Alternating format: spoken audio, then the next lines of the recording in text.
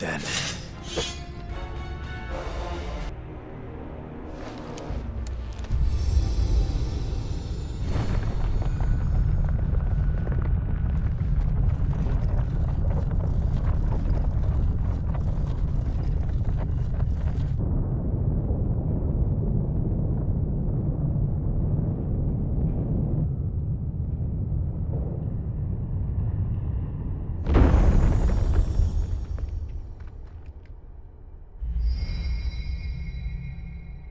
So, it isn't a dead end after all. Apparently not.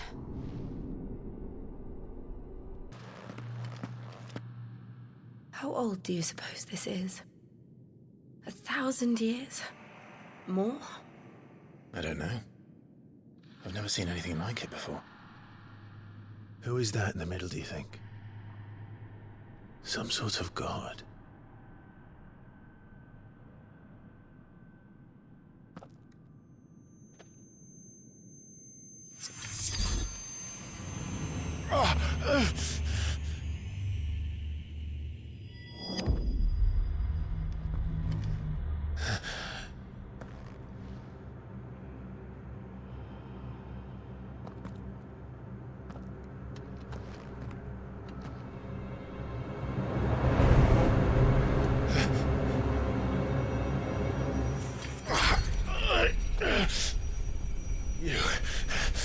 You're him. The second dominant of fire. Who are you?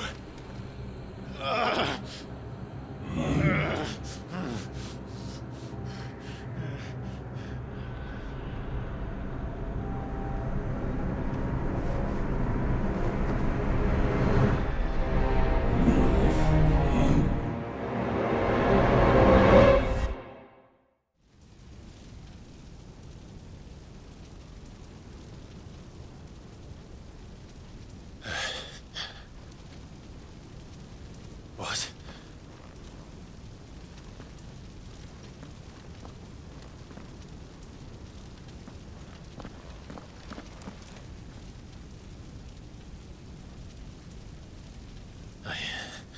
I'm back.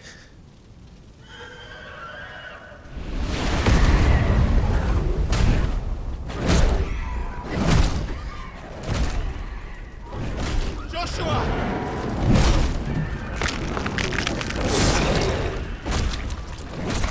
Stop it! Please! Stop!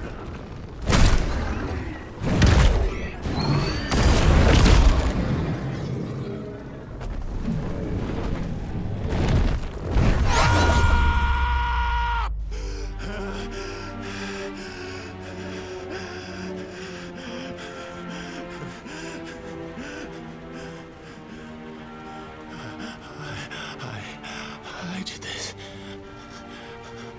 I killed him.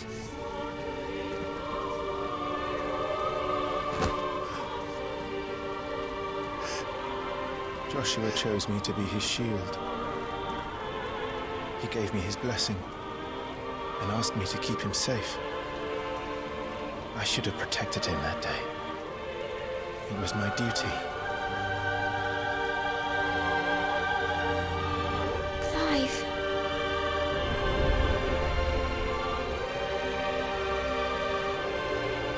Joshua.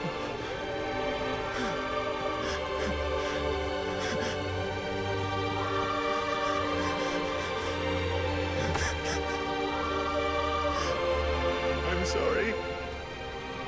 I failed you.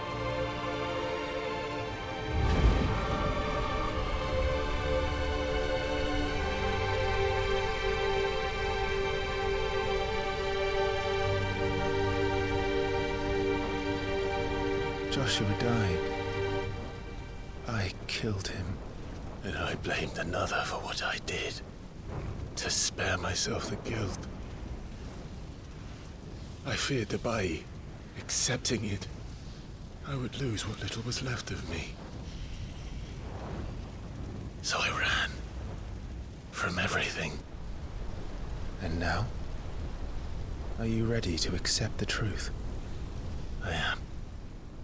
I know it won't be easy, but it's what I must do.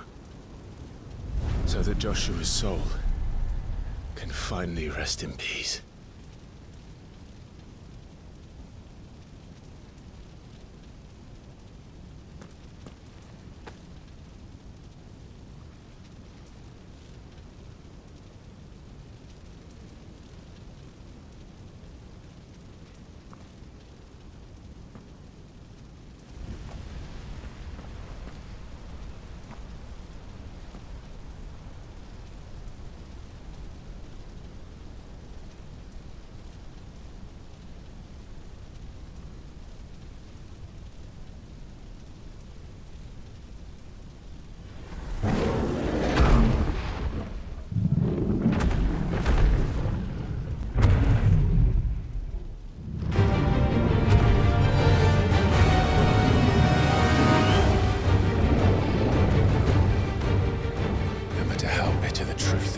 Me. I will press on.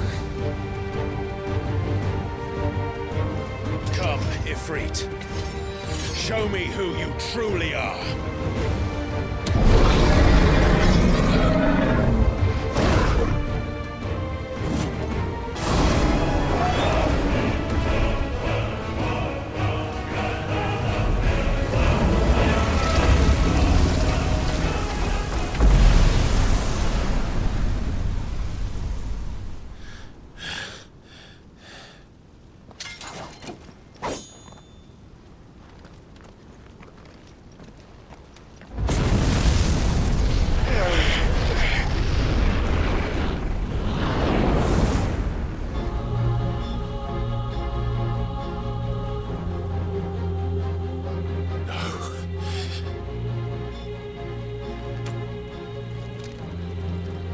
Still you deny it. Even when the truth's staring right at you. Come on, Clive. Face your fears.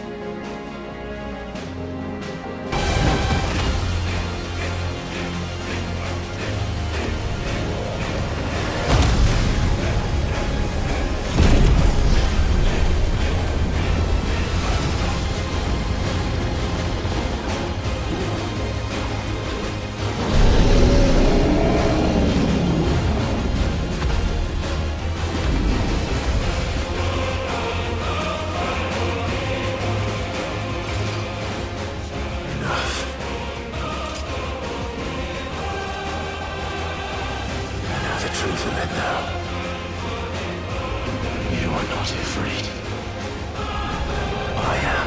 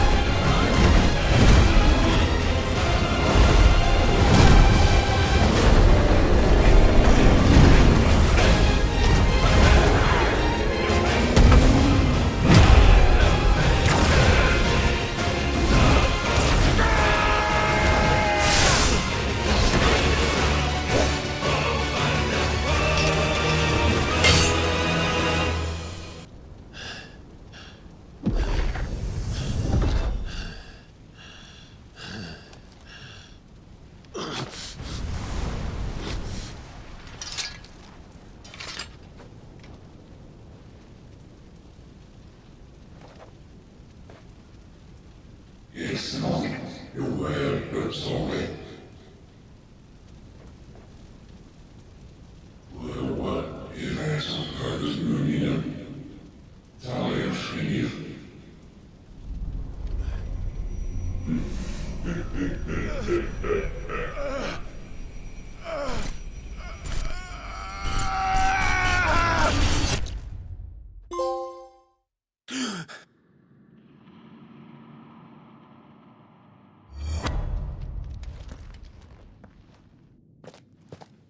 Clive, Are you all right? Jill. It's nothing. I'll be fine.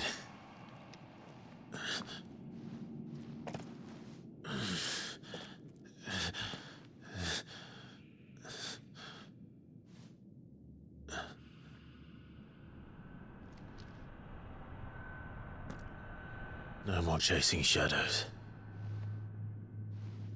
The hooded man isn't here. We should go.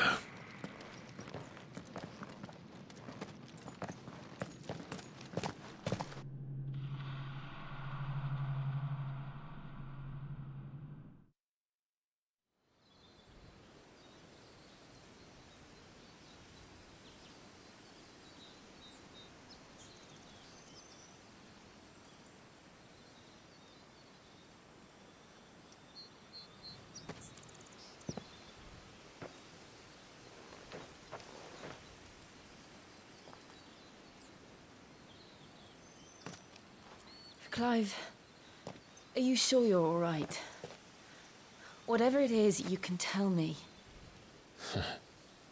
I had a hard enough time telling myself. I awakened as a dominant of fire, right here in this castle, and I've been running from it ever since. But now I know for certain who I really am.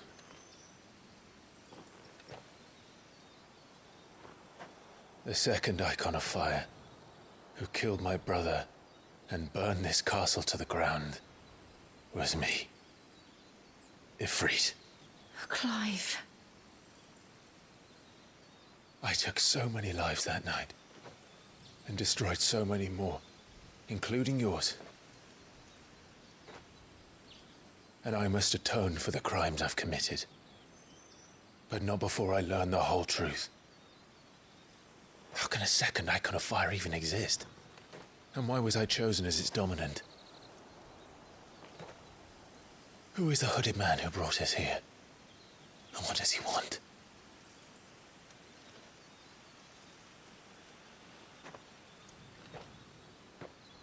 I need to know.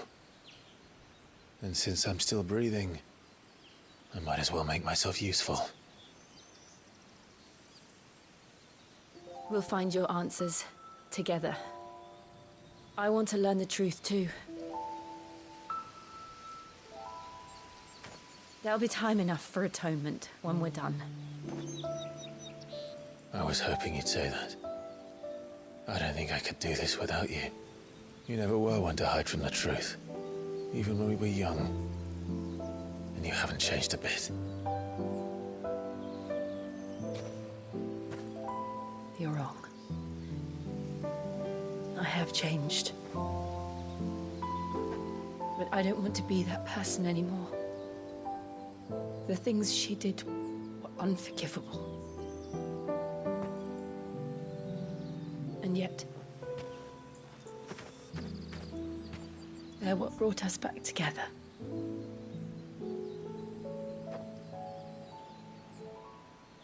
Thank you, Jill.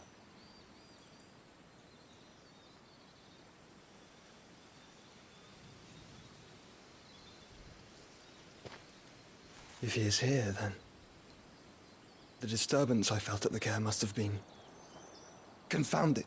The hour is later than I thought.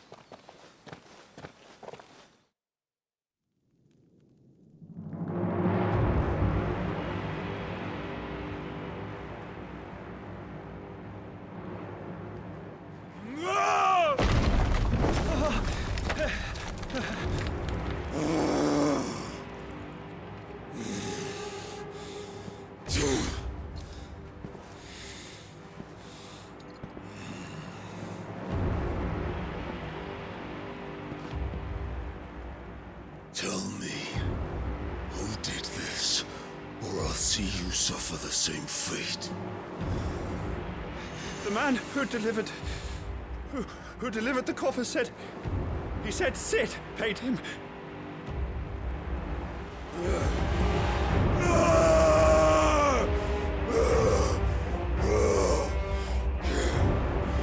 I let you to run amok with the rest of your rats? And this is how you repay me? Find out where he is. I'll crush him, flay him, rip out his heart, him and all his filthy brood, and send every last one of them to hell. Out. Now! Yes, yes, my lord.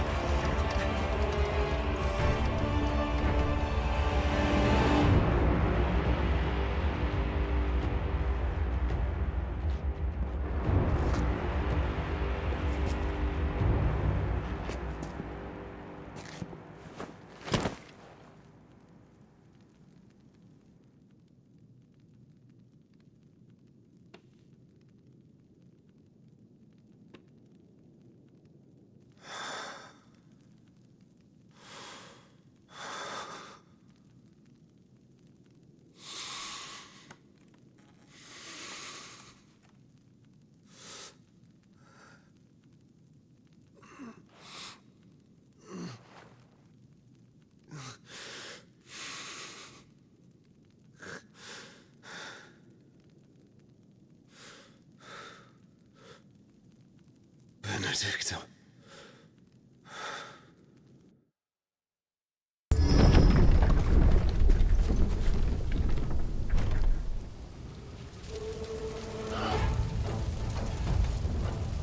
What happened here?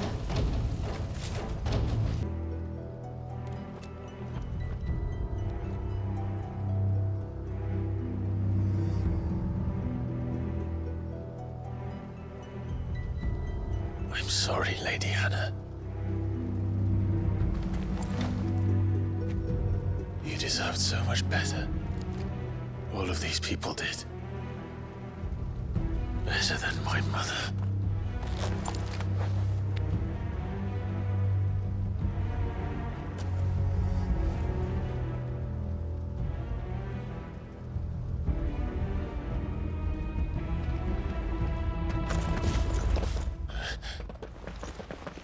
We're too late! Gav! Clive!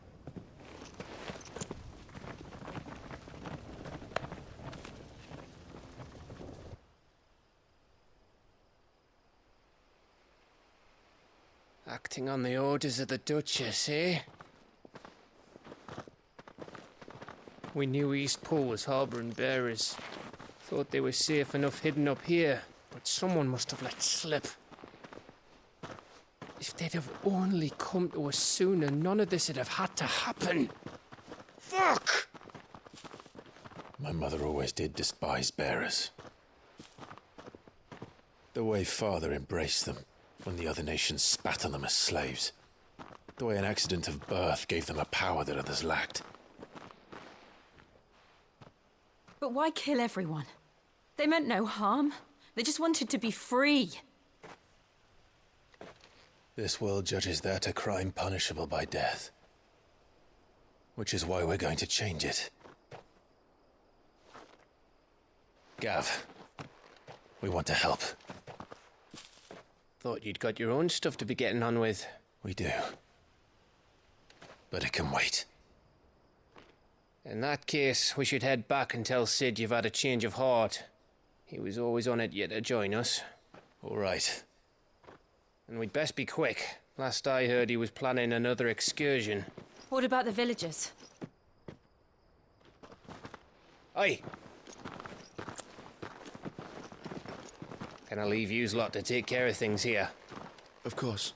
We'll make sure they get a proper burial. Thank you. All of you.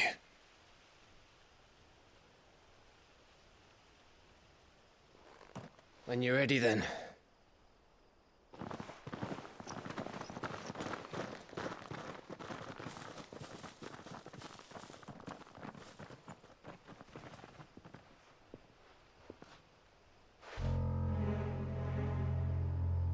Now, rats, lead me to your nest. Lord Kupka has a message for your leader. If only he knew where to send it.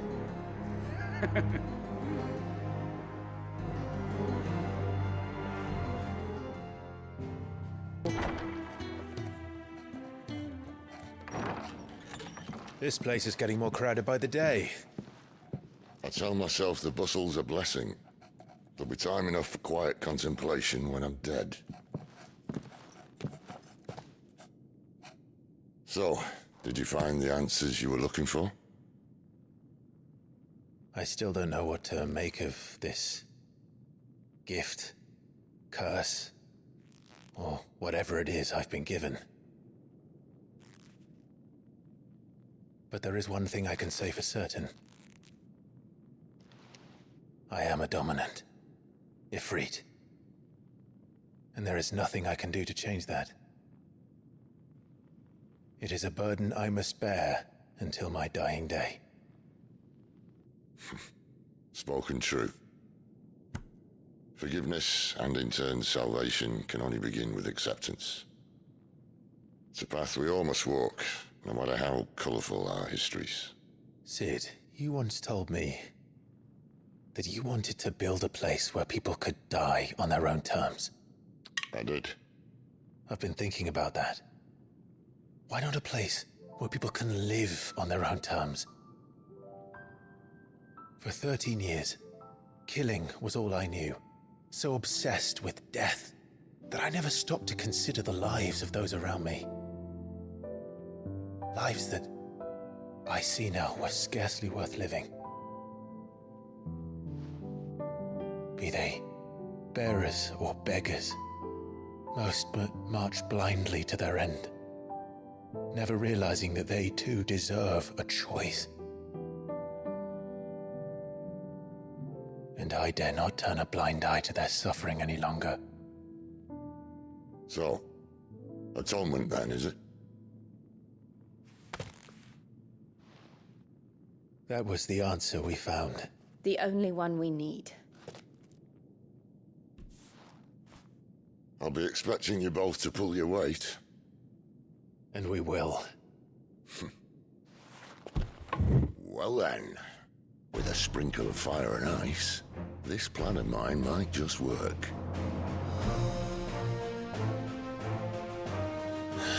What trouble are you looking to get yourself into now? The best kind. We're going to sneak into the Imperial capital and pay a visit to Mother.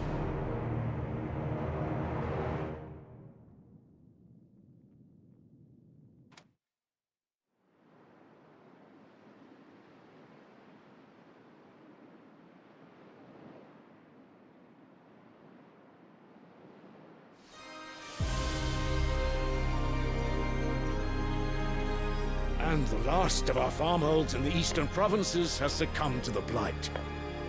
Without their yield, we'll be hard-pressed to fill the capital's granaries before winter.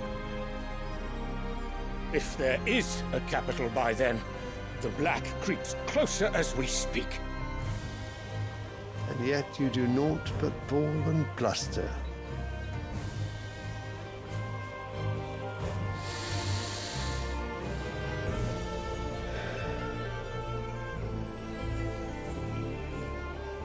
Your Radiance?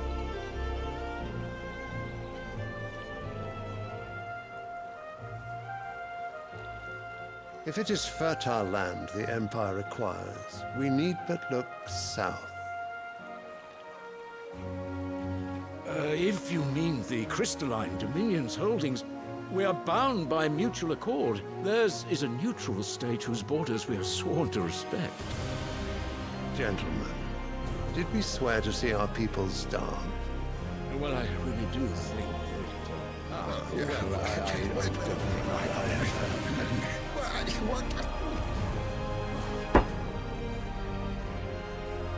The gates of Oriflamme buckle at the flood of those come seeking refuge from the blight.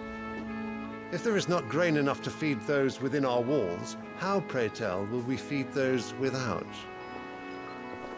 But instead of setting your minds to riddles such as these, you lock horns with an enemy from across the sea, sending our soldiers to the slaughter in their thousands.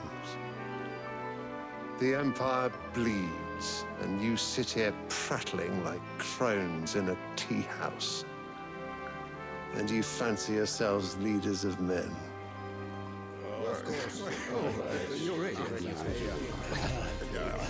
Sanbreque is naught without her citizens. We are but their servants. If their land is being wrested away, it is our duty to claim new lands for them. Your Radiance! You cannot mean a war of conquest. That is exactly what I mean. It is time we expanded our dominion. This is the will of great Griga.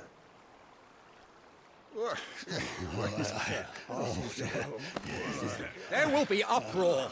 Then we must find a way to distract the citizenry. But how much will that cost? And what of our legions? Shall we raise the furs? Well, someone will have to contend with the Dalmex. I will not keep you. You all have much to do.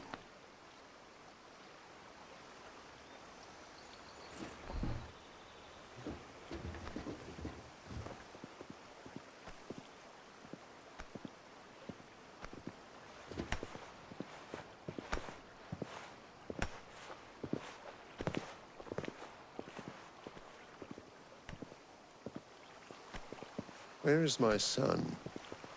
The Lord Prince is currently garrisoned at the Strait of Author. If it please you, I can send word requesting his immediate return to the Holy Capital. That won't be necessary. Tell him instead to see to his wounds.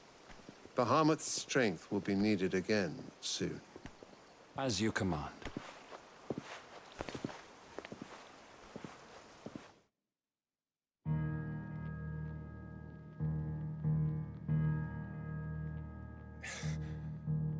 I must have misheard. You mean to tell me that the Mother Crystals are the reason the world is dying? Are you mad? I have been called that on occasion, but no, not today. We've all seen it firsthand. Empty wastes where once were green meadows. Land drained so dry of its ether, not even the rats remained. But where was it all going? I spent years searching for an answer, until I saw it standing right in front of me. There, in the self-same crystals we look to for their so-called blessing.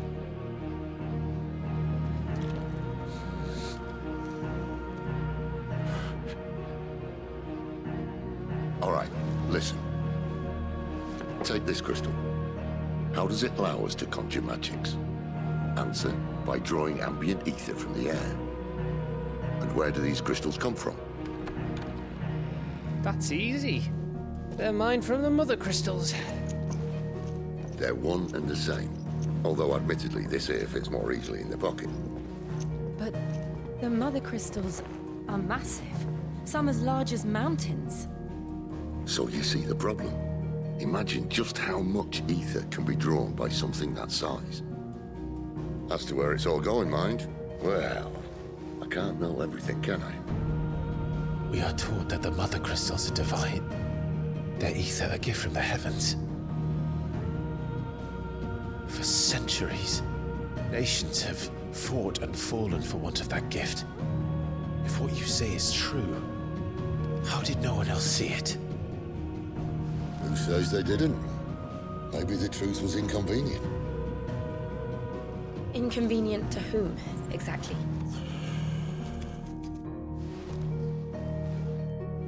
The higher-ups? The gods themselves?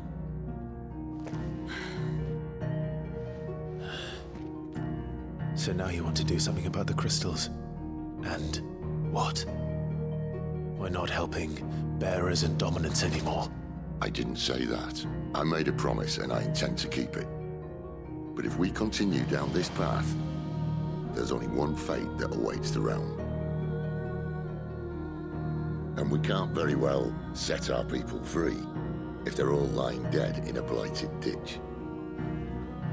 Not if we want to create a place where they can live on their own terms anyway. Sort of defeats the purpose.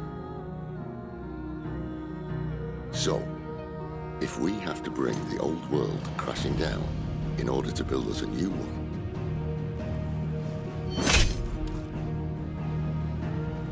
what say you? Are you with me?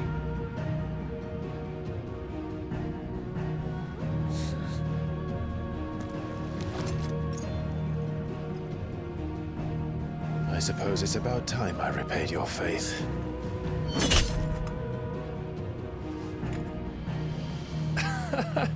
You could have just said aye. But it's nice to have you aboard all the same.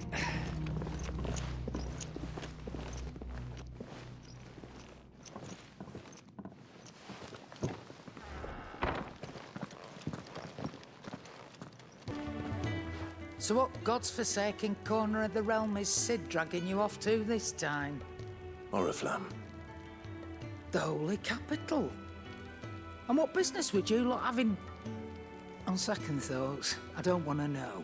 Yeah, speaking of Oriflamme, I hear the trading routes leading south have seen more than double the usual traffic. If you ask me, summat foul's brewing. And a tint tires borbile tea. Oh, just go and see Otto, will you? All right. So you're really going through with it? Sid's been talking about bringing down a mother crystal since I've known him. But that's all it's ever been. Talk. He's convinced it's the right thing to do. We'll be leaving for the capital shortly. Well, you couldn't have picked a better moment.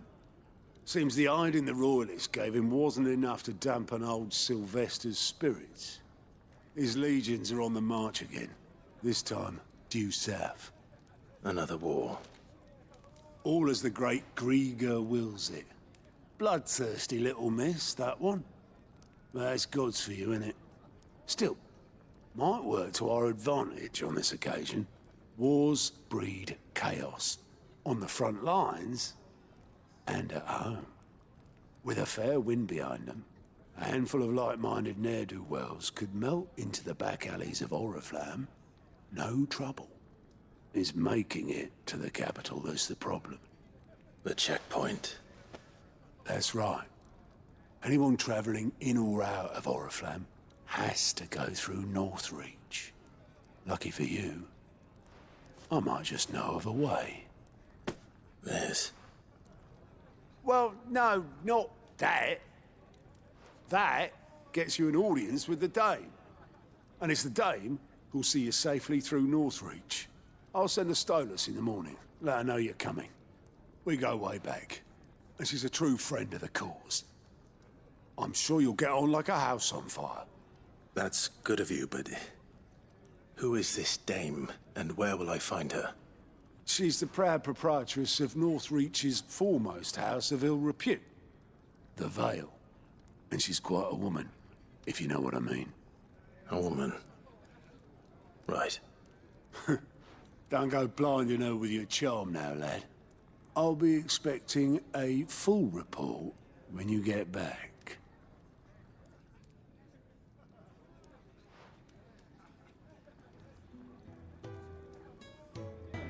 Oh, you're the new lad, aren't you?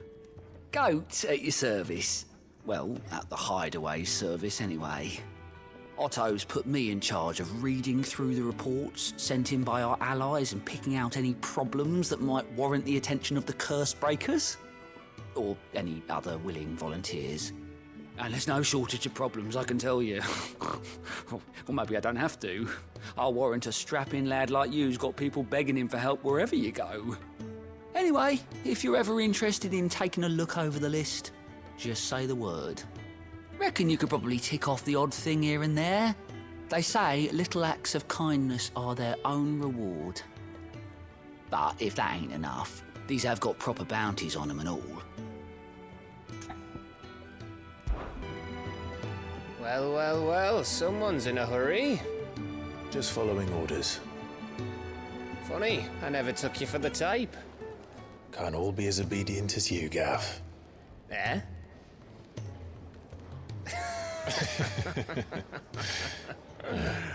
Fine day for a little mischief, wouldn't you say? Is this all of us? Actually, Gav won't be coming. Just the three of us, then? Drake said is the keystone of the Empire. Oriflamme's in chaos, yes, but that doesn't mean we can march an army through her gates. The fewer our numbers, the better our chances of going unnoticed. And should that plan fail, well, we have our icons to fall back on. Sid, I don't know if I can. Ifrit still seems to come and go as he pleases. Ordinarily, primary and icon comes naturally to a dominance. But then, you are no ordinary dominance. Well, he's still got the blessing of the Phoenix, doesn't he? Not to mention what he sucked out of Garuda. And did I ever tell you about how he was once the greatest shield in Rosaria? You know, I reckon he could probably cut us a path out of the capital on his own if need be. Let's try not to find out. We're less likely to be spotted if we travel separately. I'll meet you in Northreach in a few days. You two behave now.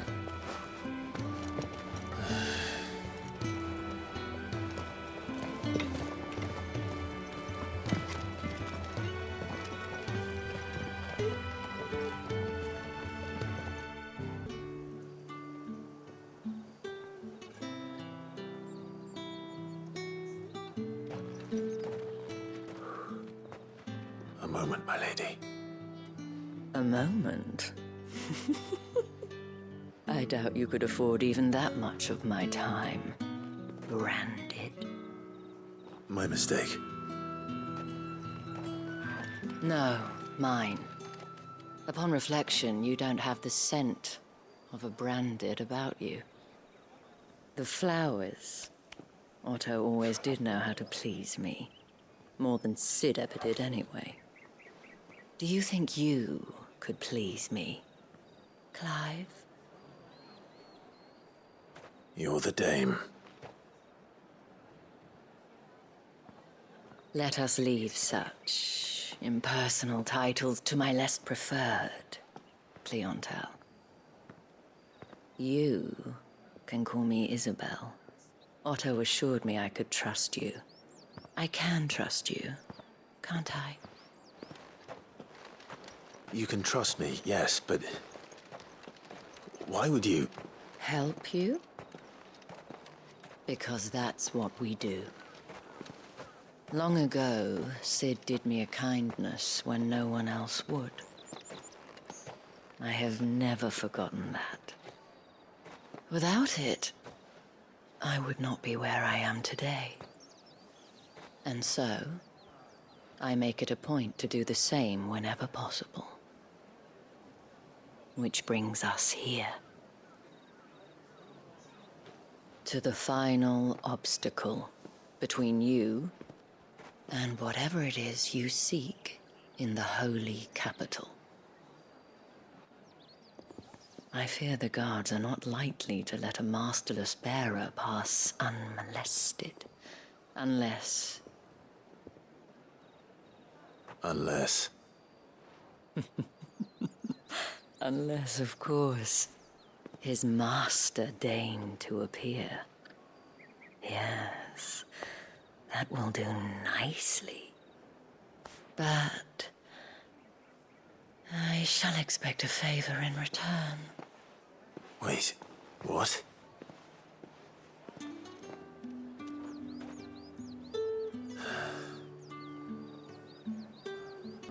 What the hell are you doing?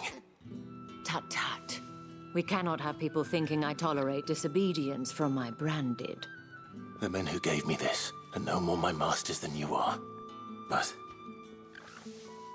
it's not as if I can hide it. From the moment you acquired it, that brand has done naught but take. But today, it is going to give you exactly what you want. Just play along.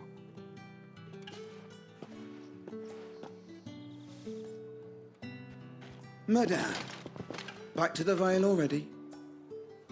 But of course, we must make ready to welcome you, my dear. And who might this be? Why, my new escort. The streets aren't safe for a girl, what with all the royalists about. Well, don't work him too hard. Well, that rather depends on you now, doesn't it? I'll see you all at sunset. Oi, hold up.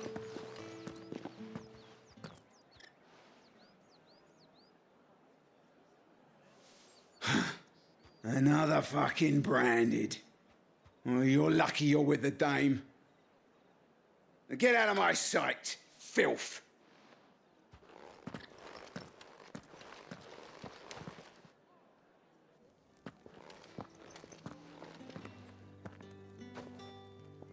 That wasn't so bad. Wasn't so bad. They might have recognized me. But they didn't. And even if they had, they wouldn't have done anything about it. The gentlemen of the garrison are some of my best customers. We have an arrangement, as do you and I. Now, if you'd care to follow me, we can speak more at the Vale. Doesn't seem like I have much of a choice. And if anyone requests her company, tell them she is feeling unwell. Madame, you look stunning. As do you, my dear. Shall I have one of the girls draw a bath? That won't be necessary.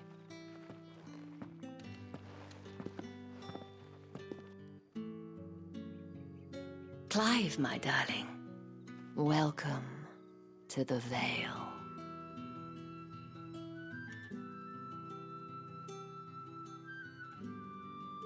Thank you for seeing me through the gates, my lady. I am in your debt. Well, that was the whole point, wasn't it? And I told you, it's Isabel. Whatever wound you so tight, I wonder. It's certainly not Sid's influence. You, mentioned a favor. What is it you'd have me do?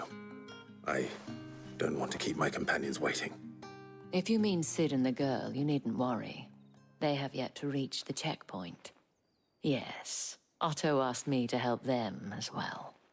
But to answer your question, I need you to find someone for me. One of my girls. Tatienne has been gone for several days now, having left no word of explanation. And I began to fear the worst. I feel as if I've spent my whole life searching for people. Though I can't say I'm any good at it. I trust you'll do your best. Oh, and take this.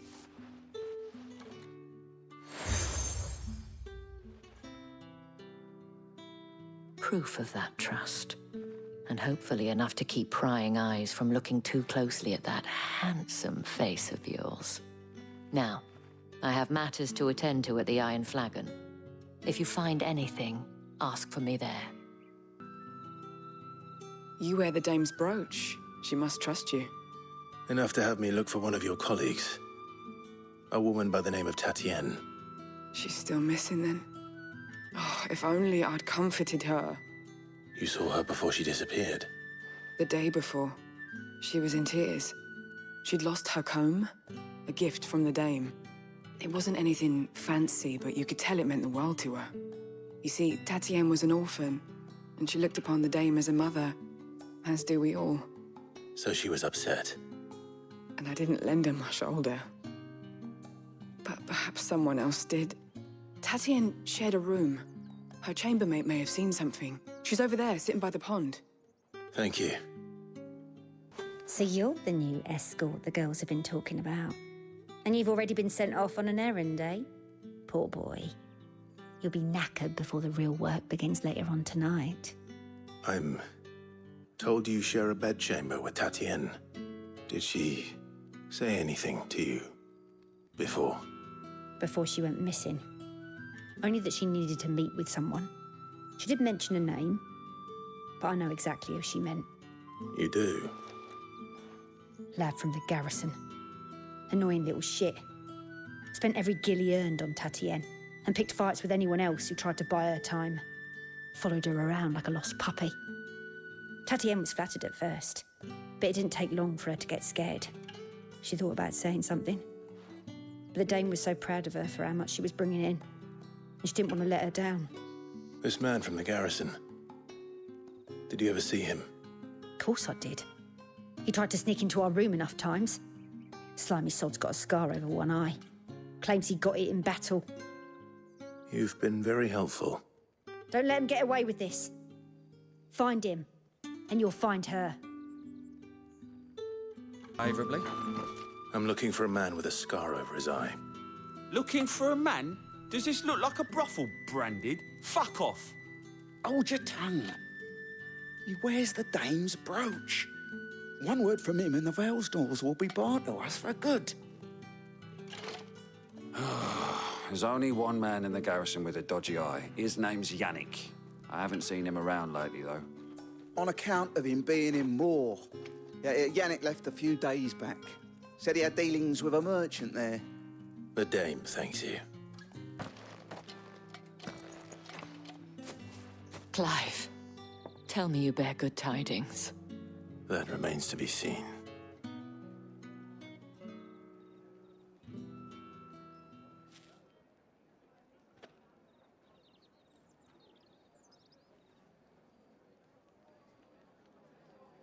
Oh, Tatienne, you could have told me.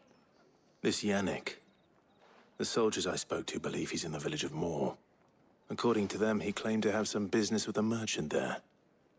Though that wouldn't explain his continued absence. And you plan on traveling to Moor to ascertain the truth? Isn't that what you want? Oh, it is, but I fear sending you there may cause more harm than good. The people of Moor are rather set in their ways. You'll find they have little love for bearers, and they will not hesitate to report one such as you to the constabulary. There is a man in Moor who owes me a favor. More than one, in fact. His name is Bertrand, and he works at the stables. Tell him I sent you. I shall return as soon as I find something. Are you Bertrand? The dame sent me. Sounds about right. Only time I hear from her is when she wants something. Well, go on then. What is it? One of her courtesans has gone missing, and I need to find her. A soldier who may have information on her whereabouts is rumored to have come here to meet with a trader. Many traders stop to peddle their wares on their way to the capital, but only one's been seen quarrelling with a soldier. Is he still here? The trader? Oh, yeah. Stubborn sod stood his ground till the soldier got tired of shouting, from what I hear. If you seek him out, keep your head down. Fact is, folks round here would sooner hang a Branded than help him. And that's even with the dame's brooch for protection. Understood. What's this? A Branded? Where's your master? Must I call for the constable? I come to you from Northreach, at the behest of the dame. Perhaps you've heard of her. Why, of course I have. I am the good lady's servant. Oh, what is it that she requires of me? Rumor has it you were seen arguing with a soldier some few days ago. A soldier with a scar over his eye. Yes, that's right.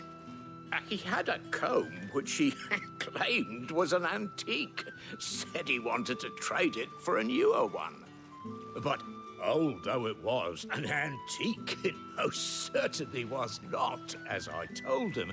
Nevertheless, he insisted that it was of great value and was quite vehement about my appraisal. I stood firm, however, and for all his bluster, he still purchased a new comb, albeit an inexpensive one. And do you know where he went after that? My customers aren't usually in the habit of telling me whither they are bound, but as it happens, this one did. Yonder ruins, strange as it may sound. My thanks. Not at all. I would do anything for the dame. Anything. Be sure and tell her, won't you, that I was helpful. I mean, most helpful.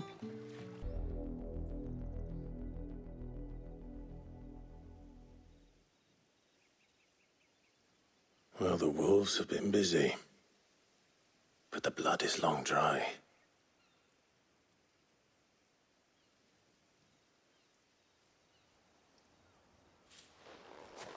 So it is you, Tatienne. If that's true, then the body next to hers will be Yannick's. The girl Yannick went off to sea every night. He said her name was Tatienne. You. Did you follow me? Now, why would I do that? Unless you think I'd have good reason to. But no. I was sent to find Yannick. By the looks of things, I have. We both found who we were searching for. Nah, he was a jealous sod. Couldn't stand the thought of his woman with someone else. Then one day he sees her with a new comb. Thinks she's got herself a new gallant. Tells the garrison he's gonna find the man and kill him. We know it's all talk, but then he disappears off to Moor for some dealings and doesn't come back. If you mean this comb, it was a gift from the dame. If only Yannick had bothered to ask, eh? He might not be rotting on a hill. I think he meant to ask her something else. He stole the old comb and bought her a new one in the hope they'd wed. Wed? Where would they have gone? Certainly not back to Northreach with a dame waiting. And we all know what happens to deserters. Tell the dame I'm sorry for her loss. When the lads come to collect Yannick's body, I'll see that Tatienne is delivered to the Vale. Is that wise? Oh, there won't be any covering up this mess. The most we can hope for is that the dame doesn't hold it against us. Speaking of which, I saw her in Moor just now. Could you tell her what happened? Might sound better coming from you.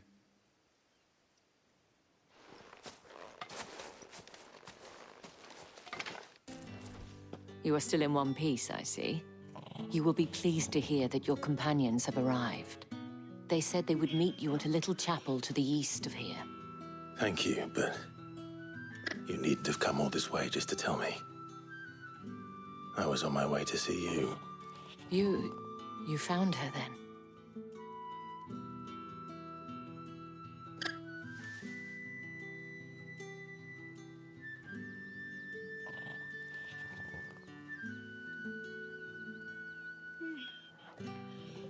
I see. My dear Tatienne. It is by no means uncommon for a client to fall for a courtesan. Especially a client who's young and far from home. But rarely do such tales have happy endings. I found this with Tatienne. I believe it was yours.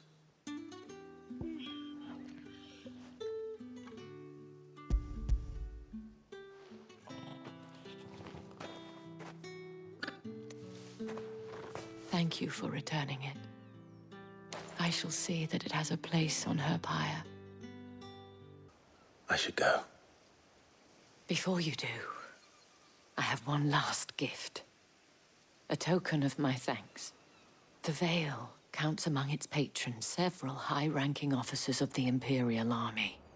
According to one of the looser-tongued gentlemen, it would appear that the legions are planning to march south. Not to mention the same thing. But did he mention that it was all of the legions?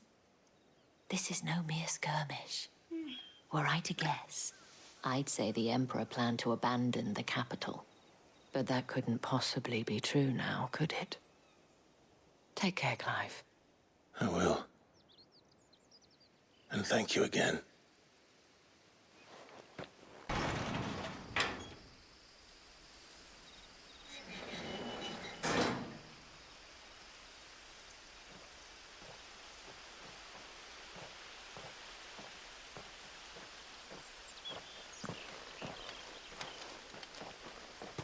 Any trouble on the way? None worth mentioning. As I was telling Jill, it's worse than I thought. The capital's crawling with soldiers. And here I am, the deserter come home. Which is why we'll be taking the back door.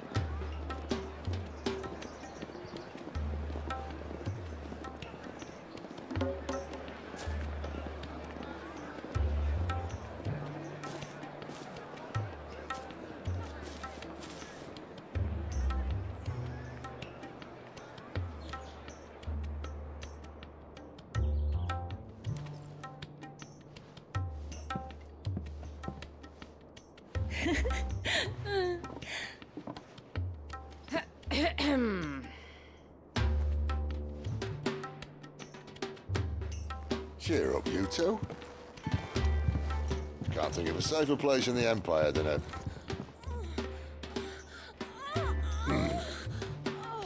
brothel. Really? Doesn't seem very private.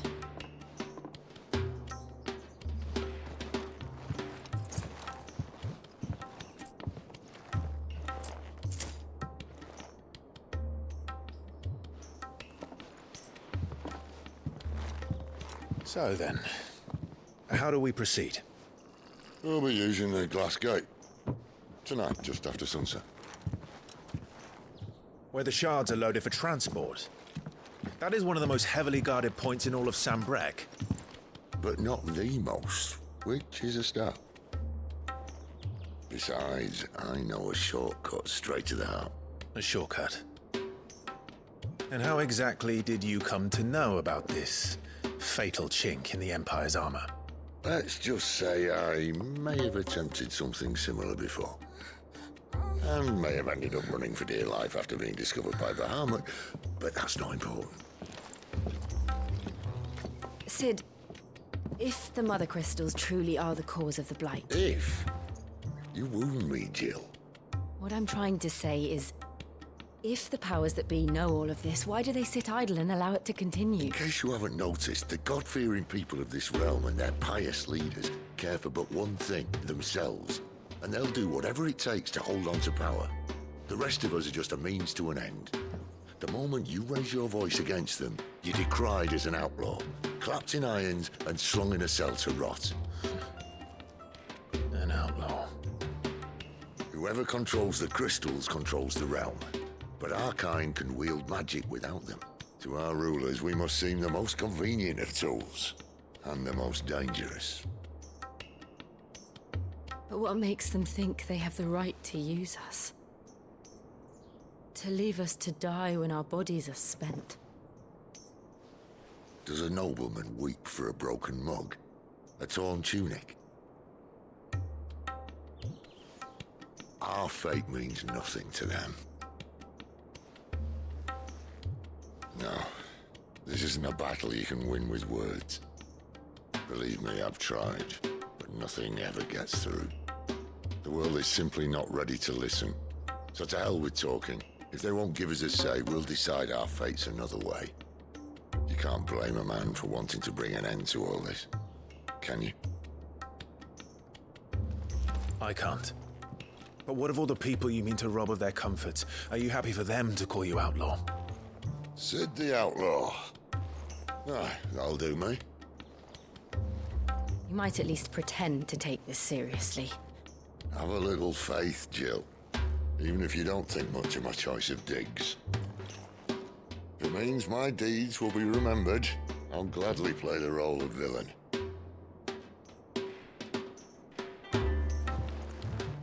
But first, we have a gate to crash. And once we're in, there'll be no turning back. So you best make ready. The world won't save itself.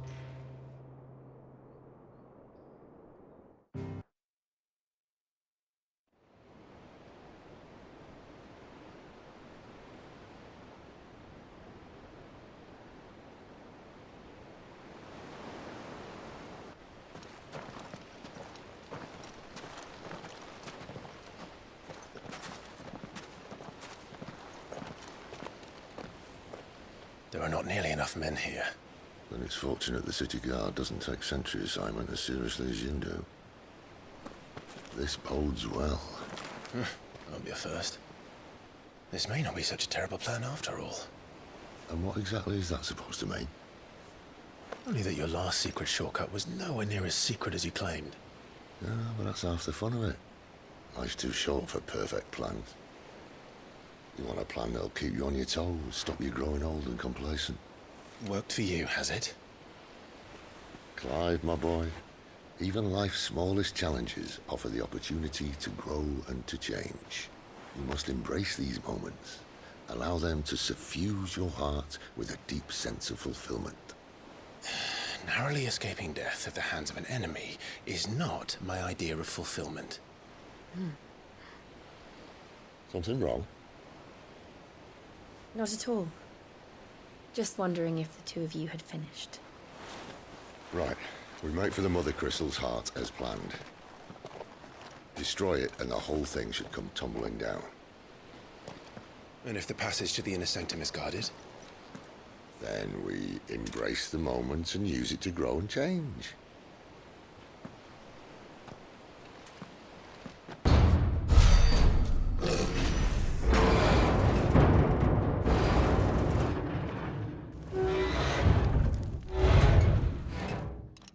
I think this may be the moment I was talking about earlier. What have we here? More insects come to be squashed? You will find my mortar and I only too happy to oblige. To the talker. Then let's shut him up. I'll never get used to that. Akashic or no, he was still a man. A man who drowned in ether. It's no way for anyone to go.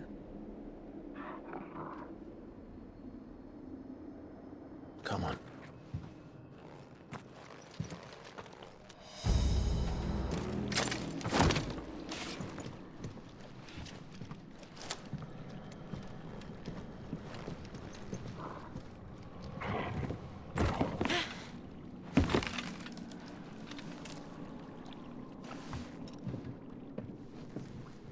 Doesn't look that far. Right.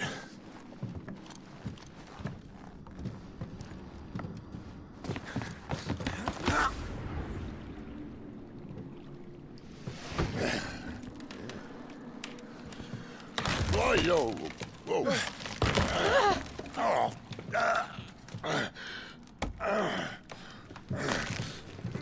Some help. Hold on.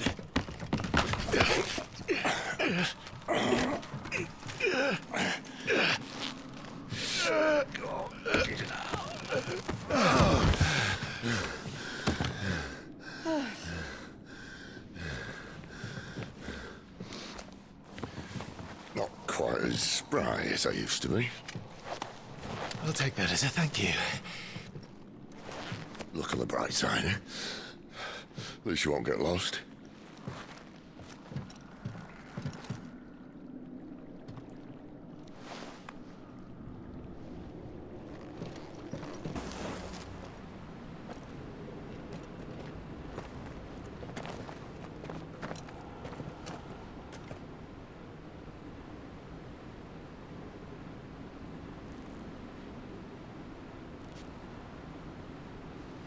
There's no one about.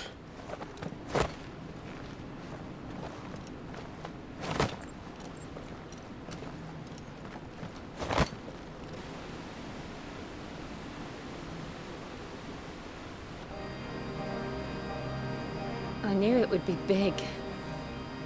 But this...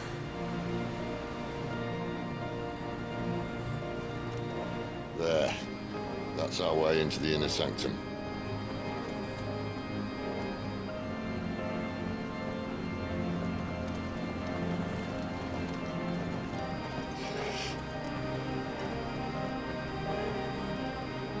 You'd think they'd have patched that up by now. Sorry state the Empire's in. Wait. You don't mean... Aye.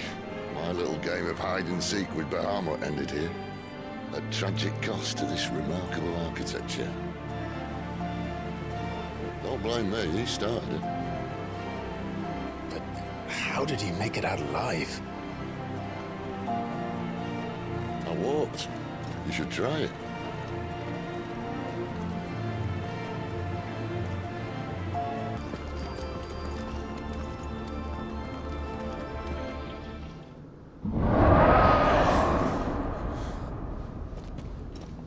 Where did that come from? If I had to guess...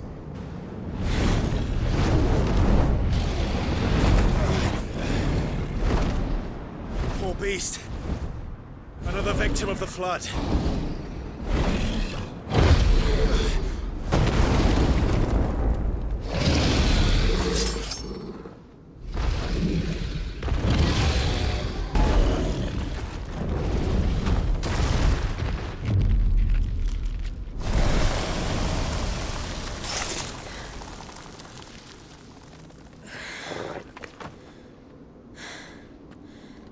Are you all right? Fine. The inner sanctum lies just beyond. Chances are the palace guard knows we're here. We should move. Not that any sane commander would send his men into a place awash with this much ether.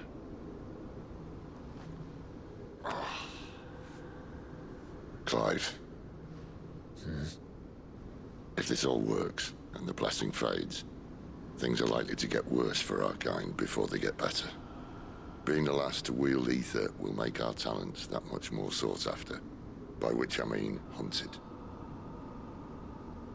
I just hope, in the end, they'll see that we didn't have any other choice, that it was the only way to get us to a better place. And here I was thinking I was the uncertain one. Luckily, 2 out of 3 of us have faith in you.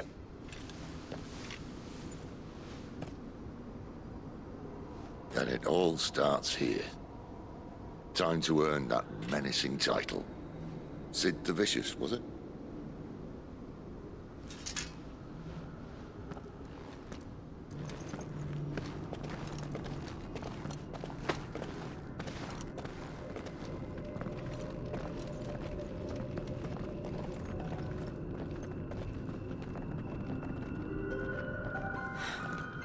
It's beautiful. The heart of Sambrek.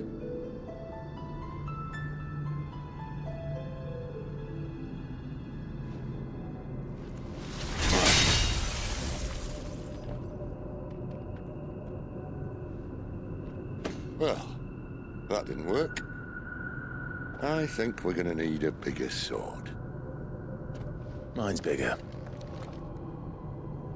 Thank you, Clive, but I meant that figuratively. The core's clearly made of sterner stuff.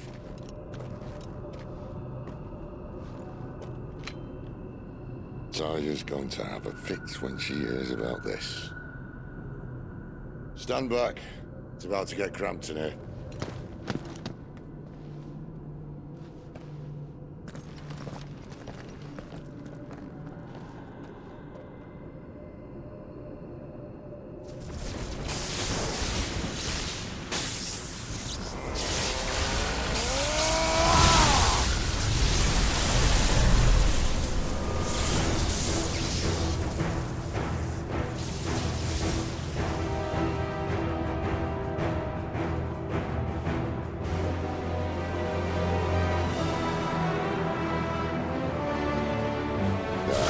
That's not like it.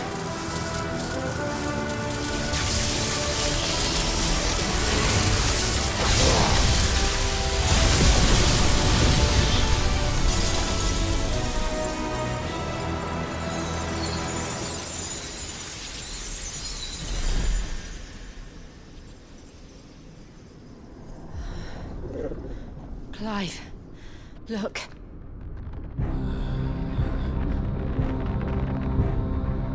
What is that?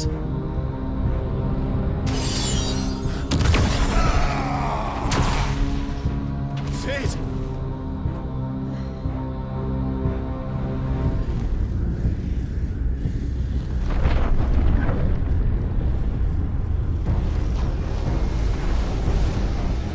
Ifrit, I need Ifrit. Come to me. I can't do this without you.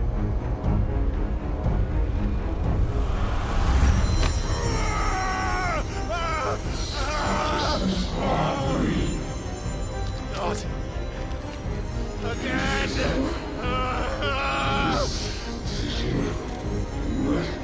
Where are you?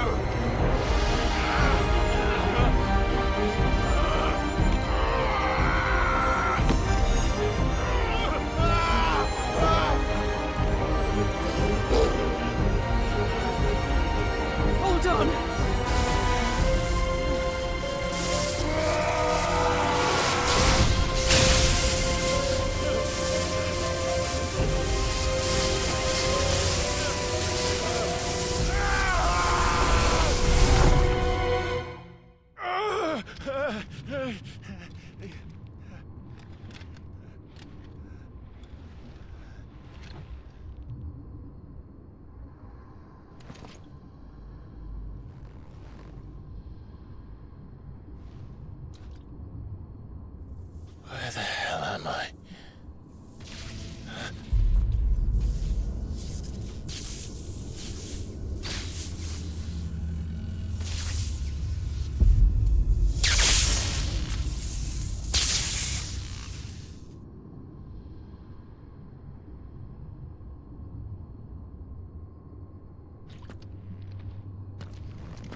I've been here before.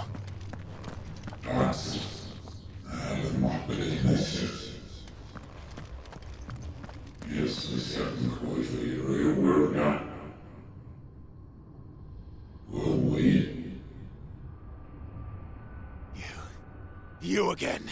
Where are you? What do you want?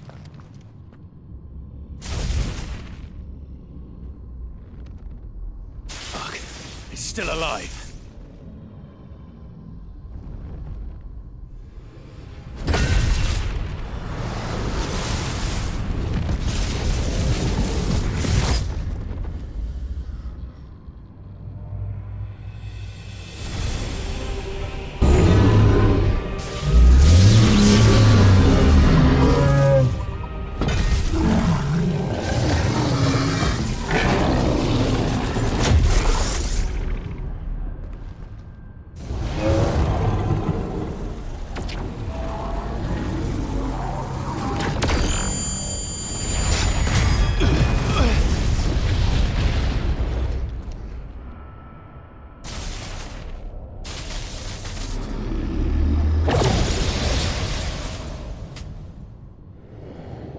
That power isn't yours.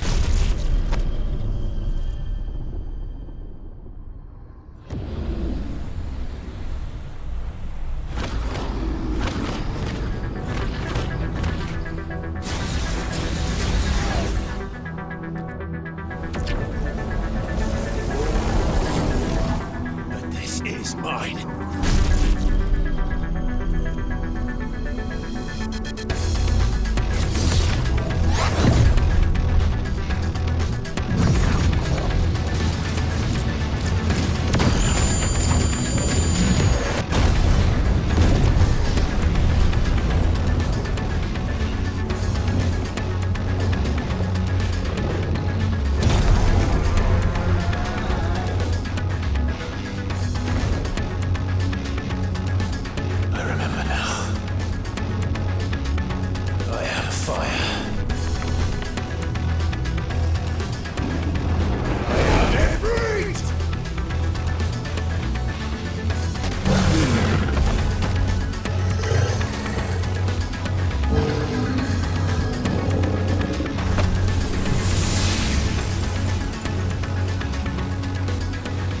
It's done.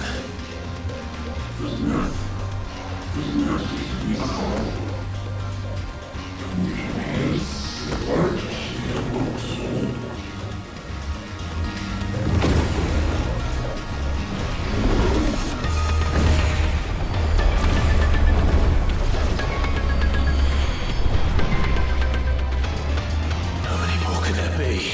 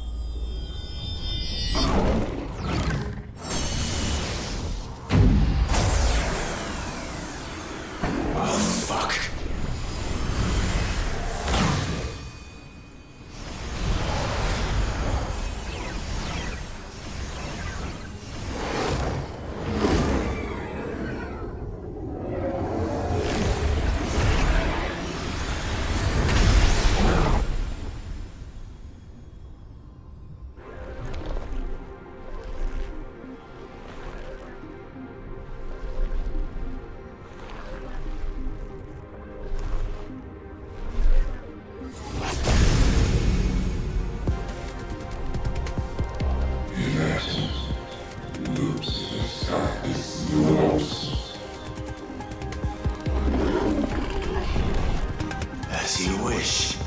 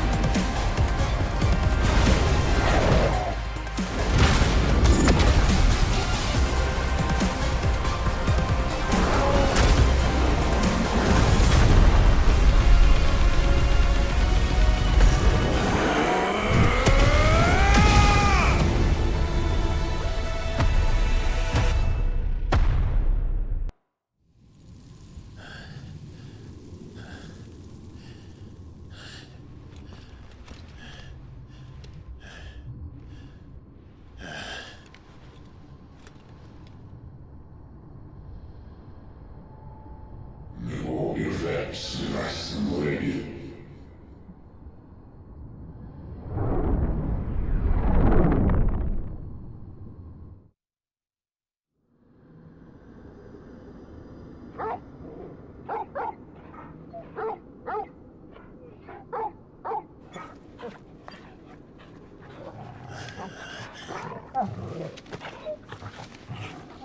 Clive.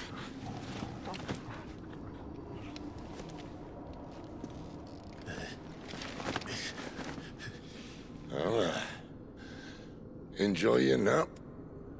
You're wounded. This? It's only a scratch. All right, the hole. We'll find you a healer. Here? No, you won't.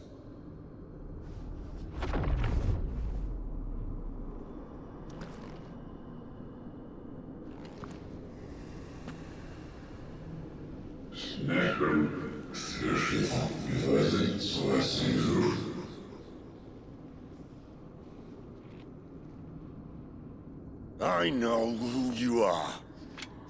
And if you think I'm gonna let you have him...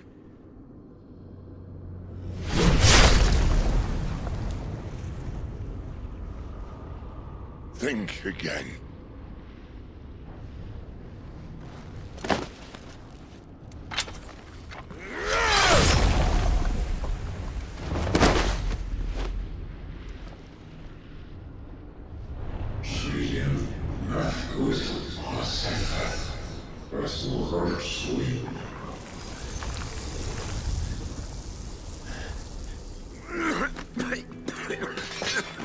Sid.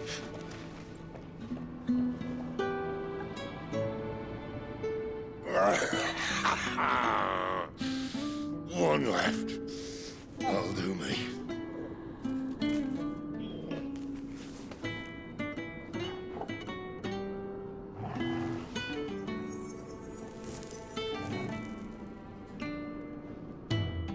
Try not to talk.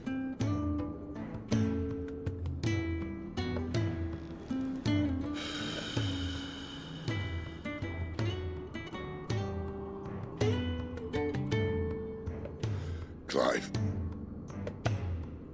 For so long, I thought I had all the answers. But then I met you. And I learned it wasn't a good death we should be fighting for, but a better life. It's all very well, a man reclaiming his fate. But if he can't choose how he meets it, what's the point?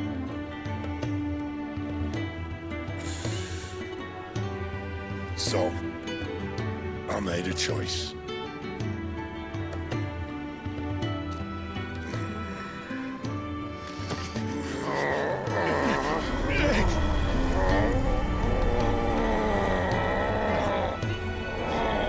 Don't do this!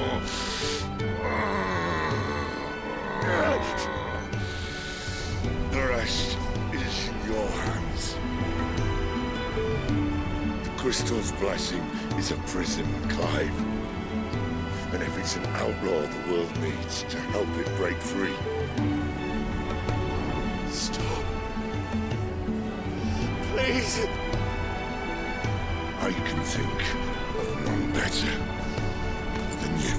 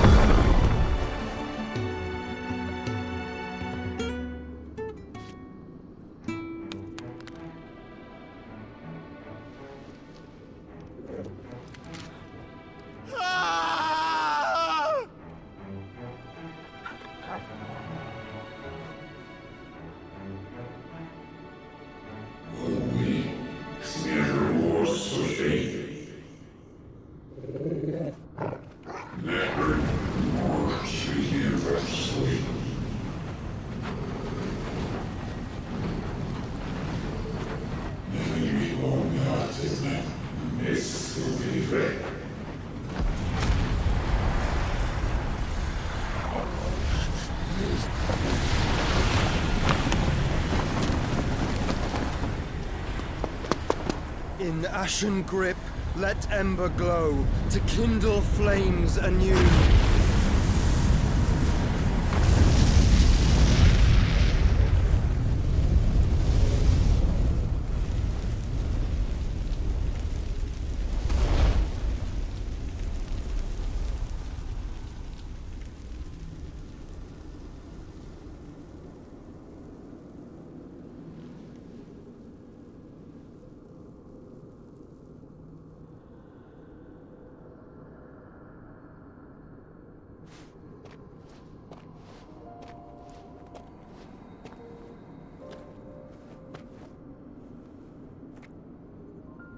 I'm sorry, Clive.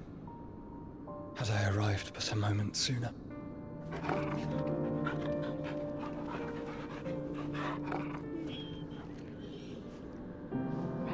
Do you remember me, boy?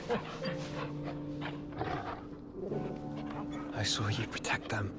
That was very brave.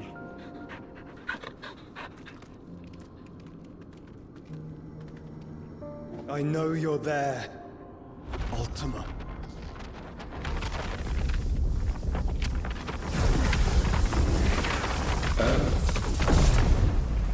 You have learned our name. What else have you learned, Phoenix?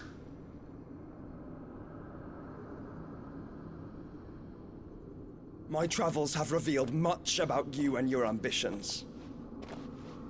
I know that it was you who tore me from my brother. And I know that it is his power that you seek. But know this. If you want him, you'll have to go through me. Very well. Breath of mine ancestors, fill these lungs that I may dispel the songs of suffering. A disturbance. We'll leave. My brother alone.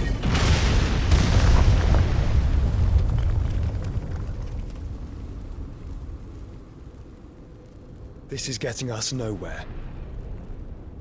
We agree. No more games, Phoenix. We have come to claim our vessel.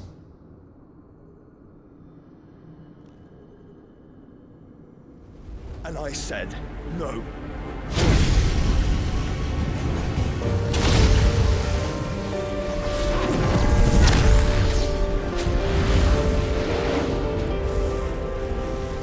These flames are nothing.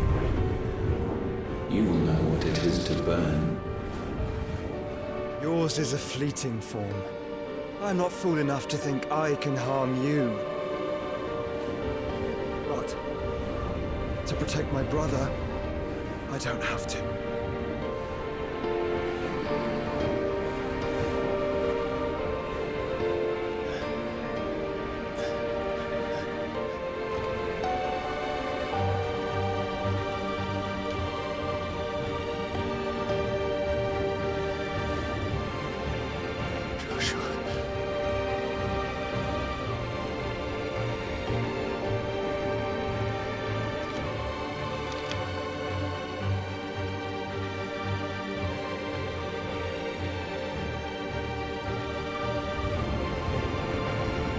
These are not flames of destruction.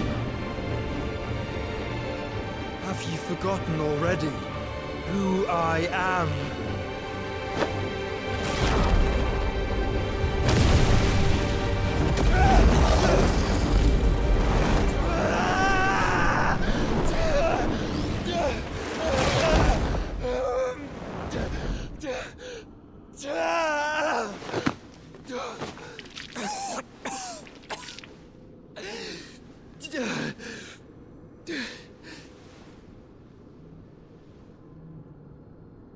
Just try and get to my brother now. Fiend.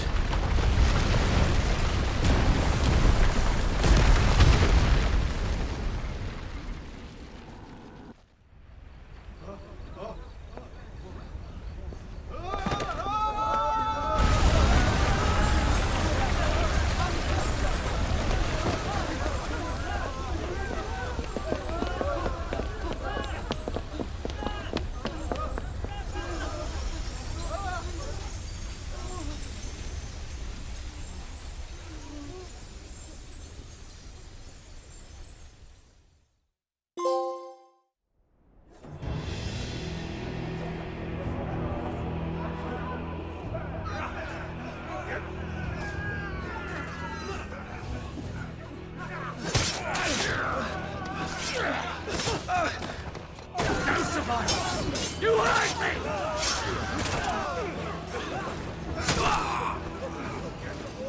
He must be here. Must! Can fail Lord Cook again! Find Sid! Or we're all fucking dead! Sid, help us! Where is he? You'll do!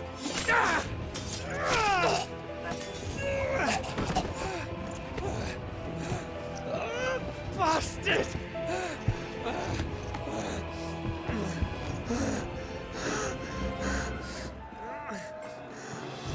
Gab, we've got to go! Not without this!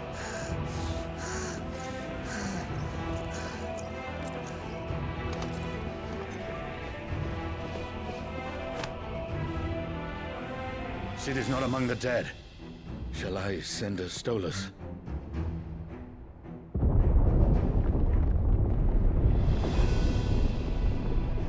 That won't be necessary.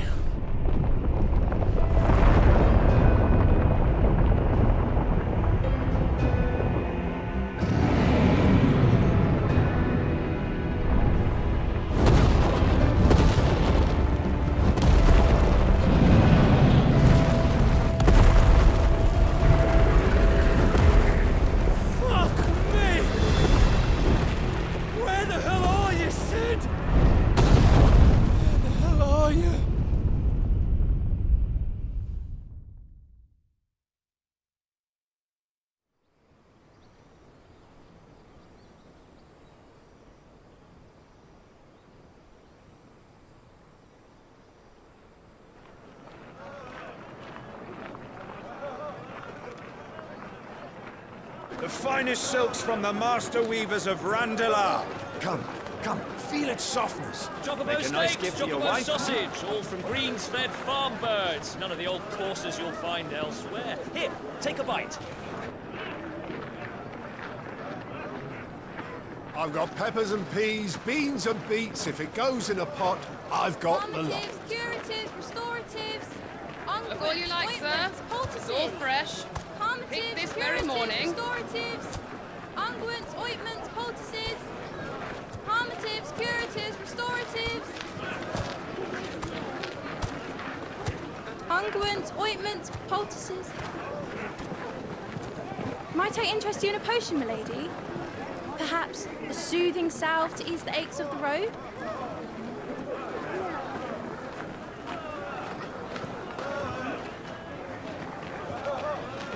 I'm sorry. I wish you well, but may the mothers guide you. Calmatives, curatives, restoratives, unguents, ointments, poultices. Calmatives, curatives, restoratives.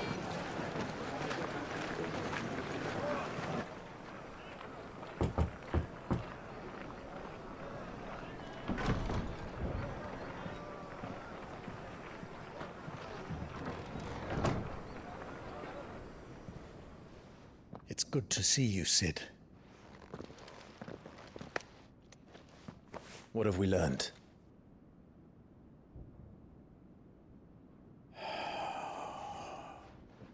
The bearers are locked up in an old courthouse on the edge of town.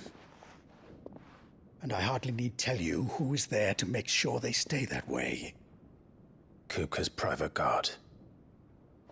It's a trap. And not a very good one at that. Another? What does he hope to gain from this? I'll have the captives free before nightfall. You do nothing of the sort. Our comrades didn't give their lives for you to get your throat slit in a god's forsaken slum. So those in the courthouse should be left to suffer. That's not what I said. I simply meant it doesn't have to be you who frees them.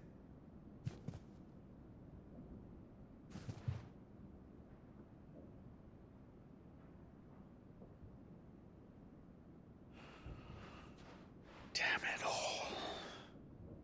You're as stubborn as the old Sid was.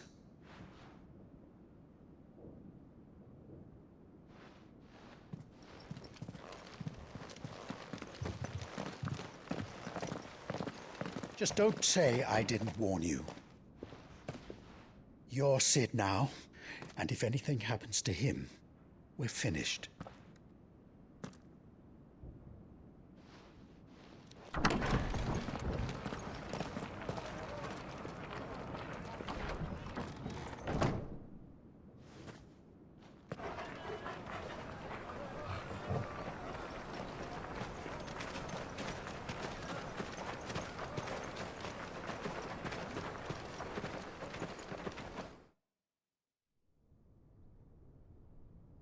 Please, we don't know anything. You have to believe us. We'd help you if we could.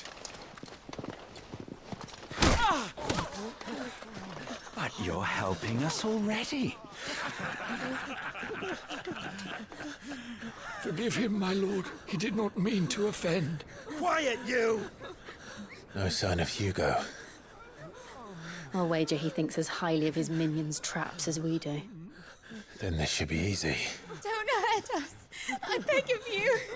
Quiet means quiet, branded scum.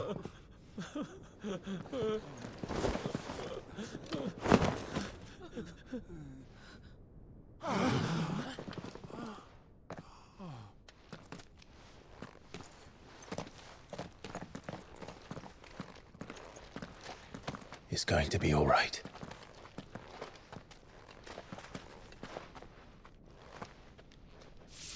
I'm here to even the odds. Any objections? It's him, the outlaw. Sid's here.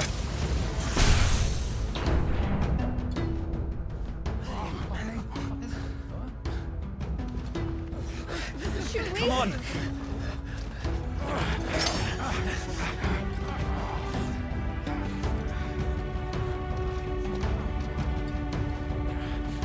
Go!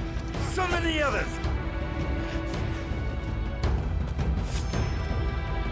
Bearers. Safe.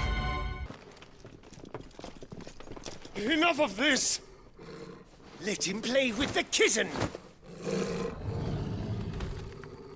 They brought a pet. You'll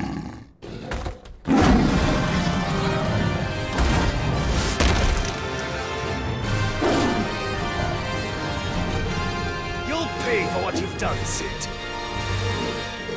Those things are fast. We'll have to be faster.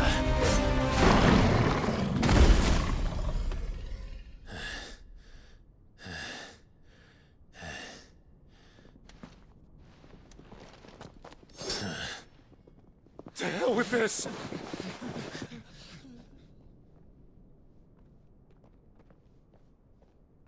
They'll tell Hugo. Let them. There's been more than enough bloodshed for one day.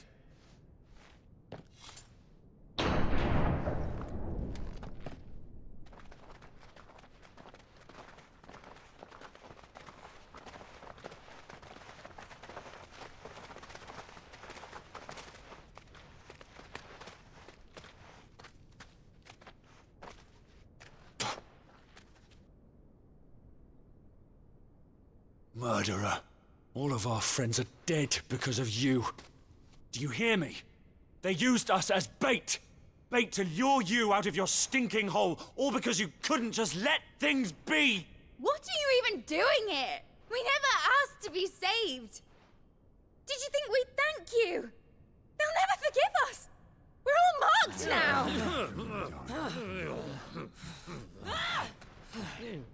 For 5 years we fought to secure a better life for our kind. To see that we are treated as equals. Do you not want that? What we want is to be left alone. Every time you show your faces, it is we who suffer. It's all right. I'm sorry.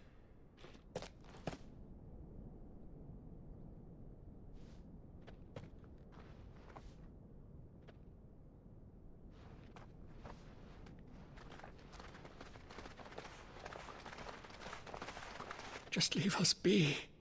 This is our home, and this is where we'll stay.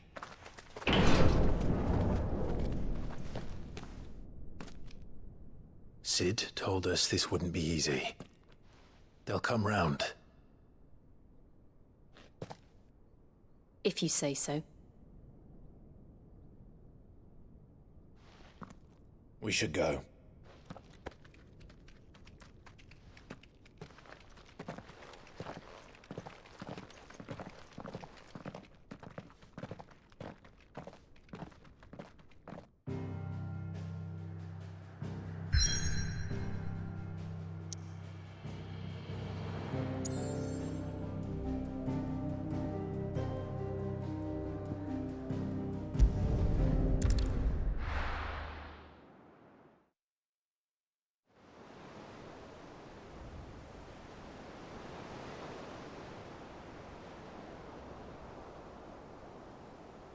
That night 5 years ago, we destroyed what for many was a symbol of hope. For a reason they'll never know. We cannot blame them for thinking us the cause of their misery. Though it's to give them a better tomorrow, they see only that we've made their lives harder today. Yet the boil must be lanced if it is to heal. I can't help but wonder if we've made the right choice. When Sid said that he wanted to create a world where we were free. Free to choose our own path.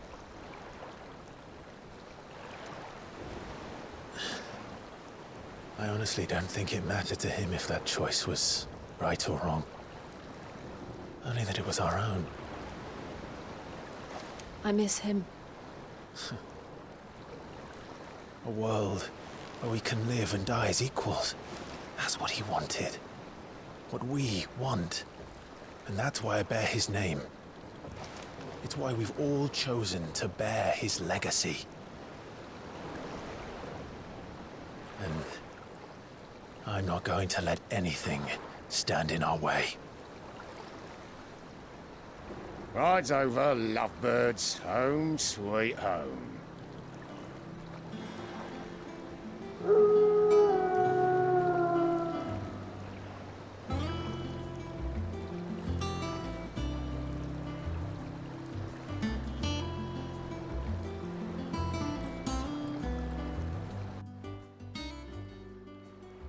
Ah, there you are, Clive.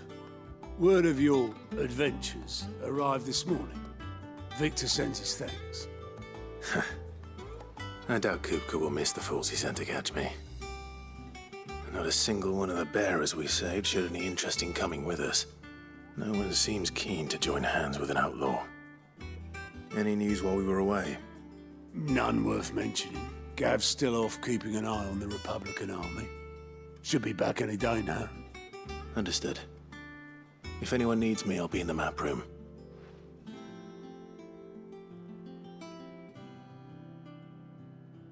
Still can't work that one out. There must be better places than the hull of a gutted airship to bury your nose in a book. Yet this is where she's chosen to be. And I'm sure she has her reasons. I trust I'm not intruding. Back from your mission? I'm beginning to think your habit of surviving cannot be attributed to luck alone. One might say the same of you, Vivian Ninetails. I'll have you know that only 4 attempts have been made on my life, and none was especially memorable. So, to what do I owe the honor? Could it be that you've come for one of my lessons? Is that so hard to believe? Very well then. Shall we start with the state of the realm? To absolutely no one's surprise, she finds herself at the mercy of armies and outlaws. Well, mostly armies. Though that's not for want of trying, is it, Clive? But the real question is, how did we get here?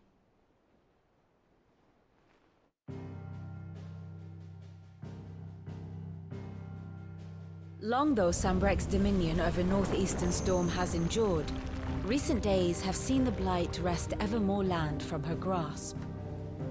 For which reason she has continued to wage war on her rival across the strait, hoping to claim less blackened pastures. But Odin would sooner pawn his sword than Waloed relinquish Ash. And the Empire pays dearly for every blade of grass bent beneath Sambrequois boots. Little wonder then that Sylvester set his sights on the crystalline dominion, an altogether easier target, possessed of no less ether. It was 5 years ago, while you were busying yourself with the destruction of Drake's head, that the Empire made its move, subjugating its theretofore neutral neighbor, a nation which could legitimately claim to be the center of the world. Certainly, there is no better place to stage an army.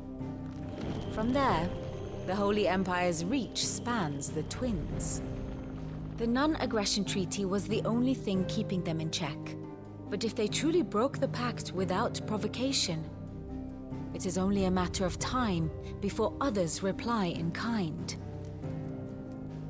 The Holy Empire the Dalmekian Republic, the Kingdom of Waloed, and of course, our friends in Yaran. Who will be left standing, I wonder, when the last drop of blood is spilled?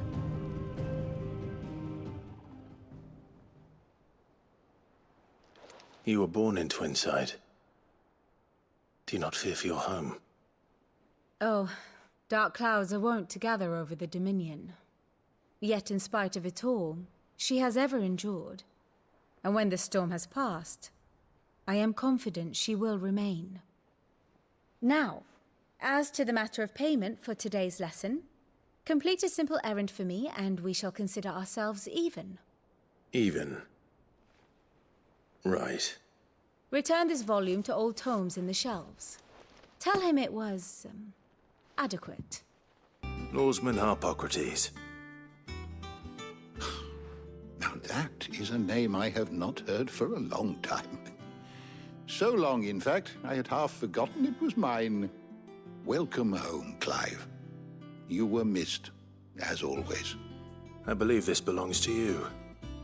Vivian asked me to return it. Ready? Our resident scholar devours books faster than young Tet does lemon tarts. Would that I could do the same. But alas, I no longer possess the necessary constitution for such indulgence, either in words or tarts. That said, I have continued my search for mention of the creature you encountered at Drake's Head. But without access to the great libraries of Oriflamme or the Dominion, I regret that I have been able to find little and less. I am sorry. Please, don't apologize. I'll send word to our associates. See if they can't furnish you with more books. I fear it is not more books that I require, but the right ones. Mayhap we look in the wrong places. There are still libraries to the north. I'll see what I can do. You are too kind. There are not many in this world who would indulge the whims of a tired old historian. Not too tired to go filching Kupo nuts, though. Always got a pocket for him. Nicks him off the Moogle. Hush now.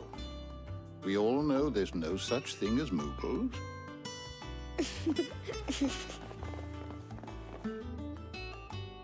The twins seem well. Aye.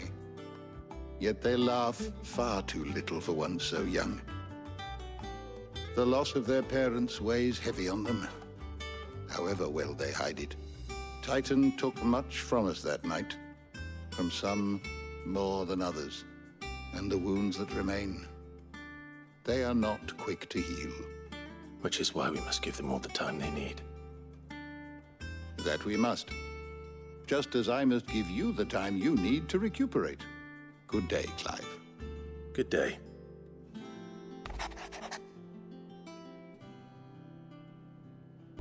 What does Gav have to say?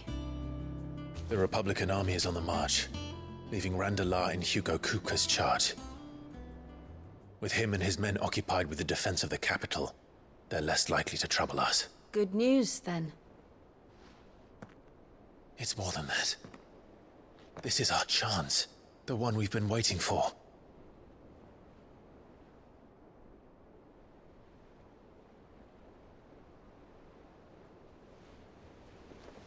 But look how far we've come.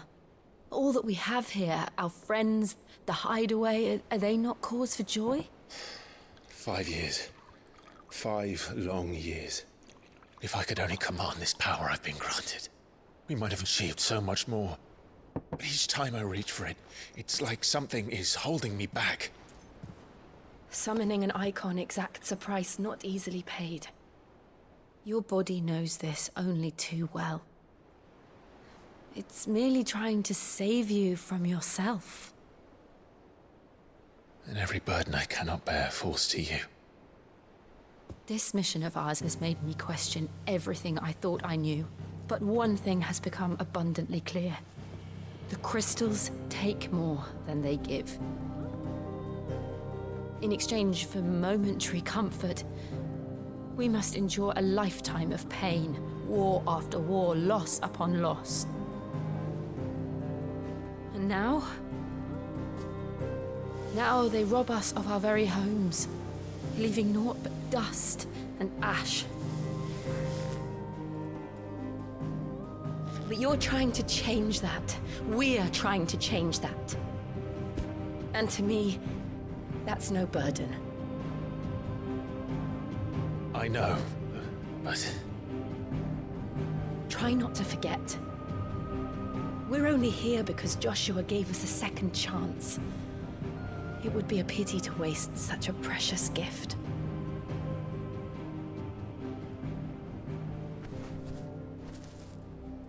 He did. He was there. It wasn't an illusion. I heard him call out to Ultima.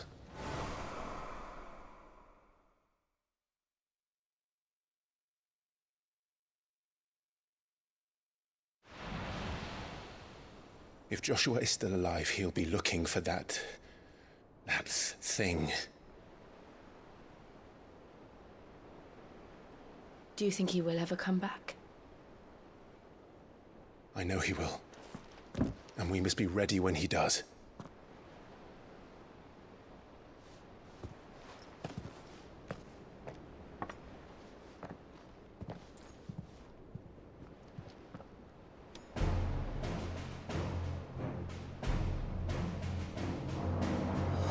To a world without mother crystals. To Sid.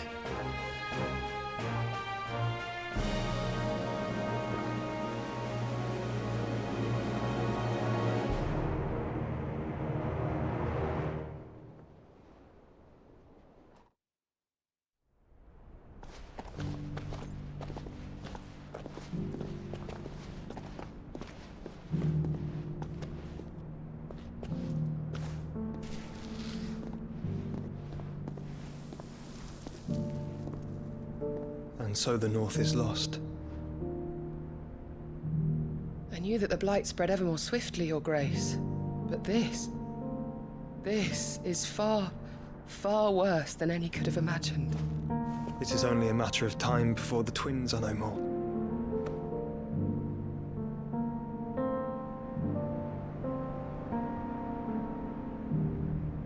The world marches ever closer to its end, and here we chase shadows. Tell me, brother, are our efforts in vain?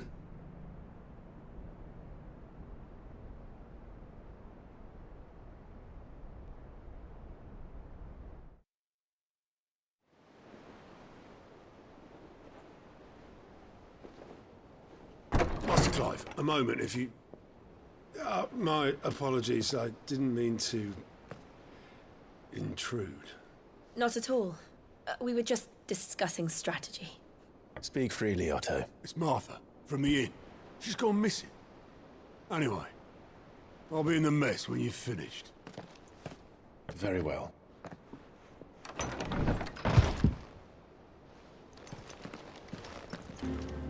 What do we know, Otto? Some lads from the Imperial garrison in Rosaria started a fight over at Martha's Rest. Blood was spilled, bones were broken. The usual. But somewhere in the middle of it all, Martha vanished without a word to anyone. And that ain't like her, Clive. Something's not right. You think this was planned? Course it bloody was. Ever since Eastpool, the Empire's been tightening its grip round the Duchy's balls. They've strung up everyone who's ever set eyes on a runaway, claiming they're traitors to the Holy Throne, conspiring to restore the House of Rosfield to power. And now it sounds like the bastards have turned their attentions to the pallbearers meek enough to stay put. Naturally, old Martha could see the way the wind was blowing, complained that it was getting harder and harder to take bearers in. And now she's missing. If she's fallen into the hands of the Empire, we could be next. Couple of curse breakers are already on their way to the inn. They should help speed up the search. But if this is as bad as I think it is, you might end up having to save their asses and all. Don't worry, Otto. I'll make sure everyone gets home safe. Sid? What said you'd be coming? I trust you don't mind. Also thought you might need some help. And it appears he was right. You, could say that, yes. They're saying the Imperials ascended like a storm. No one was spared their fury. Martha tried to step in and calm things down, but all our efforts got her were a pair of iron shackles and a hard march. Any idea where? Judging by their tracks, they headed towards Sorrowwise Bay. To the Abbey, sheltering Martha's bearers. The bastards. Jill and I will go after them. You take care of the people here. We will. But, before you go, one of the locals heard something. He said the soldiers were talking about a culling. I don't know how big this is, but it doesn't sound good. Be careful out there, Sid. You do the same. Martha, are you hurt? Don't worry about me. It's them at the Abbey who need you. You have to do something. Tell us what happened. What happened? The damn Black Shields, that's what happened. The Black Shields? The bastards caught wind. The abbot and I were helping bearers. They were gonna hang us both. When the sick rose from their beds. Poor souls turned on the Imperials. Distracted them long enough for me to get away. Then, they may still be alive. Martha, do you think you can make it back to the inn? Cole is there with the other curse breakers. I think so. Thank you, Clive.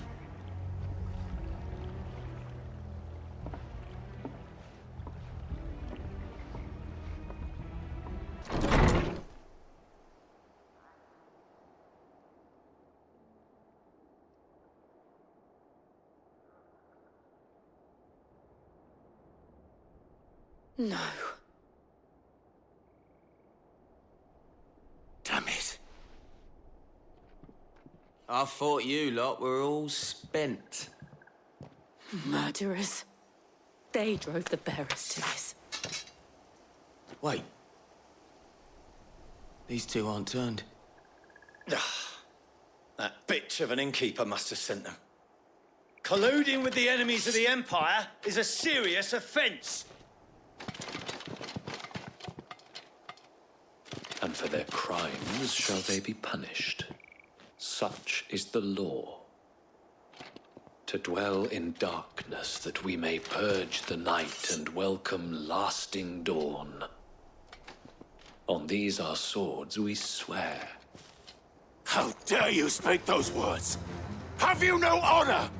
Clive. This won't take long. Is that all of them? I think so.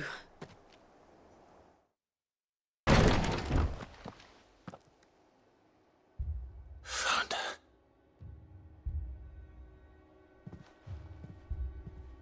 The abbot.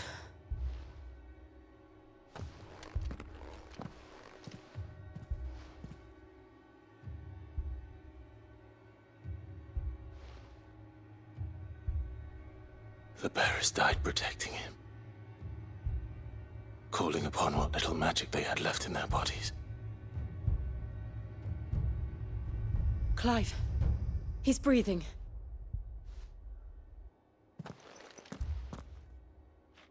We're friends of Martha.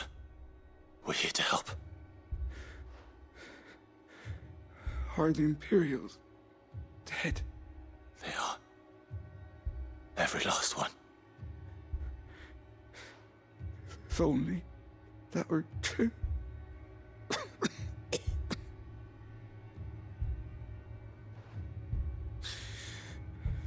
The Black Shields will return.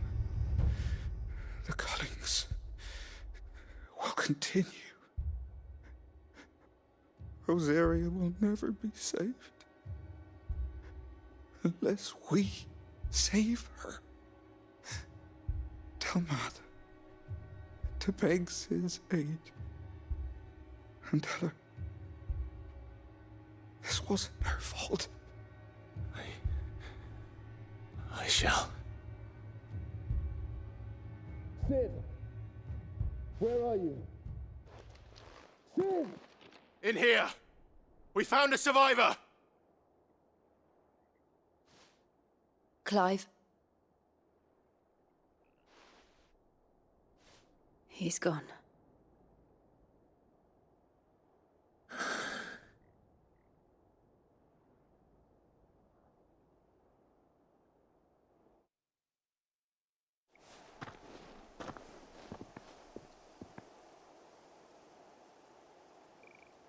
We've laid the abbot to rest. But the bearers... they didn't need to die like this. No, they didn't. But it was their choice. They knew the fate that awaited them and chose to meet it on their terms, fighting for those who fought for them. Martha said they rose from their beds, threw themselves at the Imperials so she and the abbot could escape. I've gathered the bearers' remains. We should consign them to the tide. There's a drawbridge not far from here. Riddick's Jump. The currents there are swift. If the abbot was still with us, he'd have taken the dust there himself and performed the casting. I'll get someone to... I'll do it. Of course. Cole and I will remain here and see to the Imperials.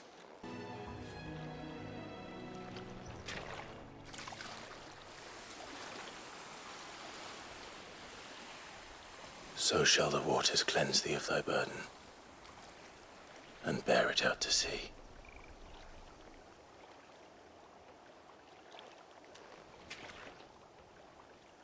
And now they are truly free. I hope so. What of the Imperials? A pyre was made. It's more than they deserve. We should go back. Cole is worried about Martha. All right. No one survived then? I'm sorry. Before he passed, one of them bade me tell you not to blame yourself. Doesn't mean I won't. Doesn't mean their blood's not on my hands. Cole said you cast their remains. That was good of you. But it should have been me. This was all my fault. How? You couldn't have known. But I did.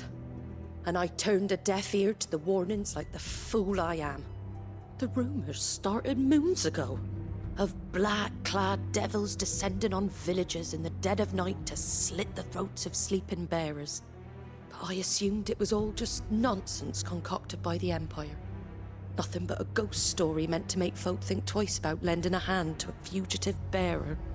And in ordinary times you would have been right. What these Black Shields are doing is unthinkable. Which begs the question, why do it at all?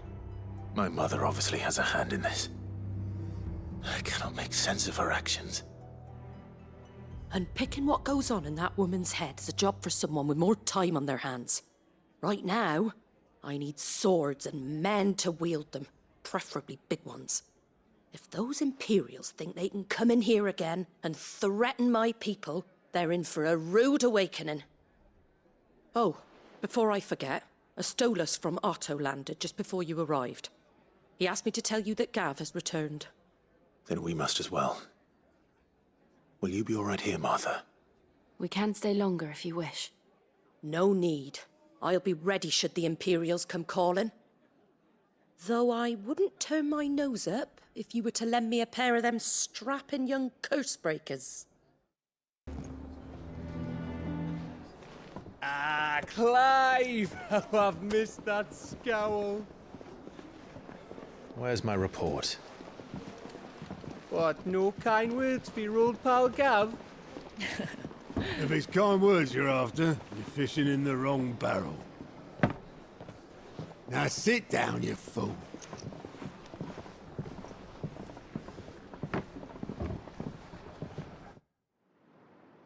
So, you remember how quick the Empire was to occupy the Dominion after the fall of Drake's head? And how pissed off all the other nations were that they didn't think to do it first? Half a century of independence gone at the whim of a madman. So much for their bloody treaty. Clearly, the promise of unblighted land and the world's supply of crystals was too much for his radiance to resist. And now the Republic's finally decided to follow suit, using liberation as an excuse to declare war on Sambrek. Lined up right outside the Dominion's gates as we speak, looking to starve the Imperials into submission. And now all eyes are on the Strait of Author. While the two nations beat their shields, the rest sharpen their daggers, ready to set upon the war-weary victor. They'll never see us coming. It's time we moved on the Mother Crystals.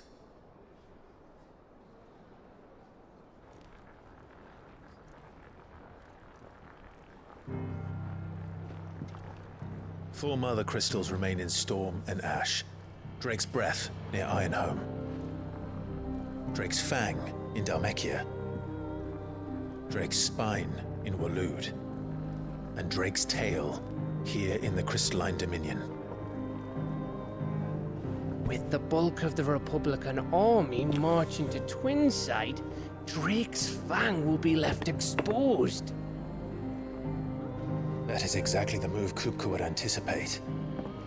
And if there is anything these past 5 years have taught us, is that he loves his traps.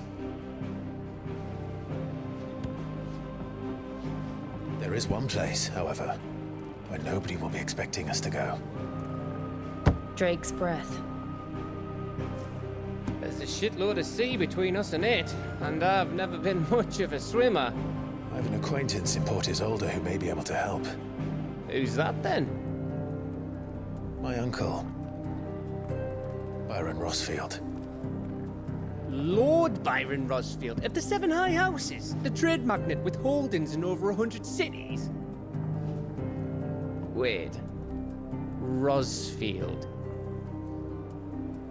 And you're a Rosfield, of course. My uncle's name gave him his start in the world, but it was his acumen which earned him his fortune, along with a handsome fleet of ships. Well, it's settled then. What are we waiting for, eh? Huh?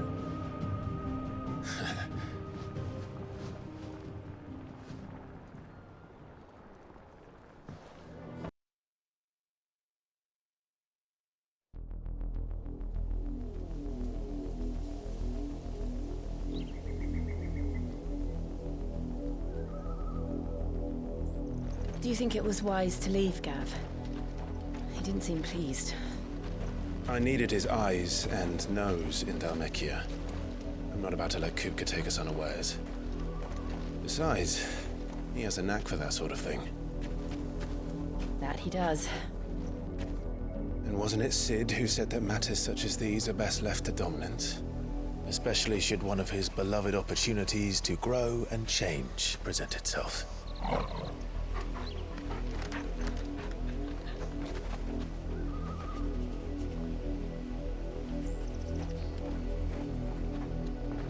I always knew that I would return one day. Return to Ironhome. For what?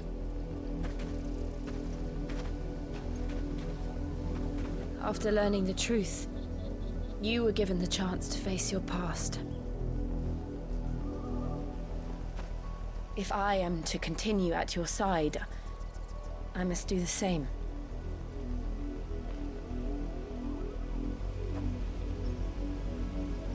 We will face it together then.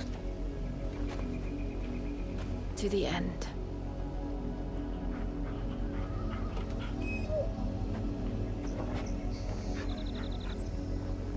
Come on.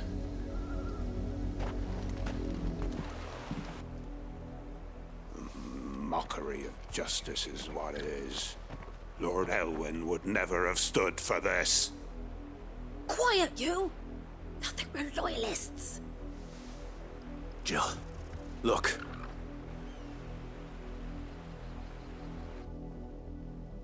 Rosaria, must be cleansed of the stain which befouls her, that she might rise once again from the ashes to welcome a new dawn.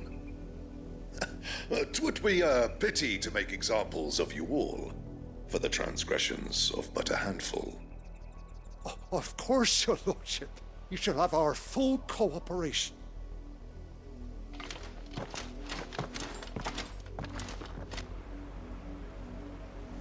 What business could the Black Shields have in a village this small? There's barely room to hide a bearer. Then they must be here for something else. Excuse me, but what was all that about earlier? You haven't heard? Someone's been stirring up trouble. There have been attacks on the garrison, supplies stolen. They even say a Black Shield was murdered. The Empire wants answers, and what the Empire wants, the Empire gets. Don't they just? Keep your ears open, eh? The Black Shields will pay good coin for information on the culprits. You seen him, didn't you? I'm sorry. The Black Shields. Just now. You seen them, didn't you? At least I think there was a Black Shield. Can't say I ever saw one before. Was this the first time they visited the village? What do you think? Amber's the arse end of nowhere. And they thought we might be harbouring firebrands. Huh. If only we were. I might have turned them in and become a Black Shield myself. Greetings, friend. We are travelers. I know that. What do you want? We couldn't help noticing those Imperial soldiers who were here earlier. Don't you go telling these strangers a thing. I speak for the people of this village, and we have nothing more to say to you. You are to leave Amber and never come back. May I at least ask why? I don't know who you are or what brings you here, but your presence puts us all in grave danger. The Empire is a harsh master. Its demands are great, and its justice swift. But as long as we keep our heads down and pay our tributes, we are left alone. Some might call it submission. But if it will spare my people the Viceroy's wrath, then I will gladly submit. This village will not become another East Pole. Then we shall be on our way.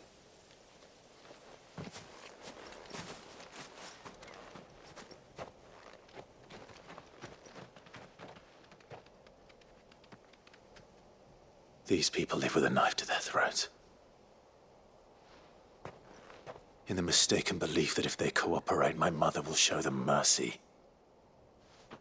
Obedience bought with fear. Are you all right? Sorry, It's nothing. We still don't know who the Black Shields are looking for. Well, whoever they are, the Imperials deem them worth pursuing to the back of beyond. But other than Martha, who else in Rosari would have the courage to stand against the Empire? A new ally would certainly be welcome. Can we find them before the Imperials do? Perhaps the next village will yield more answers. Perhaps. Blood, Clive. And still wet.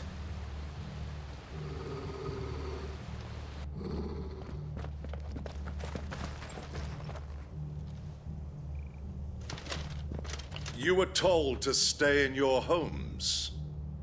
The Black Shields. You know who we are. And still, you would bear your steel. Why then, we owe you our thanks. You have saved us the trouble of an interrogation. To dwell in darkness, that we may purge the night and welcome lasting dawn. On these, our swords we swear. Say that again.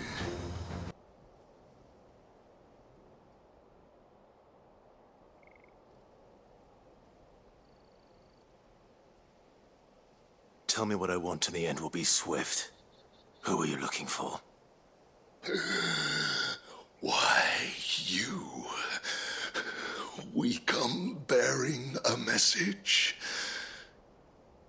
Your friend. been found. The branded you freed from our camps. They await you in Odil. Guardians of the Flame.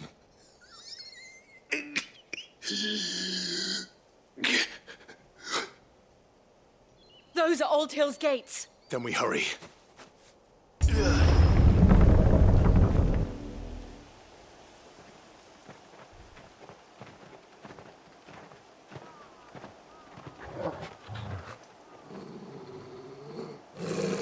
Find something, boy. Death.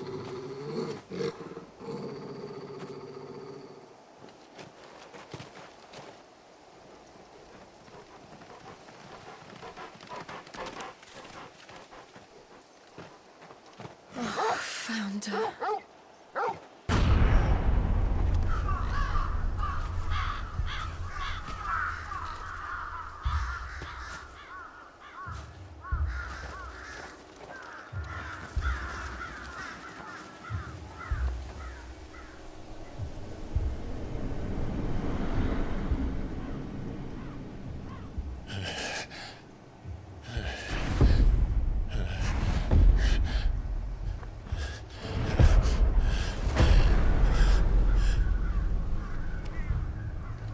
This was my mother's doing.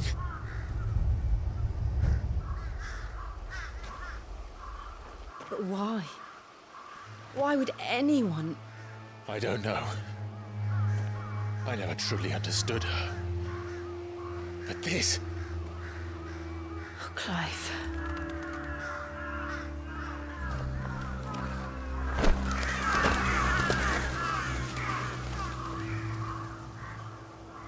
I will learn what madness drives her, and I will end it.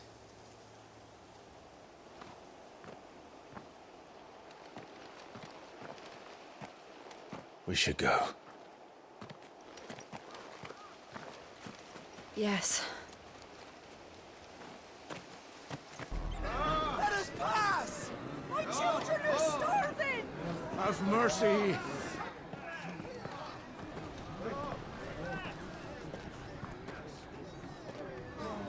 Voice-rinsed dogs they are! You can't ignore us forever! Let us in, or we'll die on your doorstep! Better out there than in here! Hold enough for Fuck off! And the chinless bastards! Those crystals belong to us all! I said, where were you, filth? Back to your sties! We'll cut you down where you stand! Destroy it! No chance of slipping through unnoticed. We'll need to find another way in.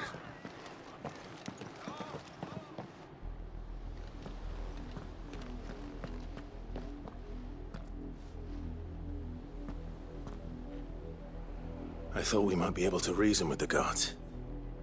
Or at least bribe them. I suspect everyone in that crowd thought the same.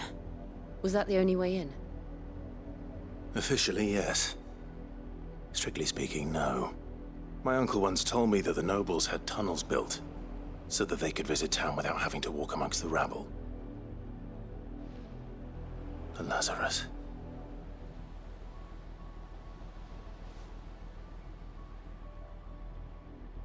We'll find our way into the city there. If you're sure. The entire place looked abandoned. Do you think it's safe? As long as it is abandoned.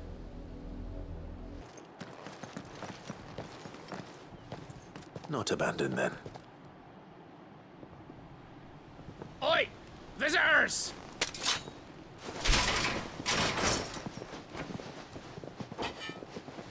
Apologies. We'll show ourselves out.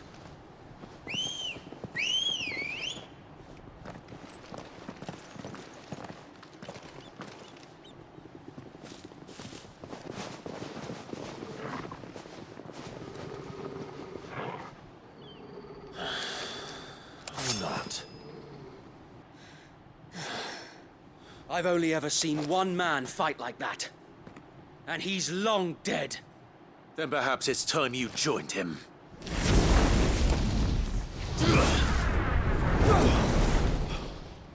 blessing of the Phoenix.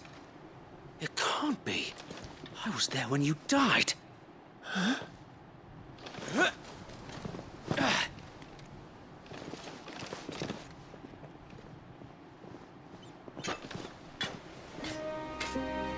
Forgive me, my lord. I knew not whom I addressed. You have naught to fear from us. Founder, it really is you. It is. So wait.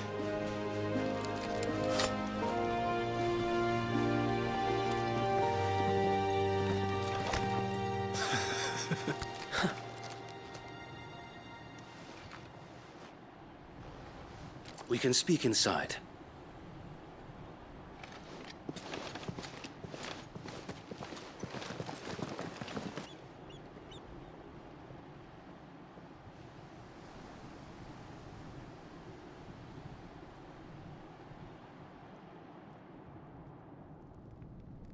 And those who wouldn't bend the knee? We left before the Empire could make examples of us, though we didn't go far. And we banded together to form the Guardians of the Flame soon after. Alas, there is only so much a handful of aging shields can do against the might of an empire. But we've seen to it that their stay has been anything but pleasant. Of late, though, we've had our hands full just trying to keep the Duchy's few remaining bearers out of the Imperial's clutches. The Cullings. We saw what happened in Old Hill. Aye. The foul work of the Black Shields and their mistress. You mean my mother? But it doesn't make sense. Even knowing what I know about her. Her hatred for bearers was no secret, but she wouldn't have been ignorant of their value to the realm. No offense, my lord, but in case you haven't noticed, the Lady Annabella couldn't care less about the realm. She barely even cares for her own home. That much has been plain since the slaughter at Eastpool. And, since granting the Holy Emperor a new heir, her obsession with bearers only seems to have grown. As to why, I don't know. Maybe she can't bear the thought of anyone having the power to challenge her beloved son. Her son. Sir Wade, the Black Shields have broken camp. They march in full force for Buick Bridge. Then so do we. Make ready.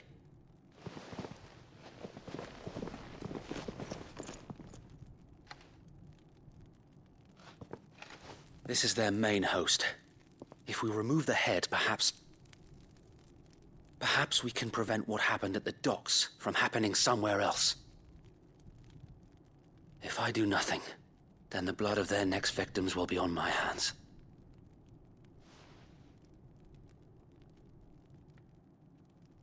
Yours and ours.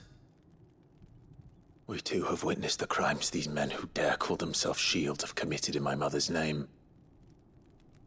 It cannot be allowed to continue.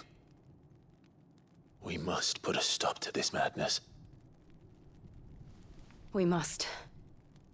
So let us go with you. For the good of Rosaria. I was hoping you'd say that. Very well. If that is your wish, I would be honored to serve at your side. And we at yours. So, Wade, let us do our duty. With pleasure, my lord. Tell us then, Sir Wade. What is your plan? Nothing fancy. You, Lady Jill and I make for Buick Bridge, and provoke the main host at their encampment. Sensing an opportunity to end the Guardians, the Black Shields will call for reinforcements, who will be met from the rear by parties of my brothers hidden throughout the surrounding hills. This will allow us to wage battle on the bridge without fear of being overwhelmed. While the Black Shields have an advantage in numbers, you see, they prefer to fight in small units, which we can use to our advantage. How small exactly? Small enough, now that I have you and Lady Jill for company. I doubt I could have done this on my own. But until we arrived, that was your plan. You haven't changed a bit. So wait. The bearers from Oldale have been laid to rest. Very good. Now make ready for battle. As you command.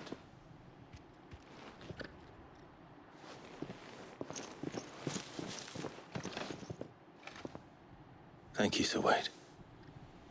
Perhaps now they will find peace. There is but one thing which will grant them peace. Putting an end to the Black Shields. And so we shall.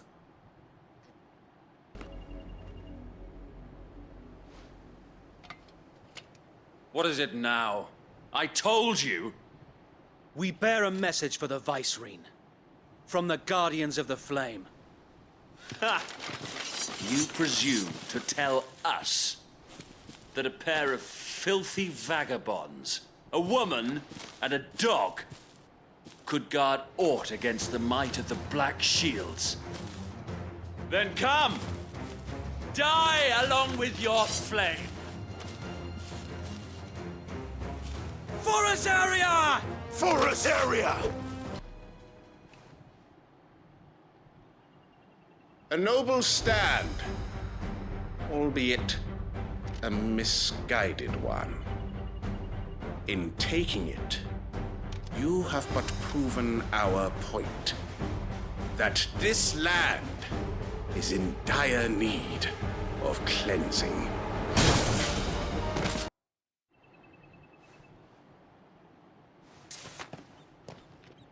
I don't see any more. Nor do I. The plan worked. It did. It bloody worked. We sent every last one of the rotten bastards straight to the mud! Lord, perhaps this will be enough to stop the Cullings. For the time being, at least. Perhaps. Though I doubt my mother will take this loss well. She'll move swiftly to see her minions' ranks replenished. And then it will all begin again. I often wonder if the nation we once knew is gone for good. Her fields rot. Her people starve. We battled to preserve the flame that was, but for every foe we fell, another springs up in its place. Yet be that as it may, it is still our home, and we must fight for it. As we always have, and always will. For as long as the Firebird's flame burns in our hearts, the Duchy cannot die. And her loyal subjects may dream of a day when the Rosarian standard flies over Rosalith once more. So wait,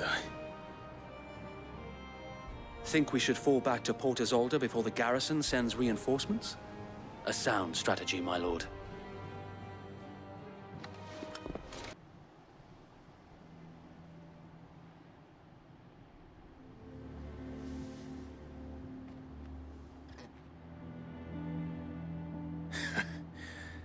And how long has my uncle been funding you and your comrades' endeavors? Since the beginning. Lord Byron was the first person I turned to after forming the Guardians. And had I known of this tunnel back then, I wouldn't almost have been hanged by the city guard for trying to sneak over the wall. I suppose a formal request for an audience would have appeared suspicious. And appearances must be maintained. Were the Vice-Regency to catch wind of Lord Byron's involvement in our movement, they'd seize his estate and send him to the gallows, where he would be of no use to anyone. And so, though it sickens him to the soul, he plays the part of the loyal lord, knowing that one wrong move might prove his downfall. It is why he remains ever vigilant. Don't be surprised if he refuses you an audience, especially since you're famously dead. Then I will have to think of a way to prove that I am neither wraith nor wrongdoer. I might have something which could help with the latter. It's the mark of the Guardians. Display it, and those who love Rosaria will know where your loyalties lie.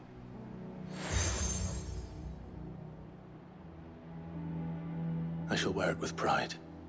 Be sure that you do. I don't want my men attacking you again. Unless you deserve it. If only Sir Tyler could have been here to see you. Or the Lord Commander. Thank you, Sir Wade. If there is ever anything you need. I know. Go on now, my lord.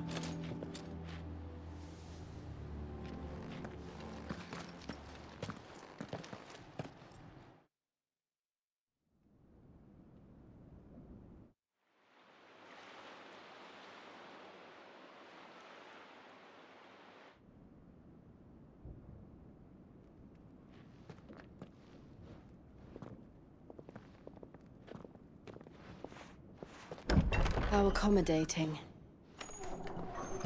Do you really think they believe we are who we say we are? Not a chance.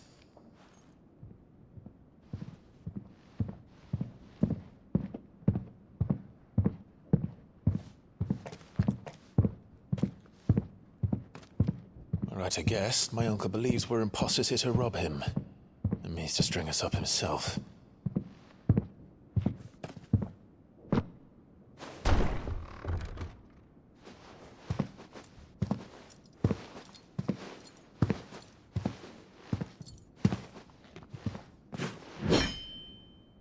Imagine my surprise when I was told my nephew had come to visit.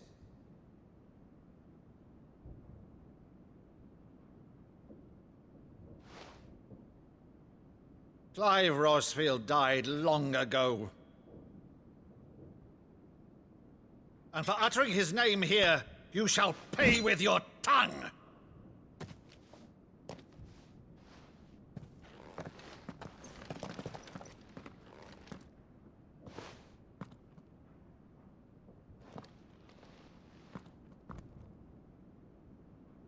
You would mock me as well?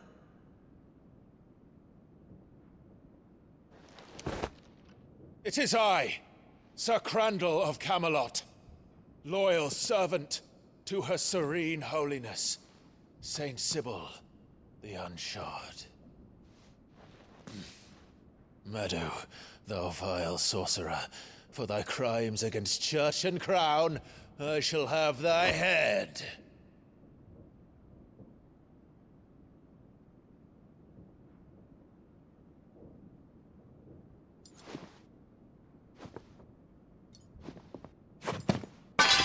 Curse thee, infectious flax wench.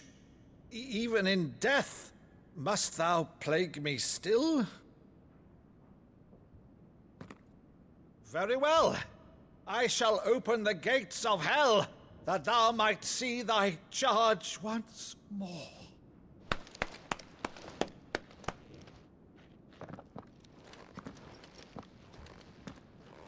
Bravo, Uncle. You're still the finest Meadow in the twins. Oh, Clive, my dear boy, it's really you.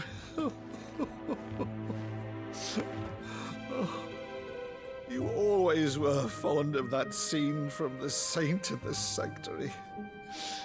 Never did let me play Sir Crandall.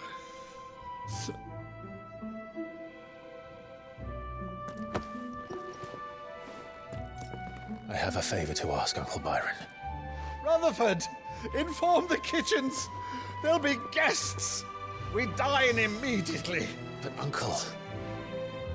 You can't very well regale me with the tale of your miraculous preservation on an empty stomach. Go on, sit.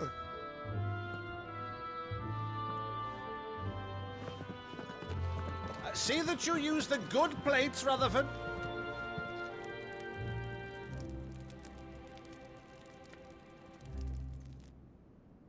So you arrived late to one of her cullings, did you? Since becoming Vicereine, Annabella has been a constant thorn in Rosaria's side, but these atrocities are a new low. Something has changed. Quite what, I don't know, but the woman we knew is gone, and a monster sits in her place. A monster. For better or worse, I've been charged with governing this town, and thus must maintain the illusion of obedience. That's all I can do to aid Wade and his merry band of revolutionaries. So he's told us. You have risked much for Rosaria. Our nation will be forever in your debt.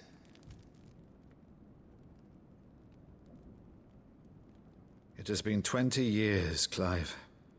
The nation your father and your forefathers fought to defend is no more. Perhaps it would be otherwise had I the courage of my brother.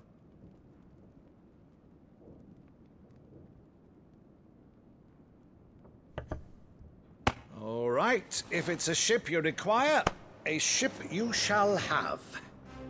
I've a galley in port, but recently relieved of her cargo. She can be outfitted for the voyage in a matter of weeks. So you believe us, then? About everything? Believe you? Ha! Only a fool would believe even half of the things you claim. But until tonight, only a fool would have believed my nephew still lived. And besides, I have it on good authority that Clive is telling the truth. Whose authority? Your own, of course. You've always been a terrible liar. Is that true? It's not untrue. Let's say no more about it, eh? It wouldn't do to linger on my nephew's greatest failing.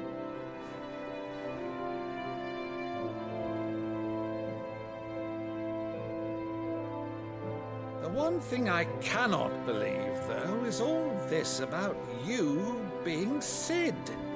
You were always such a good boy, but now you're quite the outlaw.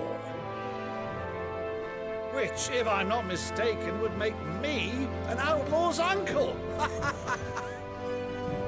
Right then, who shall we pillage first? Rutherford, fetch me my cutlass. This will be fun.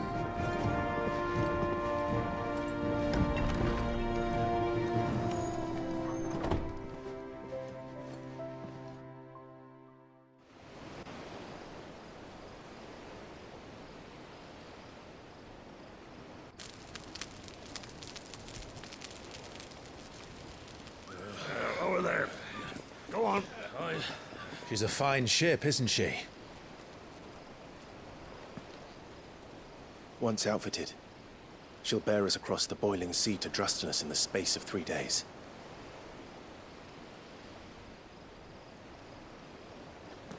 Something on your mind?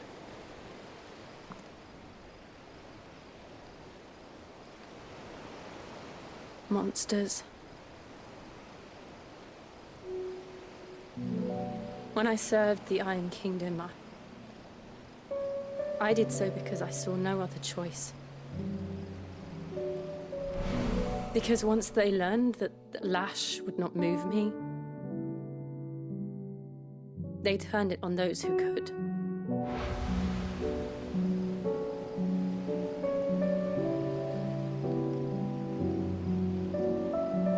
And so I became their puppet. I let them pull my strings, telling myself it was not my hand that swung the sword, but another's. I removed myself from the truth so I wouldn't feel the pain it caused.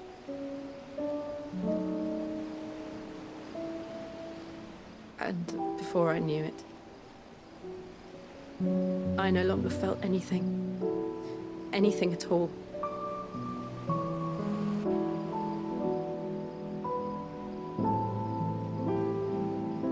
I had become a monster. Jill.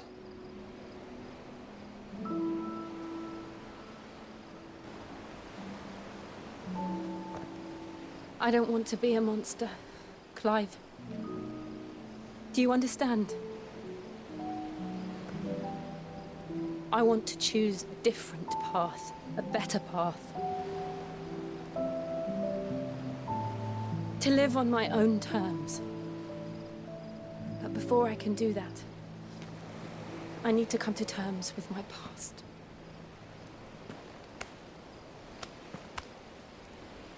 And when you do, I'll be standing there with you, just as you stood with me.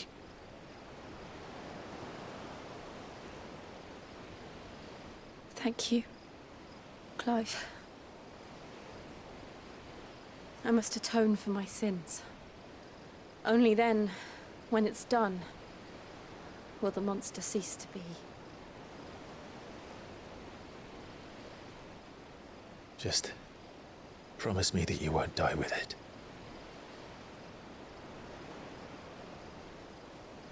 Now, let's get some sleep. The journey back to Benamir is long, and there is much to tell the others.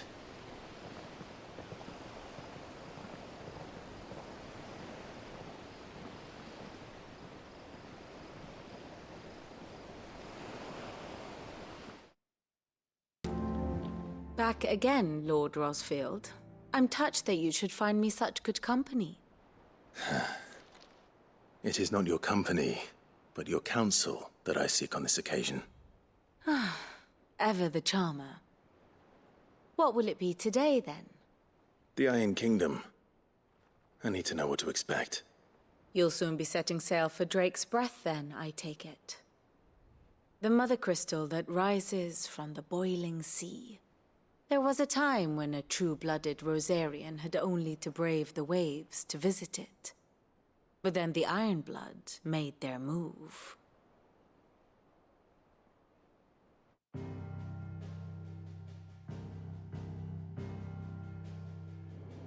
As you know, the Iron Kingdom rules over the islands to the west of Storm.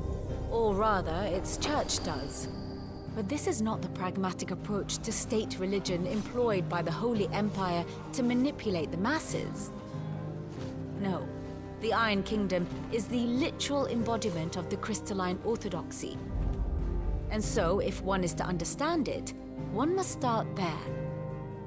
As the name implies, the orthodoxy holds the Mother Crystals sacred, and they do not take kindly to heathens plundering the objects of their worship for the means to fill washtubs and light lamps with frivolous feats of magic. Indeed, the faithful consider ether a sinful thing, a poison no less. And to them, a dominant is an instrument of evil, albeit one they have proven only too happy to turn against their enemies. Some 80 years ago in Northern Storm, Drake's eye collapsed. Soon after, in pursuit of ether and with the blight at their backs, the Northern Territories descended upon the Grand Duchy of Rosaria. And when the Shields of the Flame marched north to meet them, the Iron Kingdom spied an opportunity. A few short days later, the Crusaders landed on the island of Mount Drastanus, home of Drake's Breath, and plucked it from the Duchy's grasp. Rosaria tried to reclaim it, of course, but to no avail. I doubt more than a handful of Duchy men have set foot on its shores in your lifetime. Nor are they like to again, under the Empire's stewardship, meaning the Iron Blood will keep their island, and with it, the foothold they need to march on mainland soil when next they spy an opportunity.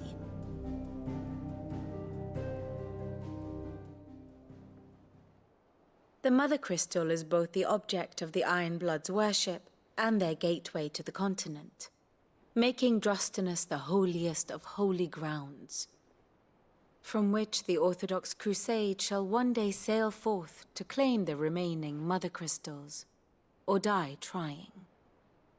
My father and my grandfather both traded blows with the Iron Blood for control of Drake's Breath.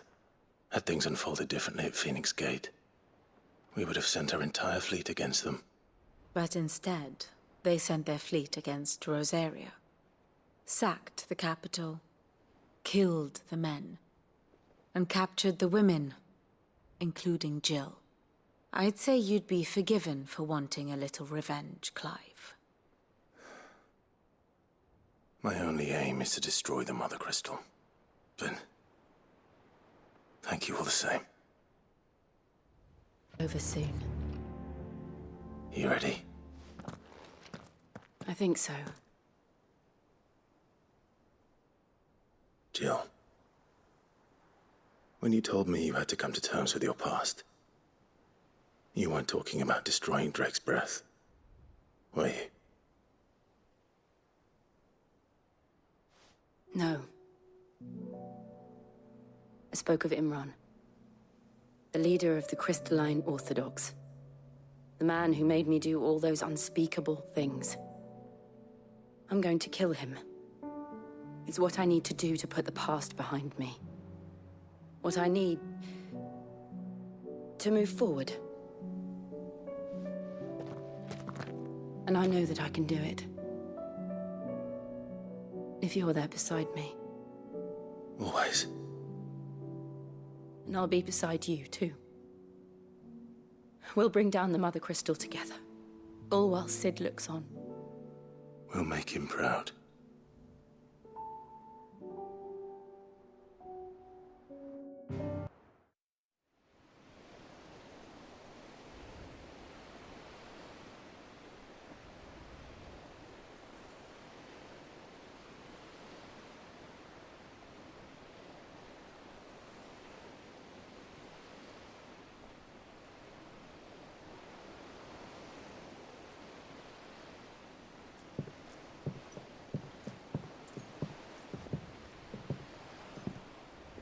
Useful trick. Freezing and thawing the spray to make mist. How did you learn to use your powers like this? The Masters made me do it. When the Crusaders took to the seas, to keep the fleet's movements from prying eyes. I'm fine. No, you're not.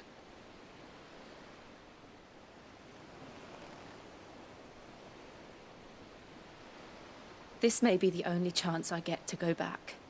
My only chance to put things right. I have to do this. Whatever the cost. All right.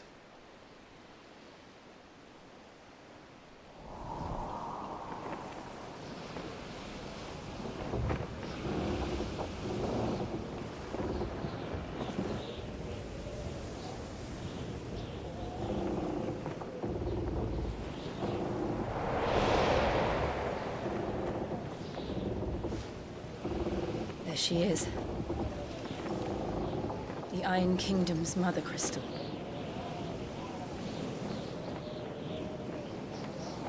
Drake's breath.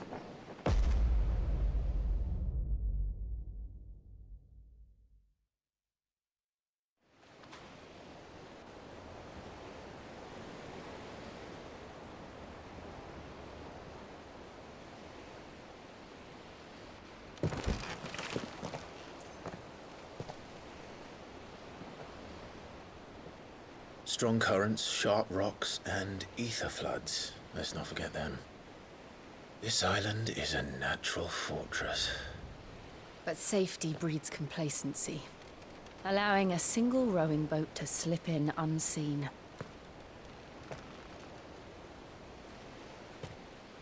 The sanctuary is inside the mountain. If we follow the old trail, we should be able to enter by the back gate. All right. Let's go.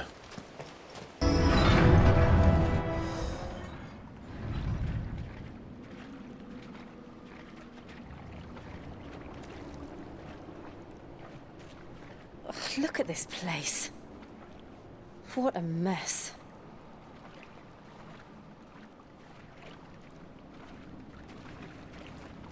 Wait.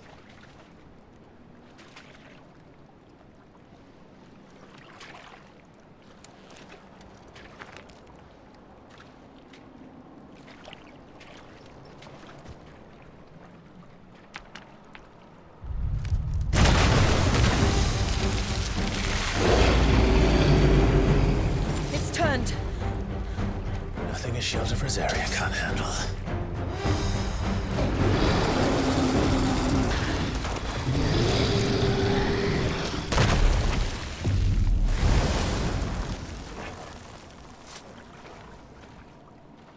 Press on. Yes.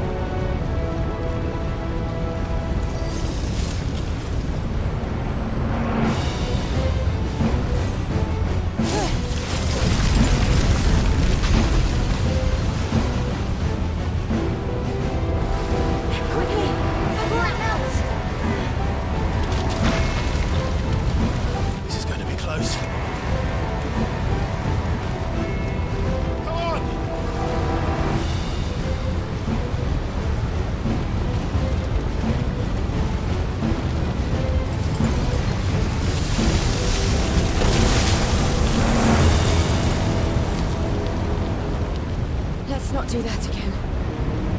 No. Let's not.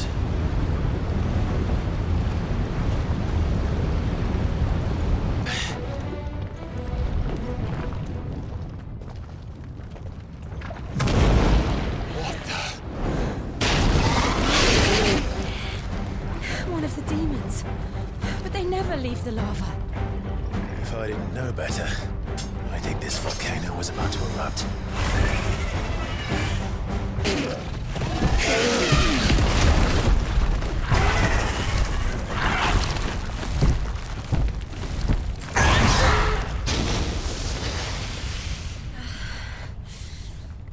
You hurt? Just hot.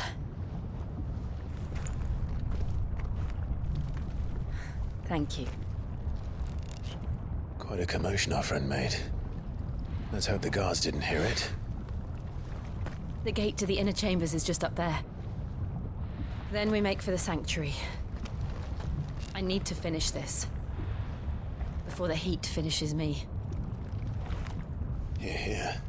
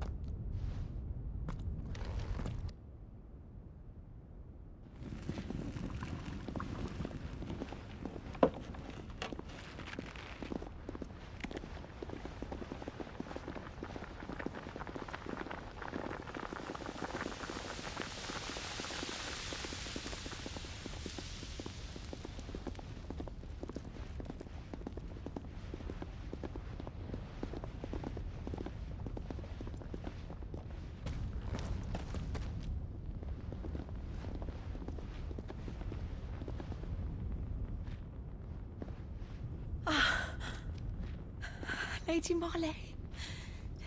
It's me. By the mother.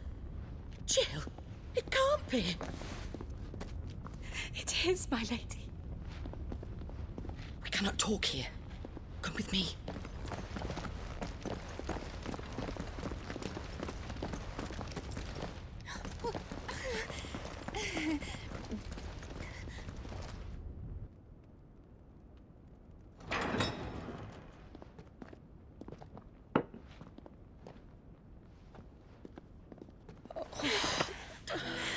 I'm so glad you're safe.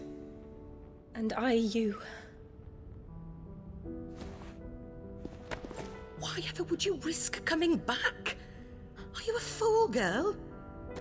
Or have you grown tired of your freedom already? Forgive me, my lady. But I had to come back. There are things I left undone. Tell me, where is the Patriarch?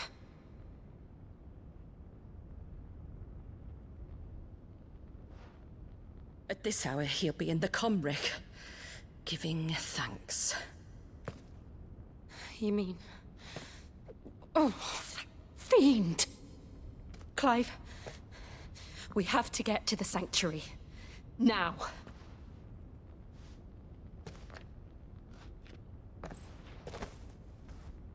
Lady Marley, you must flee this place, gather your things, and go. Now listen here, Jill.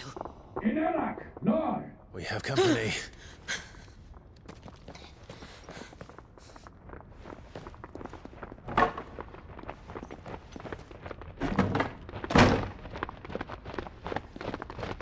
This way.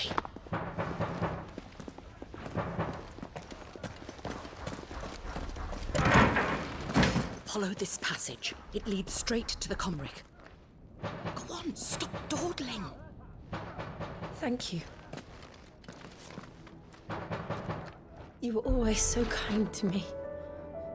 My light in the darkness. Take care, my lady, please. You deserve better than this. A long and happy life, promise me.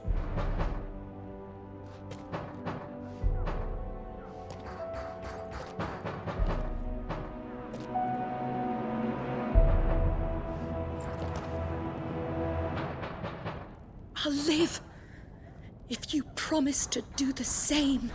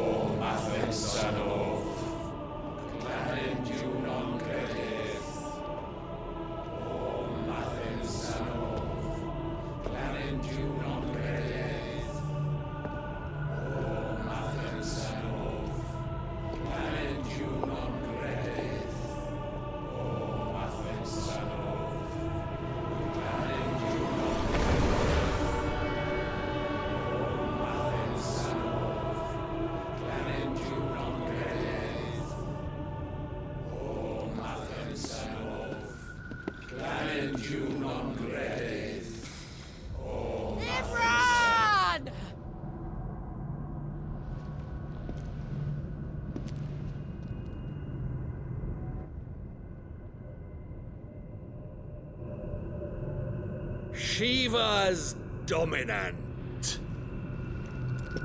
Come to beg forgiveness for your failure. For years, I followed your orders.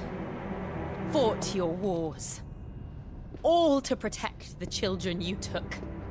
Just as you took me. And what did you do in return?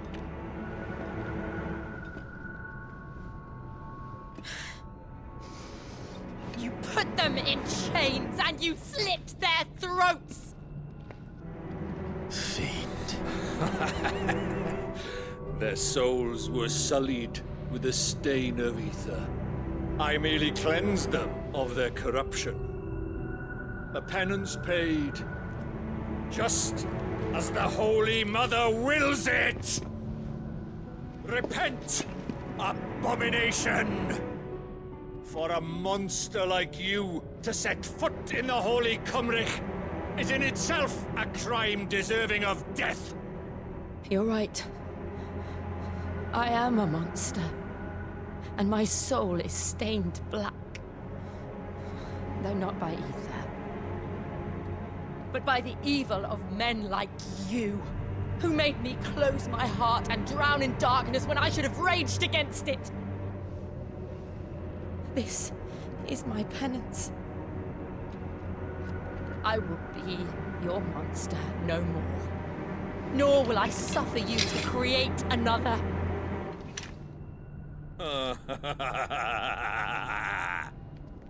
Does the beast bare its teeth at its master?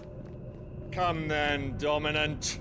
Rage, be as you have ever been. A monster! And what are you, Imran? I I was forced to kill. You do it by choice. But never again. I bowed to you once. Now it is you who shall bow to me! Kill them.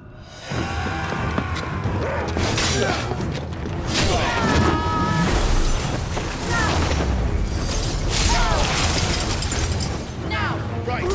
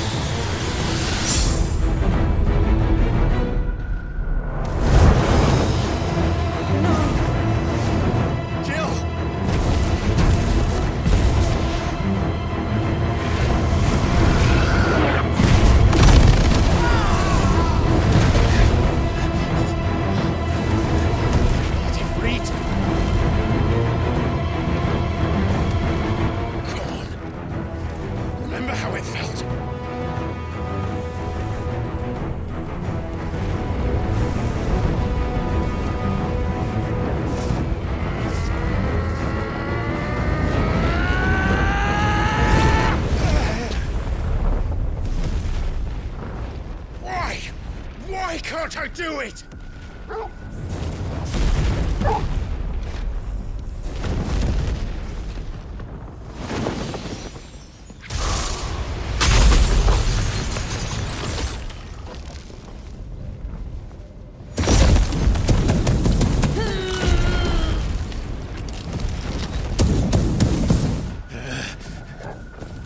Please, just once.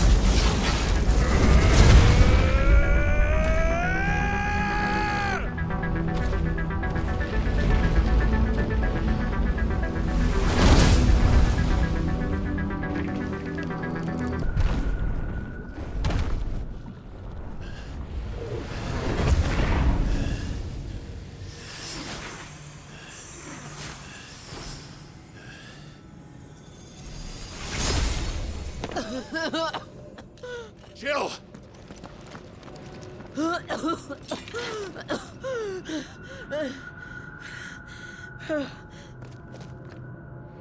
I'm going to finish this, Clive.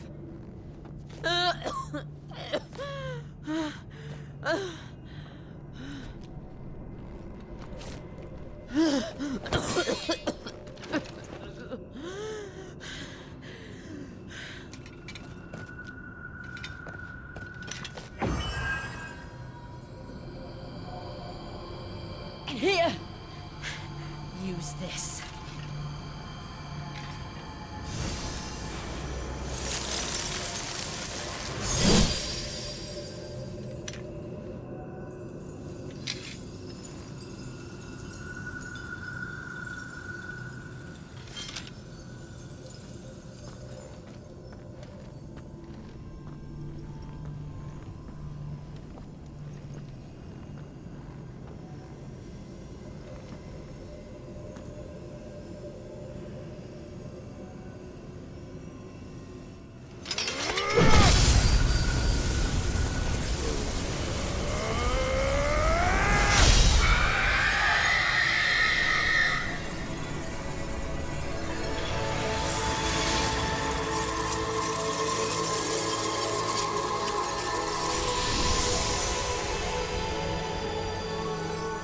watching, Sid.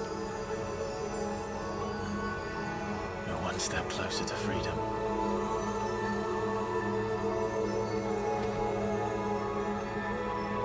The crystal. What did you do to it? Oh, we destroyed it. What? But... Monster! Monster! Do you have any idea what you have done? I do, Father. I have killed the monster and become an outlaw. May the blessing of the crystals go with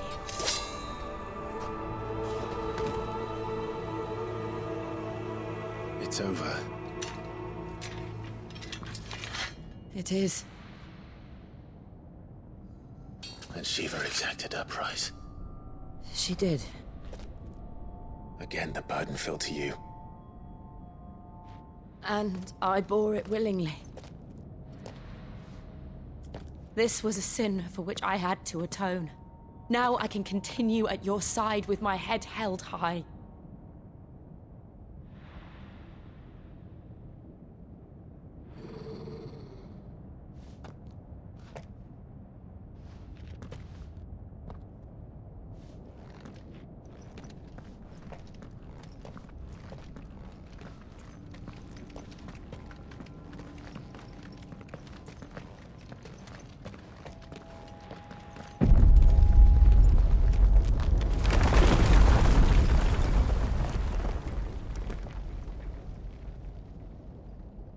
Clive, look. It's just like the one at Phoenix Gate.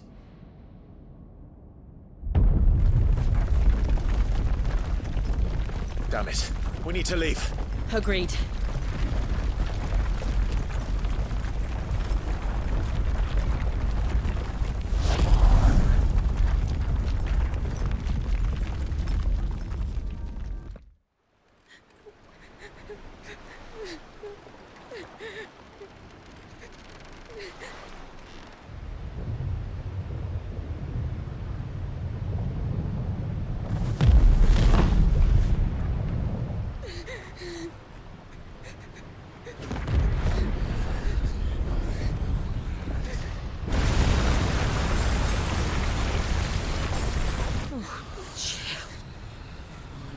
I kept my promise, and now you keep yours.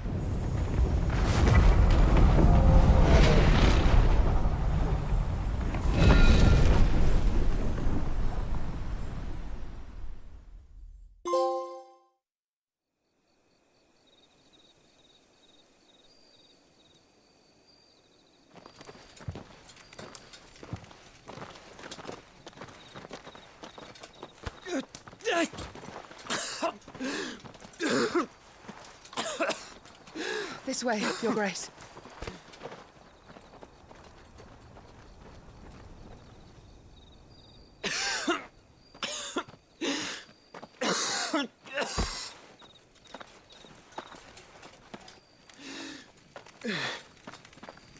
You're bleeding. I have a tonic which will... I thank you for your kindness, truly. But I assure you, I will survive. Please, save your medicines for those who need them most. Oh, well, if you're sure.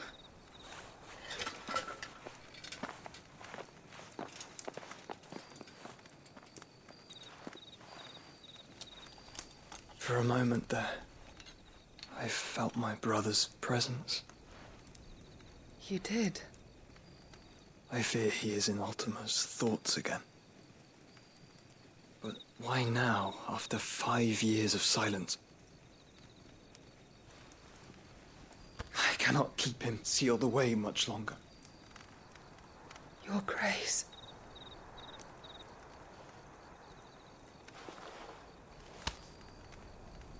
No, do not dirty your hands.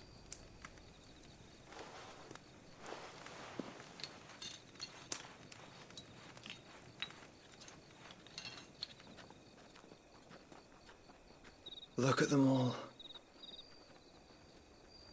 Like a river flowing to the sea. Or moths to a flame, perhaps. The crystalline dominion, their light in the darkness. More and more lose their homes to the blight and set out in search of sanctuary, while others lose their fortunes to the Dhalmekian levies and leave to find new livelihoods. What is it that you seek in the Dominion, Your Grace? Oh, Dion Lesage. You mean the Crown Prince of Sanbreque? He has many titles. Dion the Bold, Prince of Dragoons, Odin's Nemesis, or simply Bahamut. I met him once, when we were children. He was a chivalrous soul even then, and has served his empire indefatigably ever since. And you are confident that he will listen to what you have to say? Our world lurches ever closer to the abyss, and a hidden hand ushers us onward. Ultima's influence extends to every nation, Sanbreque included.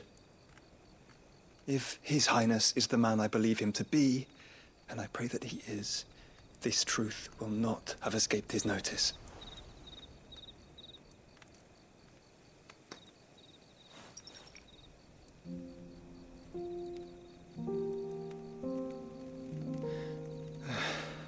As the mother crystals fall, the eternal flame wavers, and the azure sky begins to bruise. How lucky we were to be blessed by the crystals, and yet how spoiled. Like canaries in a gilded cage, growing fat on seed. But now, the bars are closing in, and we must take flight. Painful though it be to leave our home behind, it is what we must do to be free. Which is it that men cannot live without? A blessing that leads to damnation, or a freedom that leads to deprivation? I do not yet know the answer to that question. Do you, Clive? Your Grace, let us find a place to rest a while. We can return by the Dhalmekian trail once you have recovered your strength. I realize your duty is pressing, but if your health should fail...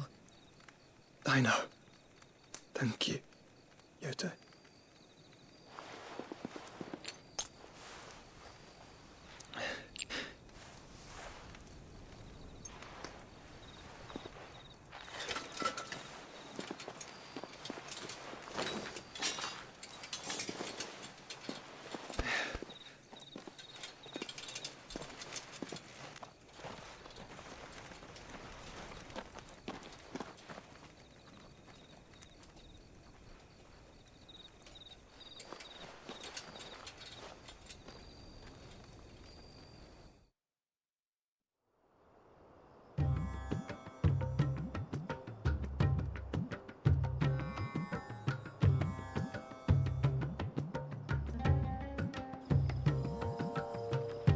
Army's attempt to breach the Empire's defenses and gain the Isles of Ark has failed yet again. Only because your fleet has proved as impotent as a eunuch on laying night. Would you rather we simply fell back to the capital? Enough, both of you. All here agree that the Empire cannot be allowed to maintain its illegitimate claim on the Dominion. However, our casualties mount with each passing day.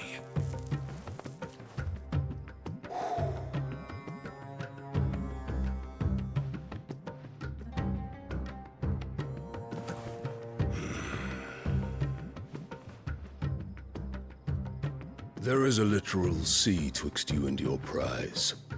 The armies of Sanbreque need but sit back and watch as you harmlessly lap against their walls.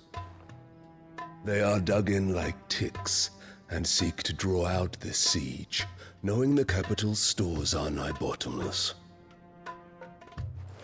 And what of our wise rulers?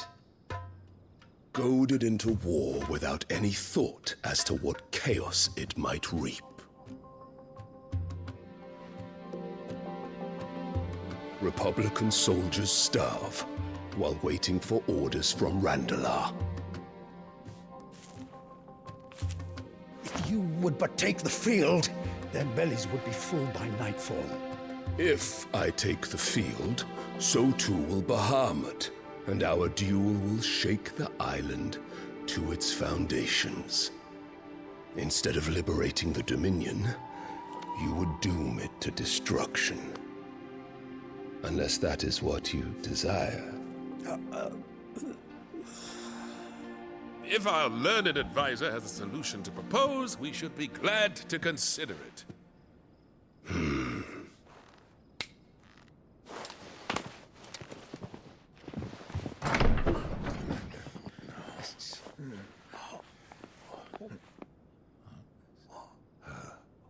Is that the Emperor's?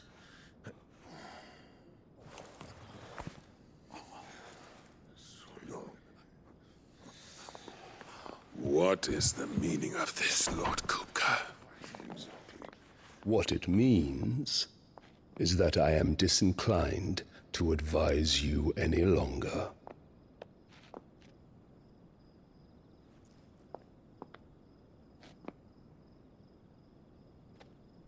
Ah, the looks on their faces when you walked through those doors. A perfect picture of stupefaction. They could not believe their eyes. Though I confess, I had my own doubts whether or not you would accept my invitation.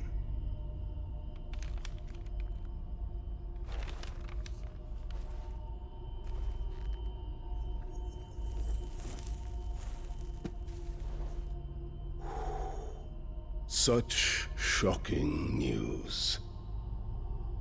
Sid isn't a son of a whore. He's the son of an empress. Your own dear Clive. Absurd. Who fed you these lies? I have never spent a moment among criminals, save at the gallows. I came here with my son, not to entertain your baseless accusations, but to put an end to the senseless hostilities between our nations. Very well. You need only agree to the terms I set out. Sid took the life of someone dear to me, a woman by the name of Benedicta. I swore to take his in turn. This would not be disagreeable to you, I take it. You would finally be rid of the stain on your noble name. In return, I will leave Sanbreque in your capable hands. Your Imperial Majesty.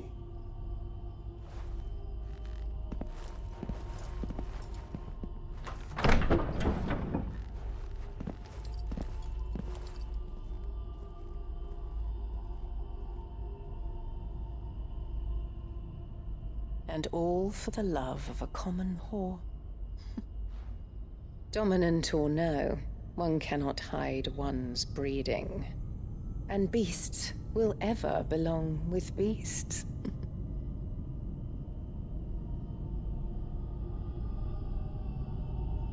There are greater things in store for you, my darling Olivier. Soon enough, you shall be the crown prince of Sanbreque. And when your father goes to meet Great Griga, you shall be emperor of all you survey. The old order shall come tumbling down, and you will rebuild the world in your glorious image. Soon.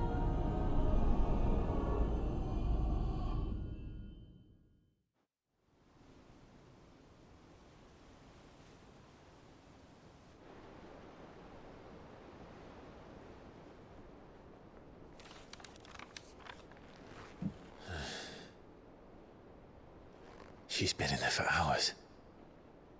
Something must be wrong.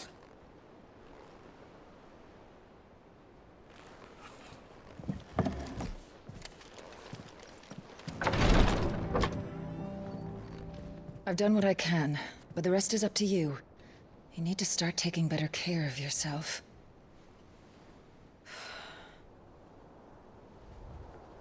Understood.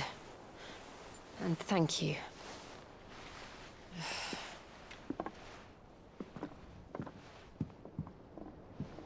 The curse has spread. Make sure she rests.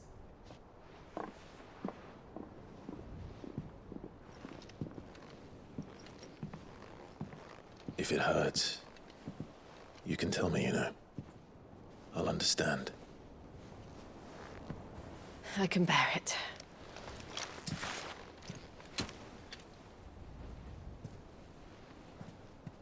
But you shouldn't have to. Not anymore. This isn't just your struggle, Clive. It's ours. And when we see how hard you fight, it inspires us to do the same. Or would you rather we left you to save the world all on your own? No. That's not... Ignore me.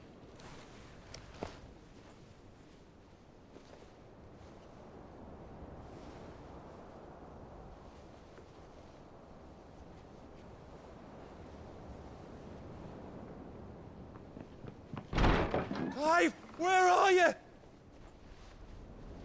In here.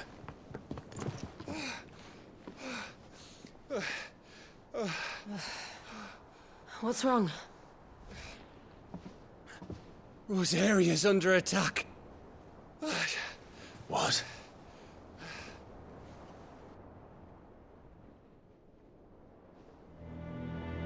This isn't the Dalmekian army we're talking about. It's the men of the Rock from Drake's Fang, Hugo Kupka's private guard. There is in hell in Rosalith, trying to batter down the castle gates. Looking for me? Seems that way. Reckon old Hugo has finally worked out who Sid really is. Then this is just another trap. Ah, it's a trap, all right. The daddy of all fucking traps. I'm going to Rosalith. You're not serious. That's exactly what he wants you to do, Clive. Look, I don't know why Kupka harbors such a grudge against Sid. But as long as it's left to fester, our world will never know peace. He has dragged the rest of Storm into this pointless war just to find me. Besides which, I'm not about to stand and watch while my home gets ground into the dirt. Hugo Kupka must die. I've lost enough friends to that man already. I don't want to lose any more.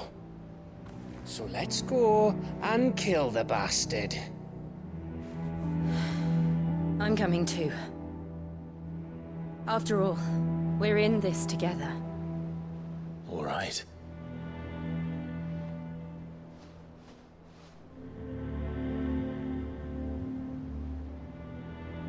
Gov gave you the news then? We're leaving for Rosalith. But not before I know exactly what's going on. What have we heard? All sorts.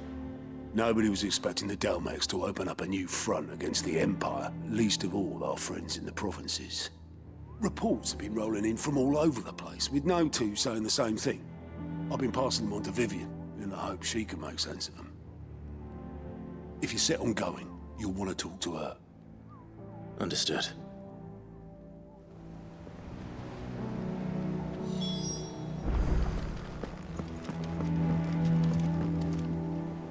Ah, if it isn't my favorite pupil. Let's see now, where did we leave? Well, this is a surprise. My lectures are rarely so well attended. You know what they say? A little knowledge, can't hurt? We're going to Rosalith to deal with Kupka. What's the situation there? Whoa there, Lord Rossfield. I'm sure you're champing at the bit to return to your roost. But to fully understand the present situation, one must first understand how it came to be.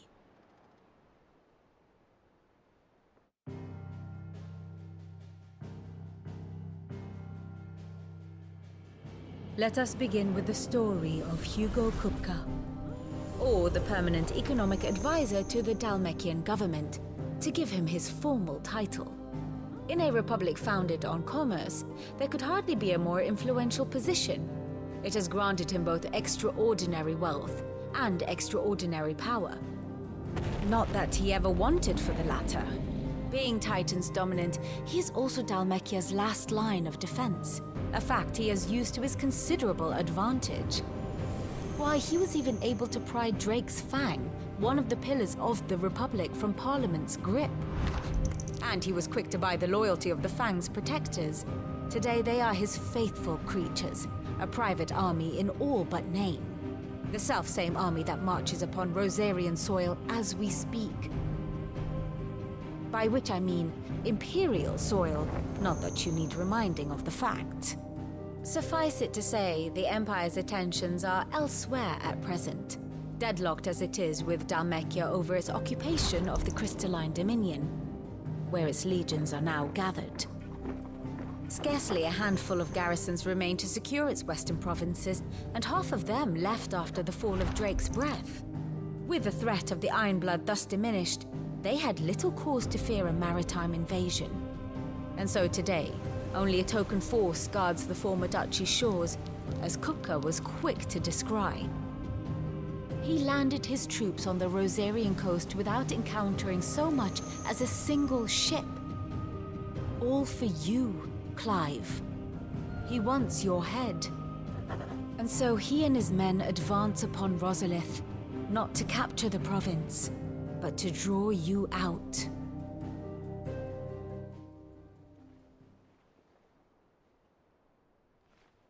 You said Kupka's forces sailed up the coast. What of Port Isolde, then? Is the city safe? Quite, according to the Guardians of the Flame. The Dalmekian fleet floated by without incident, but not without remark. When they learned Kupka's forces were making for Rosalith, our friends were quick to begin arranging the exodus of her citizens. And so the stage will soon be set for your heroic homecoming. Alas, it will be a more trying task to enter the capital than it was to leave it. Hugo's men hold Buet Bridge, despite the Imperials' repeated attempts to wrest it back from their grasp. And they were careful not to repeat the Empire's mistake in neglecting their coastal defenses. The seas around Rosalith are firmly under Dalmekian control. So tell me, pupil mine, what do you believe to be the best route to Rosalith? The north. We cross the northern border near Phoenix Gate, then take the road through Stillwind down to the capital. Hardly the quickest route, but at least we won't be spotted. A little local knowledge goes a long way, and so must you. We'd best get a move on then. Oh, will you be going too? Aye. I've been waiting a long time to give that fucker a taste of his own medicine. I would have missed this for the world. All right. We should be on our way. Lead on.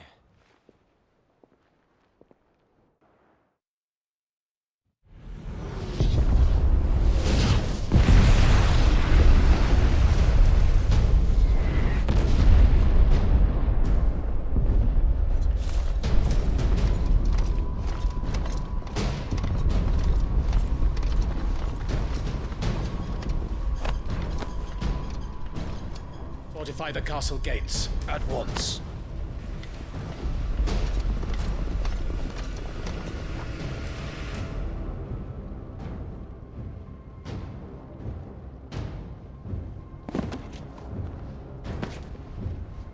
Hugo and his men have been busy. They've already breached the castle's outer wall. The Imperials are holding the ground for now, but it's only a matter of time before the keep falls. Those fuckers really went to town on this place. Almost like they want to wipe it off the map. just a means to an end.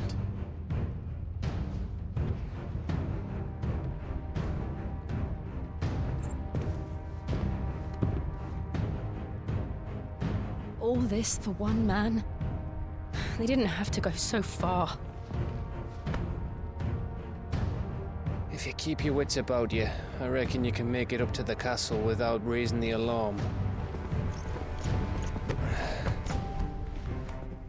I'll sniff out any townsfolk who haven't escaped yet and send them on their way.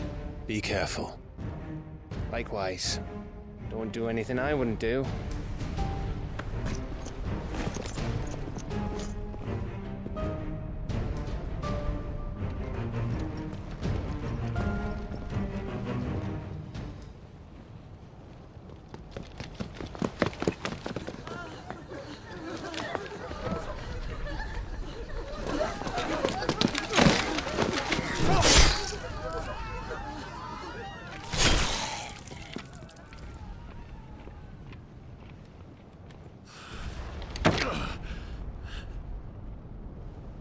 I thought I was ready for this, but... I know. It's like a nightmare. This was our home. Come on, Clive. We have to keep going.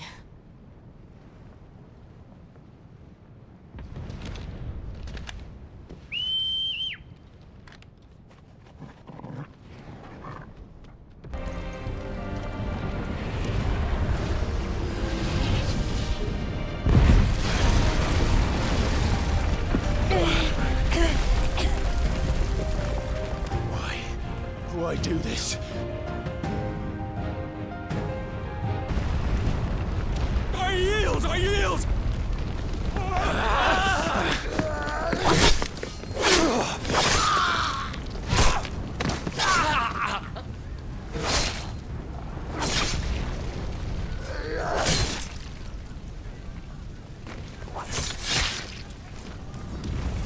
Look what we have here. Gentlemen!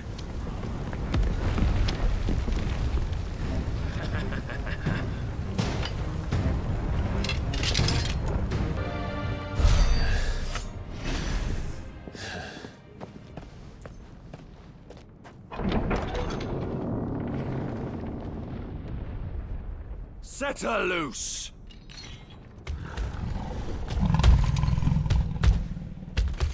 They have a curl.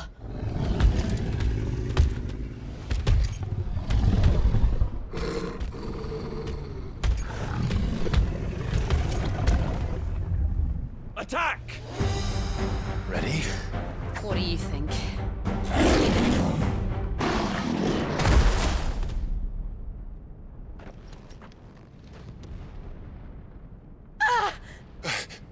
Jill! We meet at last, Sid. Or should I say, Lord Rosfield? I've been looking for you for a very long time. Let her go, Kuka. I'm so glad you accepted my invitation. I went to some trouble with the decorations. Do you like what I've done with the place? Bastard! Such a pity your predecessor couldn't join us. But I am sure you will prove compelling company.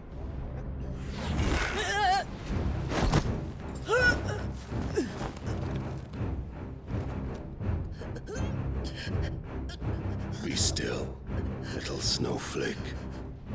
I would not have you melt before your starring moment.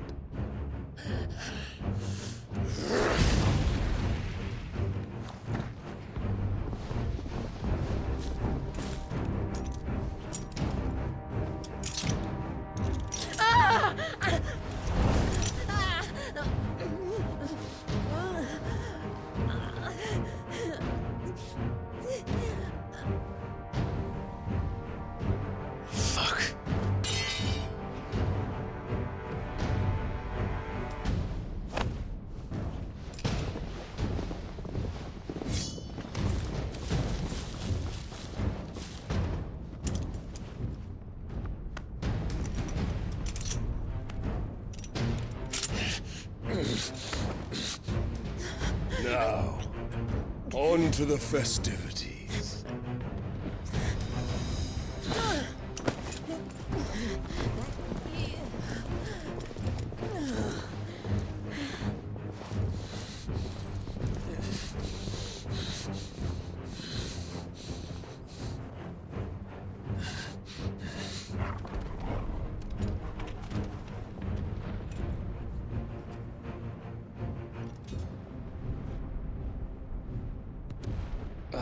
That's just great, that is. I suppose it's up to me then.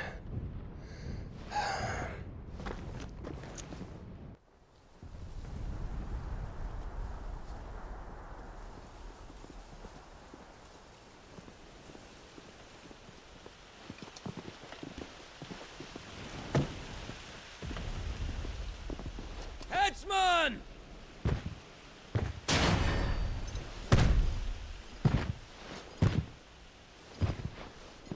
Where do you want me? You! Bring the prisoner!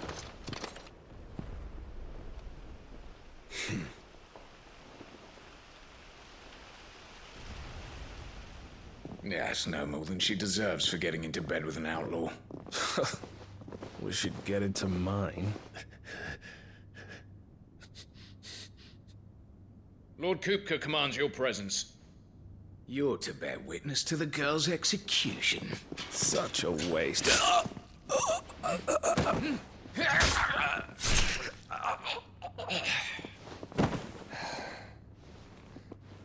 Gav! Shh.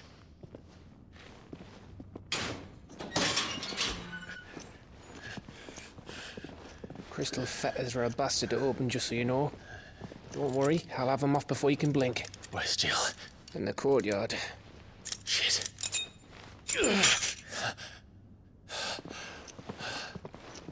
We have to hurry.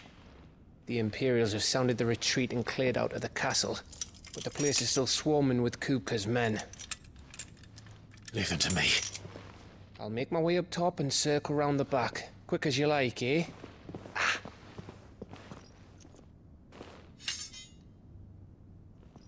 Nearly forgot.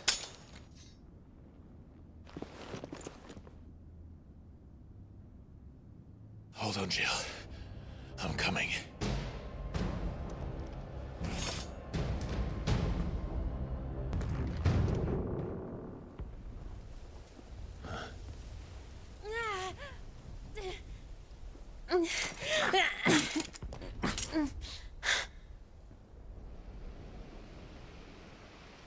I hope you've got a plan, Clive, because we are fucked if you don't.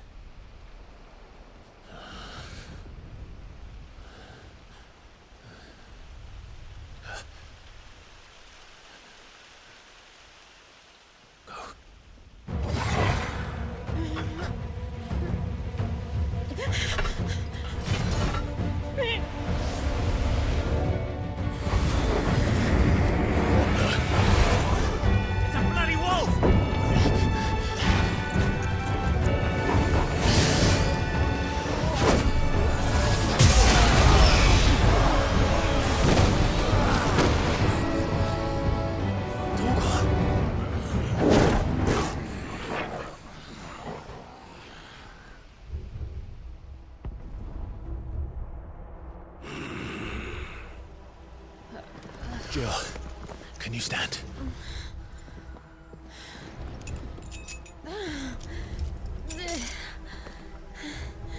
Come, Lord Rosfield. Don't tell me you tire of my entertainment. Enough! Yes. Perhaps it is time we served the main repast. I trust you are hungry! Need this? Much obliged. Stay close. We're getting out of here. And Toggle, thank you. It's over. For now. But I bet that wasn't the last of them. And they won't stop hunting us until Kupka's dead. So you get in there and finish the job, eh? Go on. If they come again, we'll hold them back. All right. But be careful.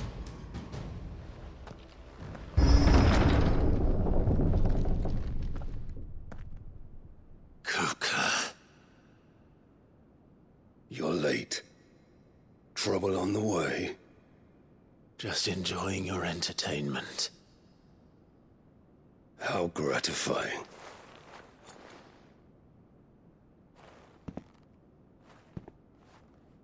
Have you come to defend your father's throne, Lord Rosfield? The Grand Duchy of Rosaria. A realm without a ruler, an army, even a people. A veritable kingdom of dust.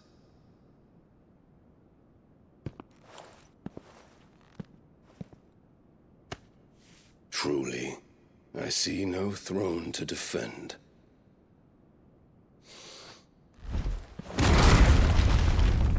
No!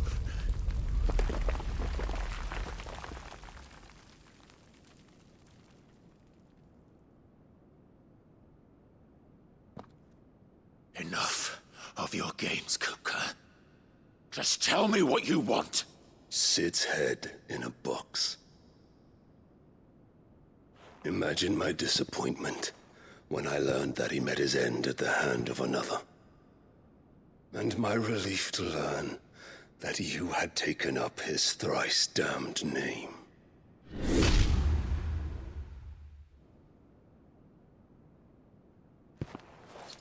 Your master slew Benedicta Harmon and defiled her body. If you choose to bear that murderer's name, then you shall answer for his crimes. The only crimes I shall answer for are my own. Sid did everything in his power to save that woman, though she was long past saving.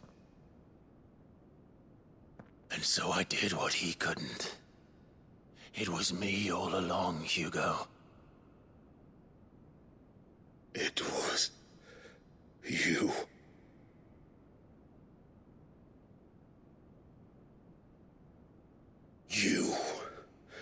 You killed her.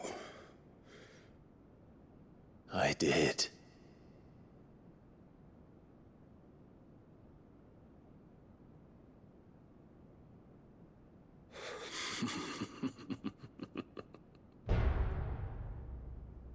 Then I am fortunate indeed.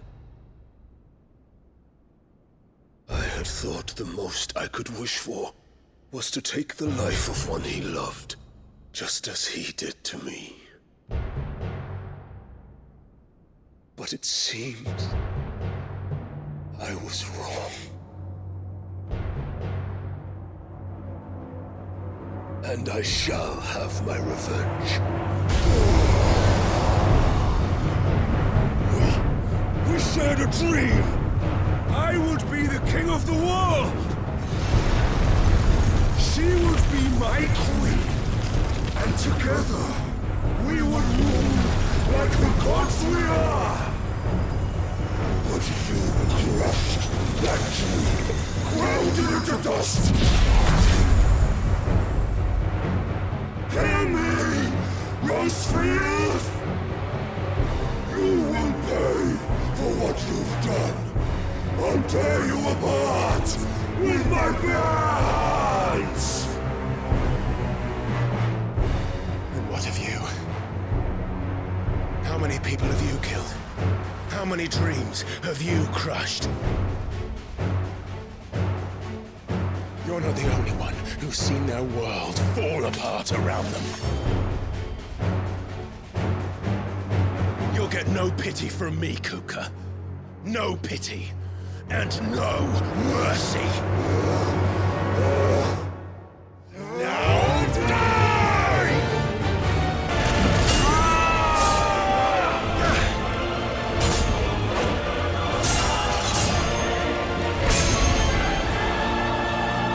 You will die by my hand, Rosfield. My hatred for you is unending, unyielding. Let this palace, Your grave! What? Oh, shit.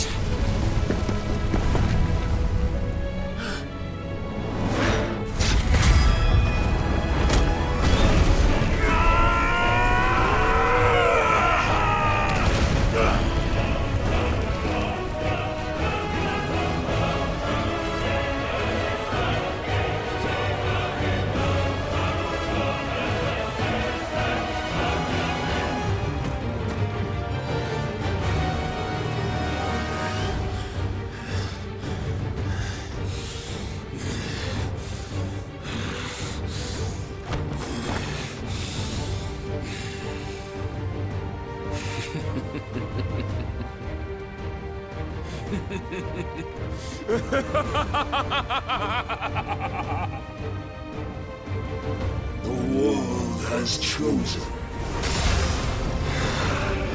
I am in my element.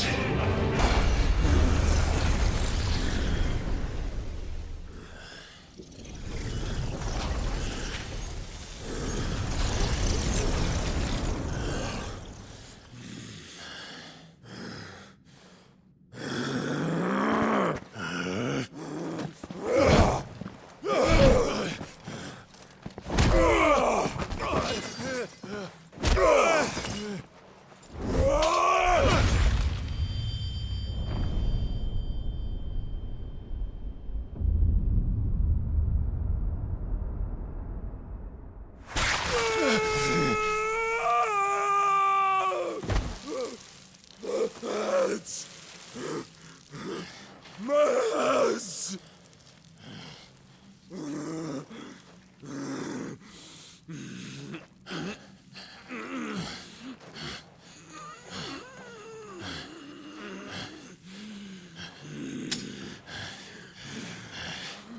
Son of a whore!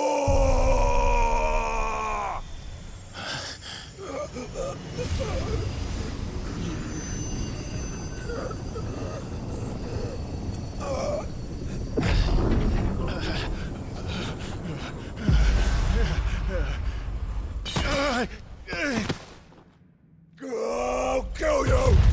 I'll kill you! I'll kill you!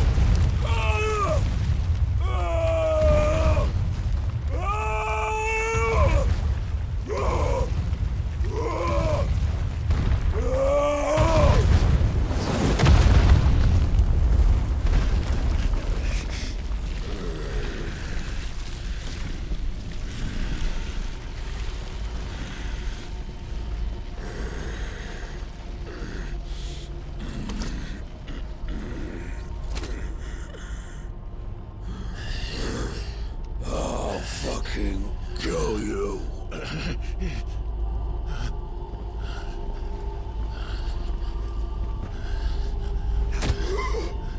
There. You mustn't get yourself worked up. Wait! Another time, Mythos.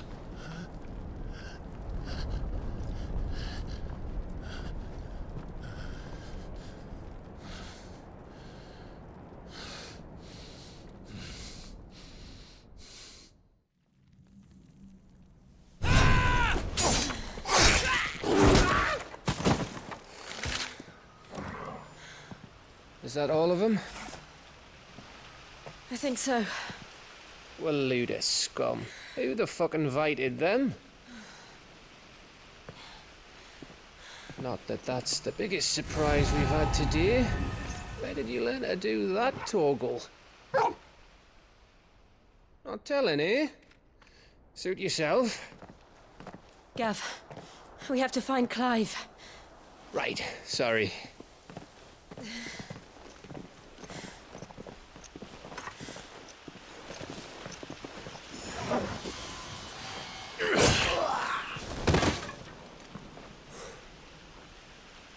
You missed one. We were worried. So was I.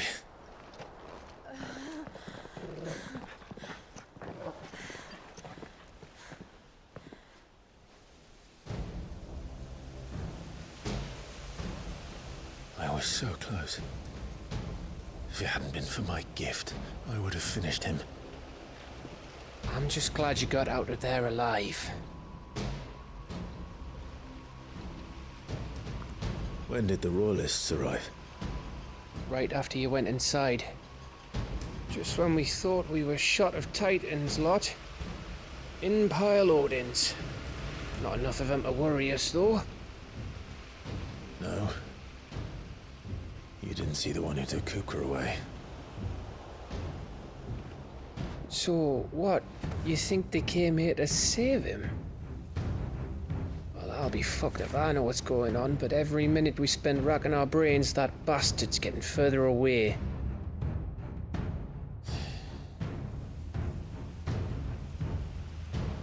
So what do we do?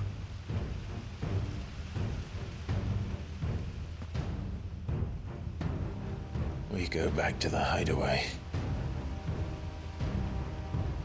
I'm too tired to think.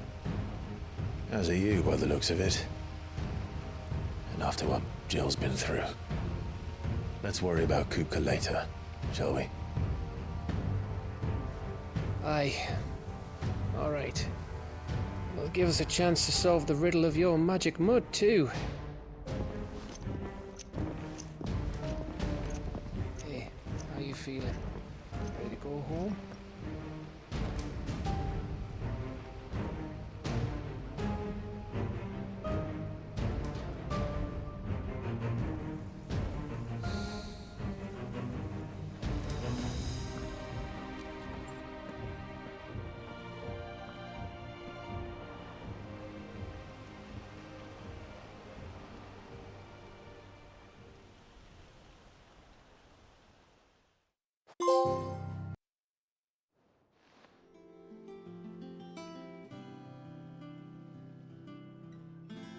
Just look at the state of you.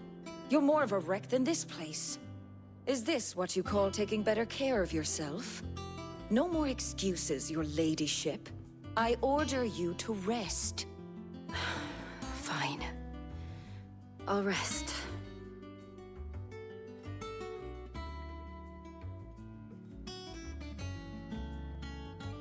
Don't worry, Gav.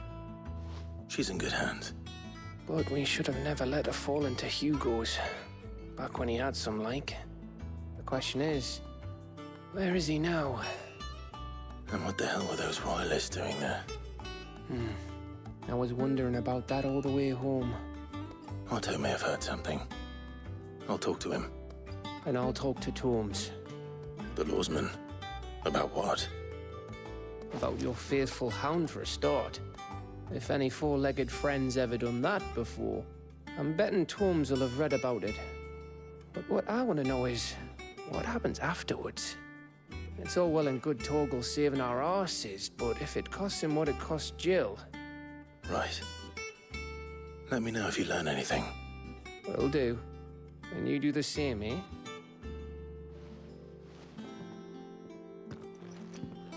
Jill. Listen to Talia. I will. Thank you.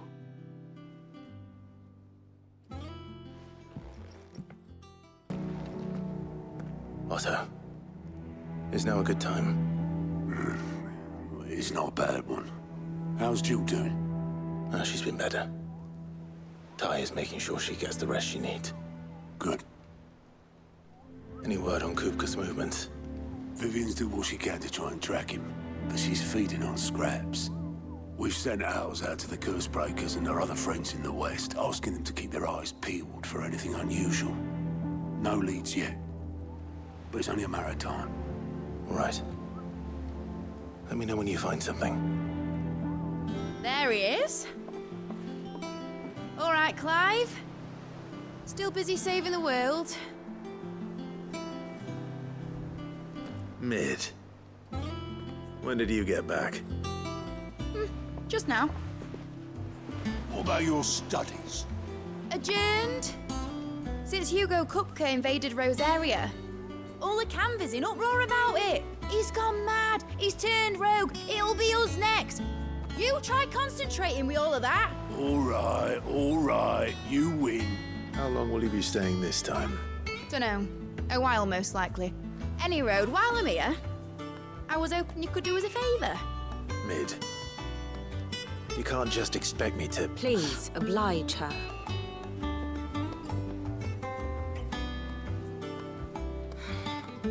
While we are busy tracking down Kupka, you should have a little time to spare. Professor! Now there's a face I haven't seen in a while. Shouldn't you have it buried in a dusty old tome? I did, till a familiar trill pricked my ears. As ever, your exuberance is a breath of fresh air, which successfully scattered the painstakingly assembled fragments of my thoughts. I'll take that as a compliment. Well, Clive, you heard the Professor. So, I'll meet you in the storeroom when you're done. Wait, hold on! Breath of fresh air? Bloody tempest, more like.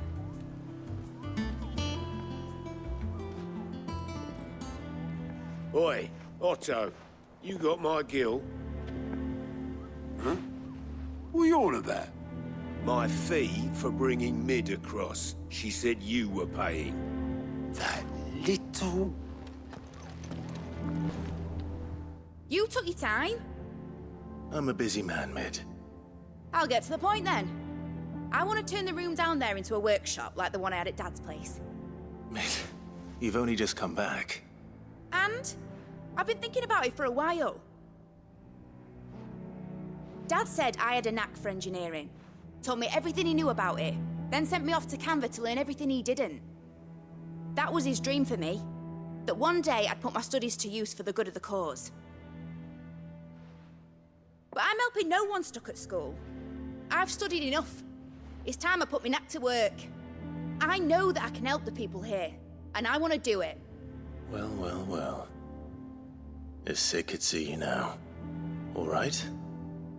I'll tell Otto you'll be staying. I knew you'd say yes. Which is why I wrote up a list of jobs for you. For me? Who else? What do you want me to do? First things first, I need equipment and materials to start making my own. There's the designs for the stuff I need, and the stuff it needs smithing from. The other materials I can work myself. Just need a generous benefactor to lay them on for me. Apart from the wood, I'll need a carpenter for that, but I can just borrow yours. Is that everything? For now. I'll let you know if I need out else. Blackthorn, you busy? What does it look like? I have a commission for you. From Mid. She requires certain tools.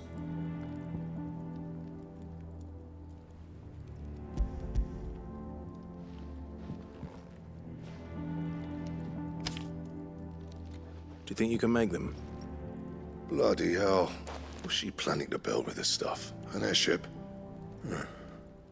I'll see what I can do. Tell her I'll bring them over when I'm done. If I ever am. My thanks. And Mid's, no doubt. Was wondering where you'd got to. Mid's back from Canva. Have you seen her? Just now. She's planning to set up a workshop in the stores and ask me to buy her some materials. Here's the list.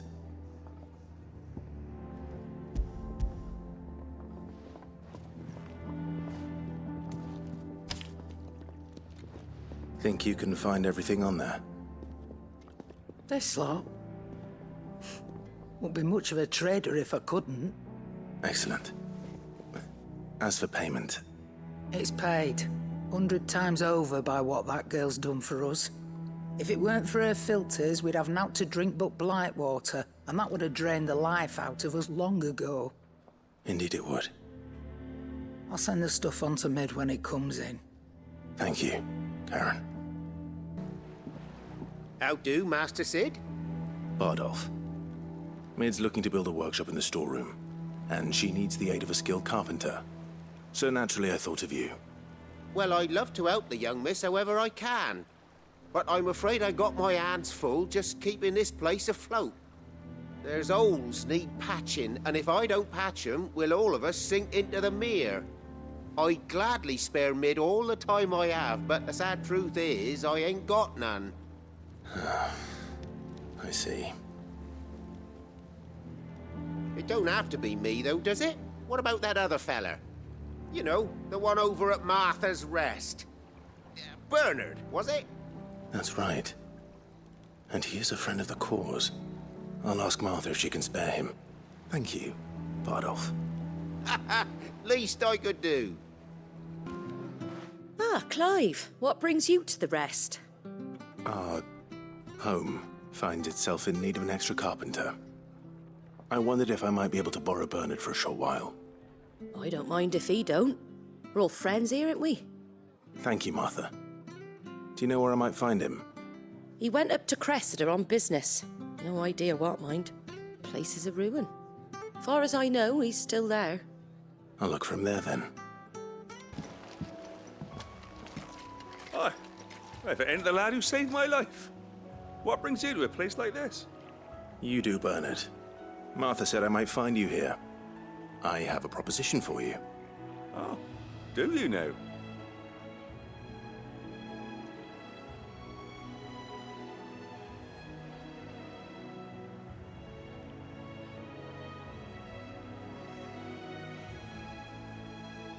Building a workshop, you say? Well, that beats tacking boards to bridges, sure enough. And if Martha didn't mind me being gone a while, then neither do I. You just tell me where you want me. That's the spirit. I couldn't ask a favor, though, could I? Before we go? Of course.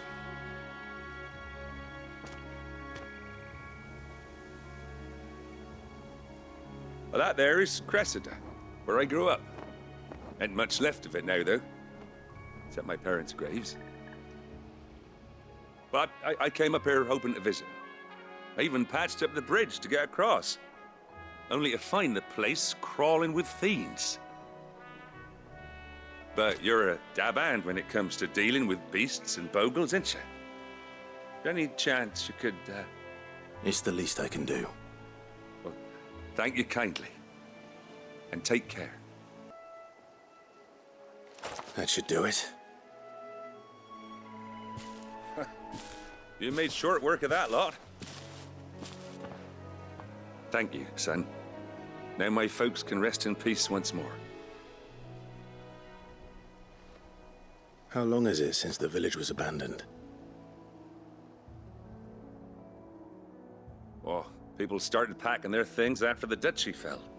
Between the Blight and the Imperials, you just couldn't make ends meet.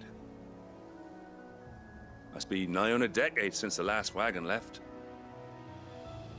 Though it may as well have been a century, looking at the place. This isn't the Cressida I remember. I'm sorry.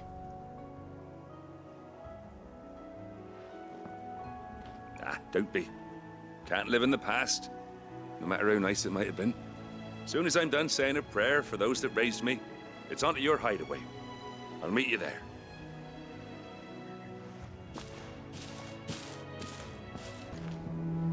All right, Clive. You've all done then? I am. I've placed your various orders, and a carpenter by the name of Bernard is on his way from Martha's Rest. That's brilliant. Thanks, Clive. Is there anything else you need? Nope. Blackthorn and Lady Karen have already sent over everything I asked for, and I've got all my plans drawn up. So as soon as Bernard gets here, we can get to work. I can't wait. Ah, Clive. Talia. How's Jill? Recovering, but she still needs her rest. Of course. Take good care of her, won't you? I'll do my best. Oh, Gav was looking for you. He said he had something to show you in the shelves. The shelves. Oh, that's right. He went to ask Harpocrates about Torgor. He must have found something. Clive, where have you been? I've been wanting to ask you something about Torgal. Where did you get him, like, in the first place? My father brought him back from one of his expeditions into the Northern Territories. They were crossing a snowfield when they heard his cries, and seeing no sign of his pack, they took him in. What do you reckon, Tomes? It certainly adds weight to the theory. Clive, I believe that Torgal may be no mere hound, but a rare frostwolf, an animal native to the far northern reaches of Valisthea. In one of our oldest bestiaries, I found reference to a frostwolf who served as guardian to an ancient queen of the north. Such was his mastery over ether, he could cast magics on command.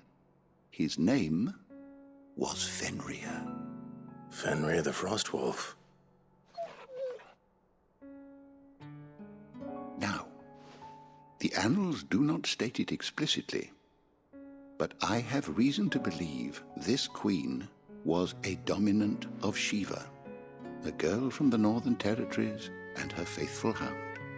One awakens as the dominant of Shiva, and the other? You're saying that Jill granted Torgal his powers? What? Just like Fenrir. People called him my hound, but Torgal and Jill were inseparable. He grew up as a faithful companion to the dominant of Shiva, and years later, his powers awakened, just when his master needed him the most. You're right. If it weren't for Torgal blasting those bastards to Kingdom Come, Jill would have been for it. Quite. Though Torgal's power is his own, his latent birthright as a Frostwolf. It had only to be unlocked. Oh, get you, Torgal! You're an even finer hound than we thought. And regarding your original concern, you need not fear for Torgal's health. Why, the beast has the appetite of a behemoth. Just this very morn, I found him with his nose buried in my nuts. There you are! I've been looking everywhere for you. Bernard's here. I need you to introduce us so we can get to work. I shall be a moment.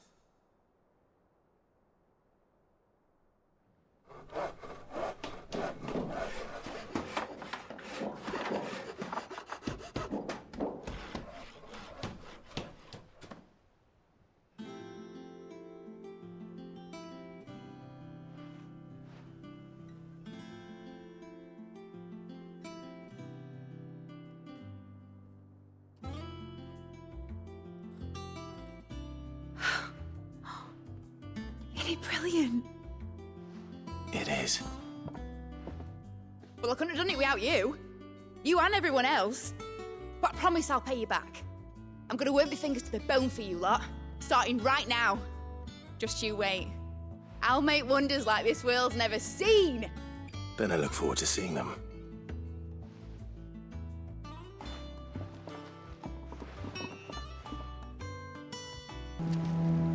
How goes the hunt for Kupka?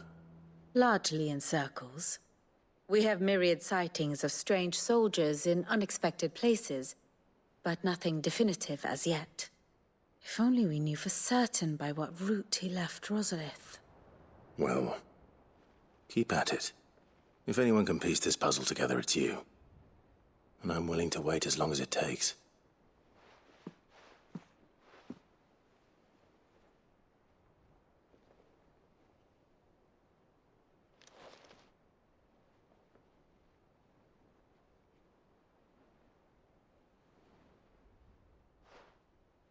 What?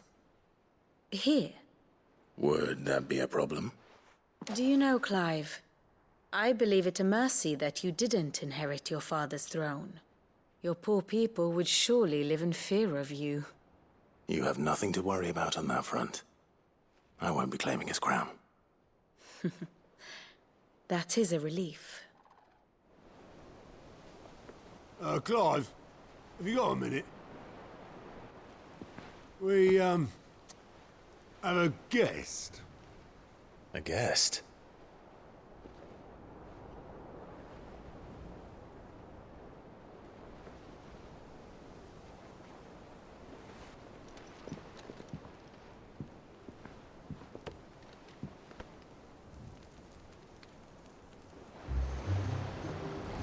For your trouble.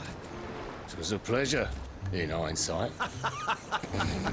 Uncle Byron? Clive, my boy! Tap a cask and stoke the ovens, for your favourite uncle is here!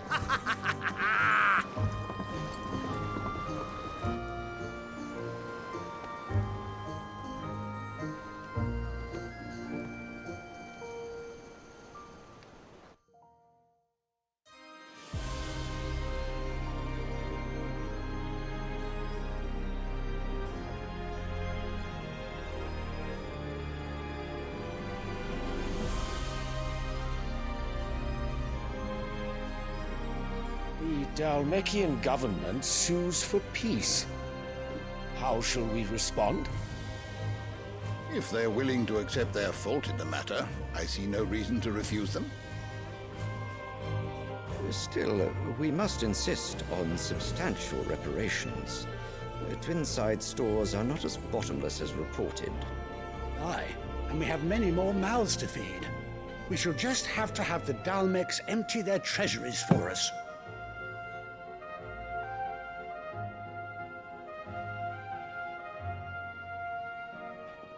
Of course, none of this would have been possible without your timely intervention, Prince Olivier.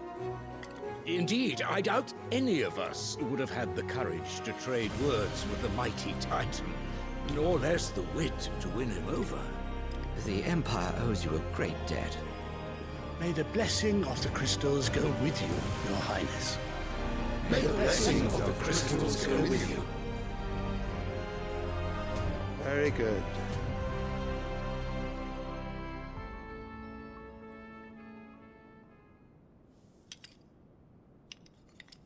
Now, let us come to the question of precisely when the Dalmecs will withdraw their troops. Dion's fire could rid us of them in mere moments.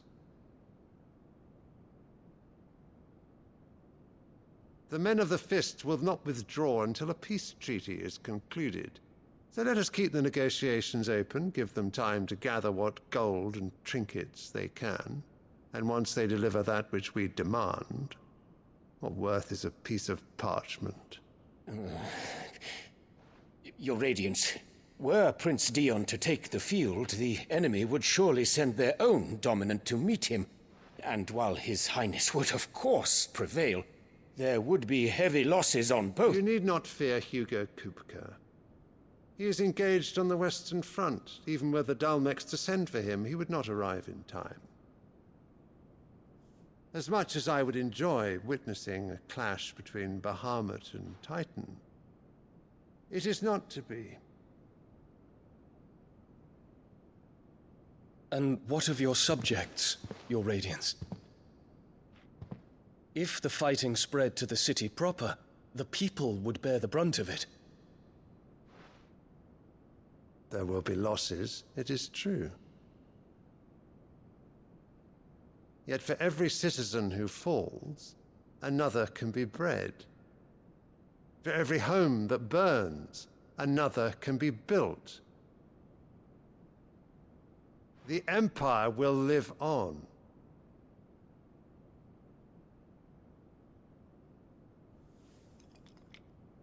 Dion?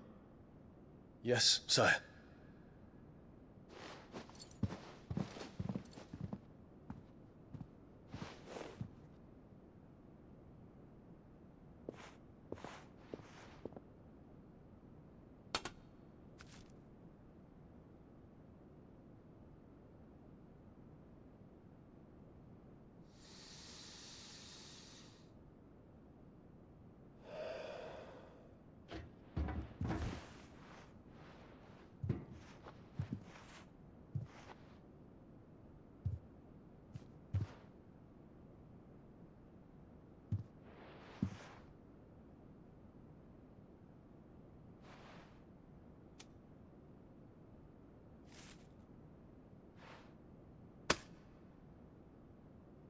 Prepare for battle.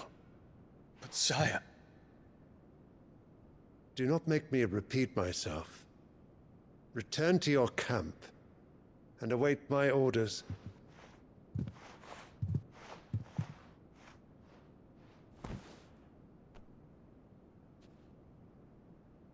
If that is your wish, Your Radiance, I shall depart at once.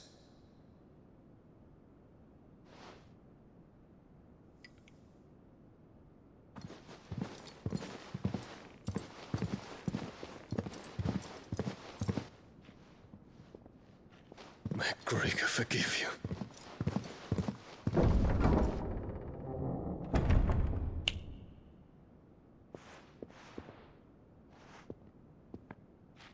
What do the astrologers augur? The stars are in agreement, Your Radiance. The shadow of treachery hangs over Prince Dion.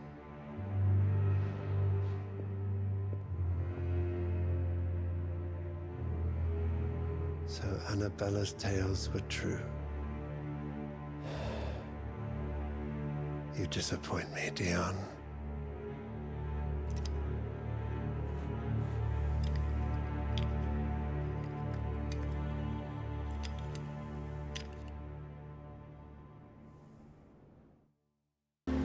Ah, my dear nephew. How I've missed you.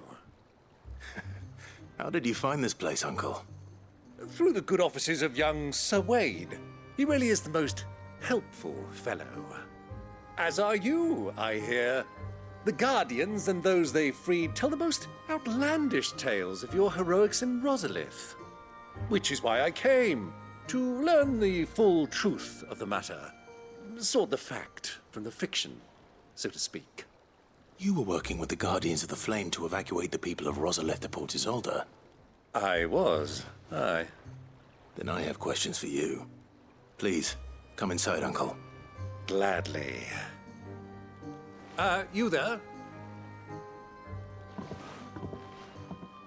There are 2,000 gold talents in those chests. See that they're added to my nephew's coffers, would you? 2,000?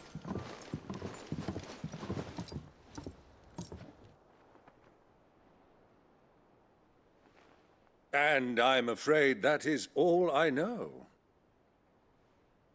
A fleet sailing south past Port Isolde. Most intriguing. Forgive me for not being able to tell you more. I hadn't the faintest idea Kopko withdrew wounded from Rosalith. Still less that my own nephew dealt the decisive blow. What do you think, Vivian?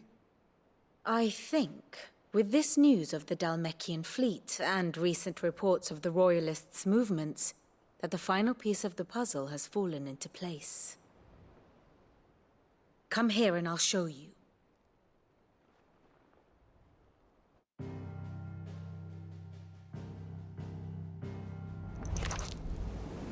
It is known that Kupka's forces entered Rosaria via its unguarded coast. So can the same be said of your visitors from Waloed? Certainly, her royal navy is famed for the efficiency with which it bears her knights from one battlefield to the next. And in the Einherjar, or Black Galleon, she boasts a vessel nigh as swift and every bit as feared as the kingdom's legendary cavalry. A fitting flagship for a land apart, her naval presence being crucial to her ambitions beyond Ash. Yes, it seems safe to assume that the Royalists did indeed enter Rosaria from the sea. So then, had you a vested interest in Titan's survival, whither would you take him? Why, home to Drake's Fang, a place rich enough in ether to conjure the magics needed to mend his hurts. But would that not entail an arduous voyage around the southern cape? Let us say that the Royalists did put ashore with a mind to spirit Kupka away from under your very nose. Could that truly have been their plan for him? To load him aboard one of the ships flying Republican colors sighted off the coast near Port Isolde. To spend weeks at sea, being tossed hither and yon by unforgiving waves, his life hanging in the balance. No. The journey would mean Titan's death, and Kupka's faithful creatures would not allow it. So what then was the plan of our Waluda friends? Reports suggest they made not for the coast, but for the desert. And by cutting through the Velcroy, a party traveling light would have Titan back in his bed days before a galley could lurch into port. To wit, it was the Royalists, not the Republicans, who effected Hugo Kupka's safe retreat. I would stake your life on it.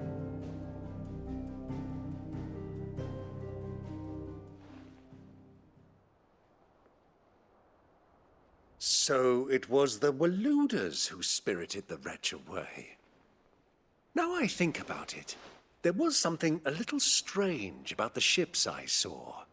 The men seemed almost crestfallen, as if in mourning, as if they believed, or were made to believe, that their master was dead.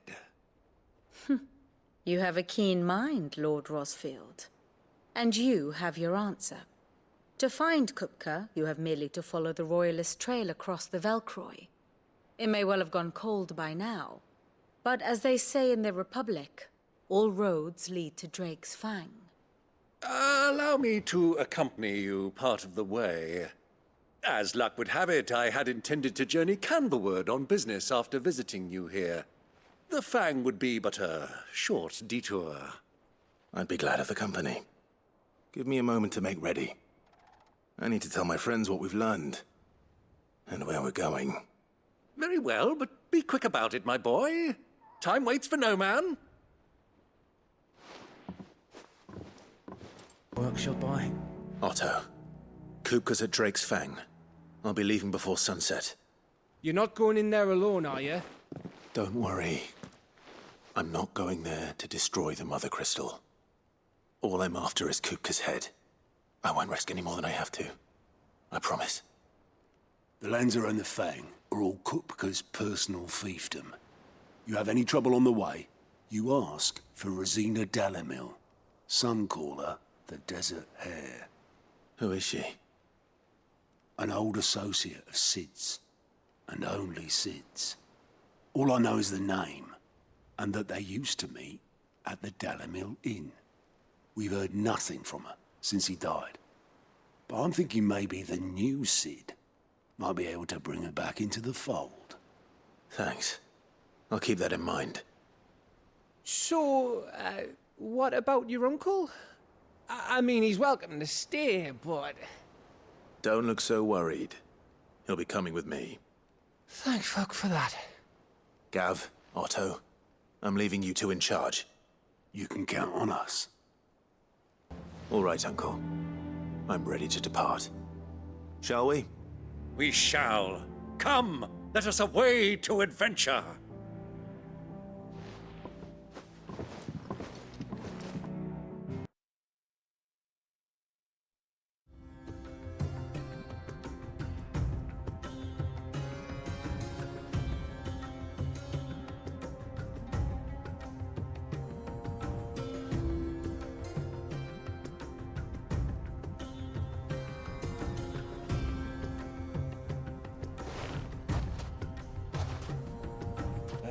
I was a young man when last I walked this path.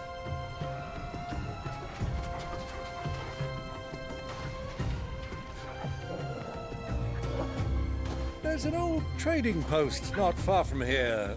The road to Drake's Fang leads through it. The trading post it is.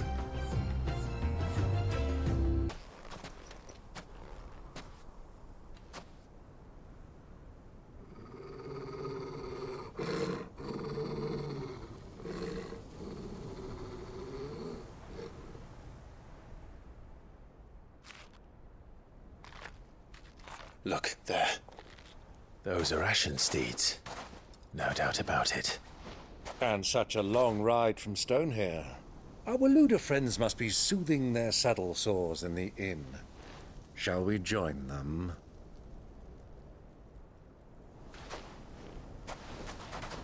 Run along and play now, Torgal. Dogs aren't allowed inside.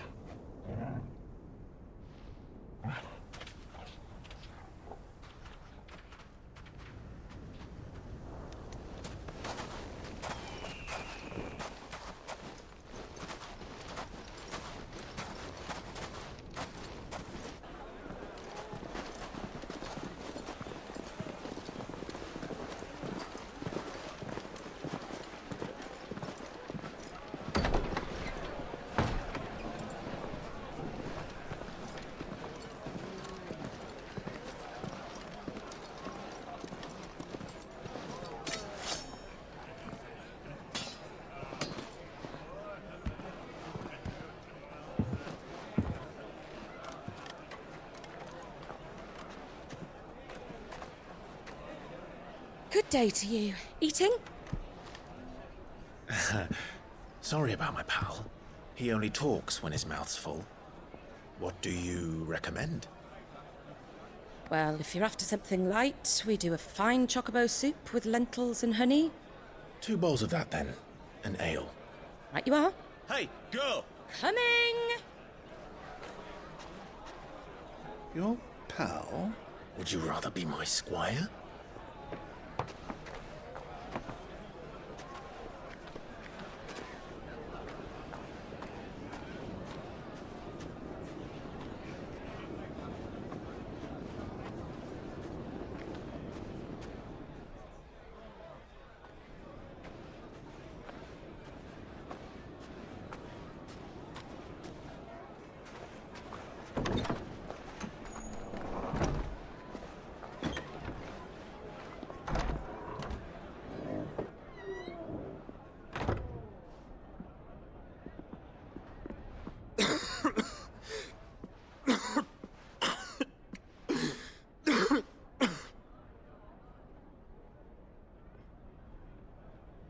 Your Grace, it is plain you are not yet well enough to travel. If you would only let me take you to someone who can better attend to your ills. No, we must press on. Prince Dion has returned to his camp and will soon depart for the front. I must speak with him at all costs. Miss this chance and I may never get another. You do understand that? Yes, Your Grace. But you must at least agree to take your medicine. I'll fetch you some water.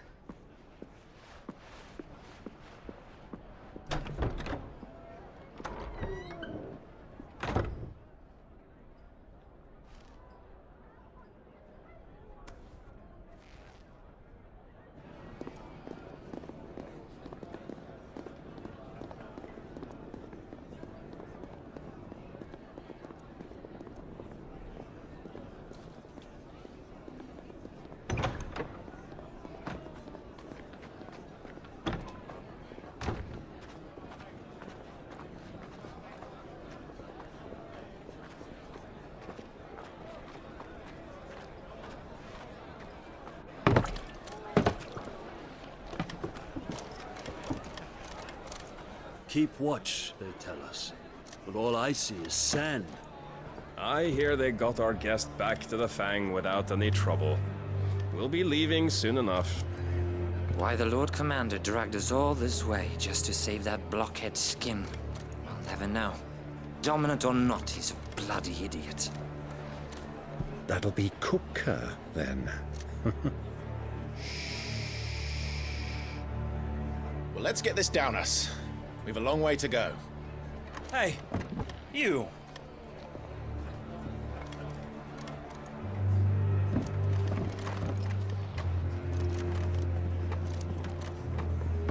Uncle?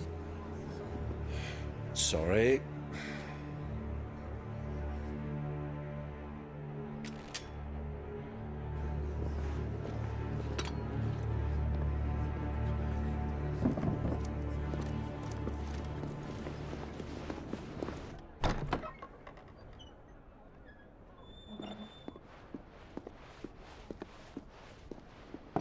Can you walk, Your Grace? What's wrong? I fear trouble may be brewing downstairs.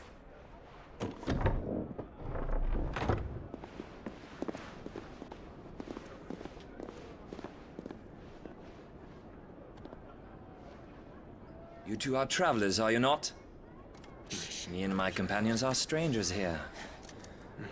Perhaps you'd be good enough to accompany us a while. Help us find our way. Sorry, lads, but we've got business in camera that can't wait. Ah, I'm sure you could spare us an hour or two. Come on. Friend.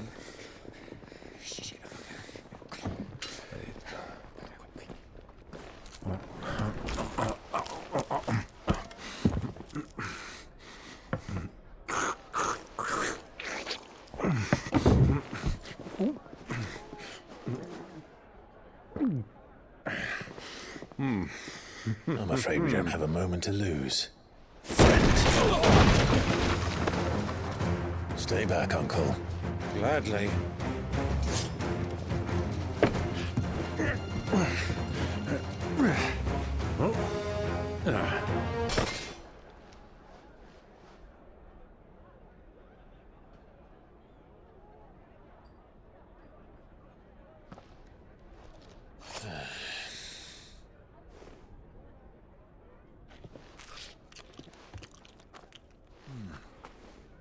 For your trouble.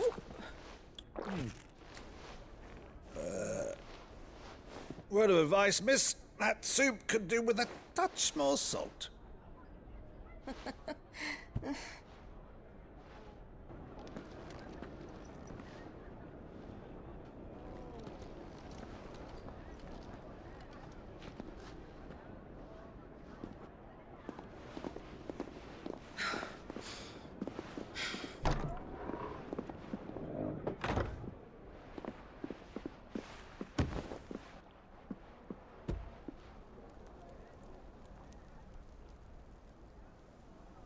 Now's our chance.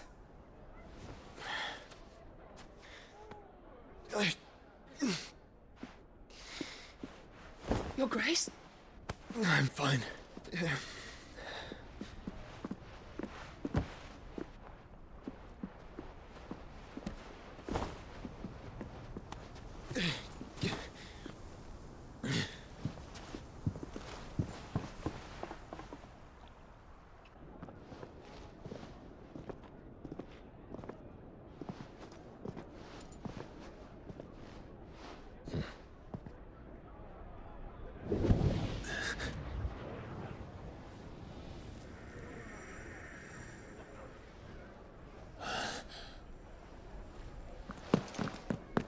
Clive?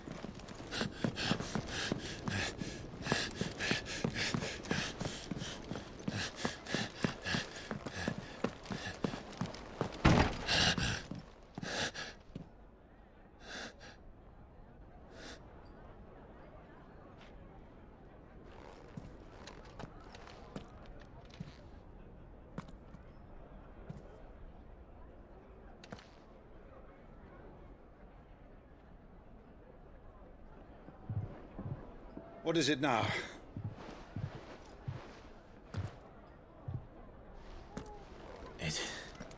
It's nothing. Let's go.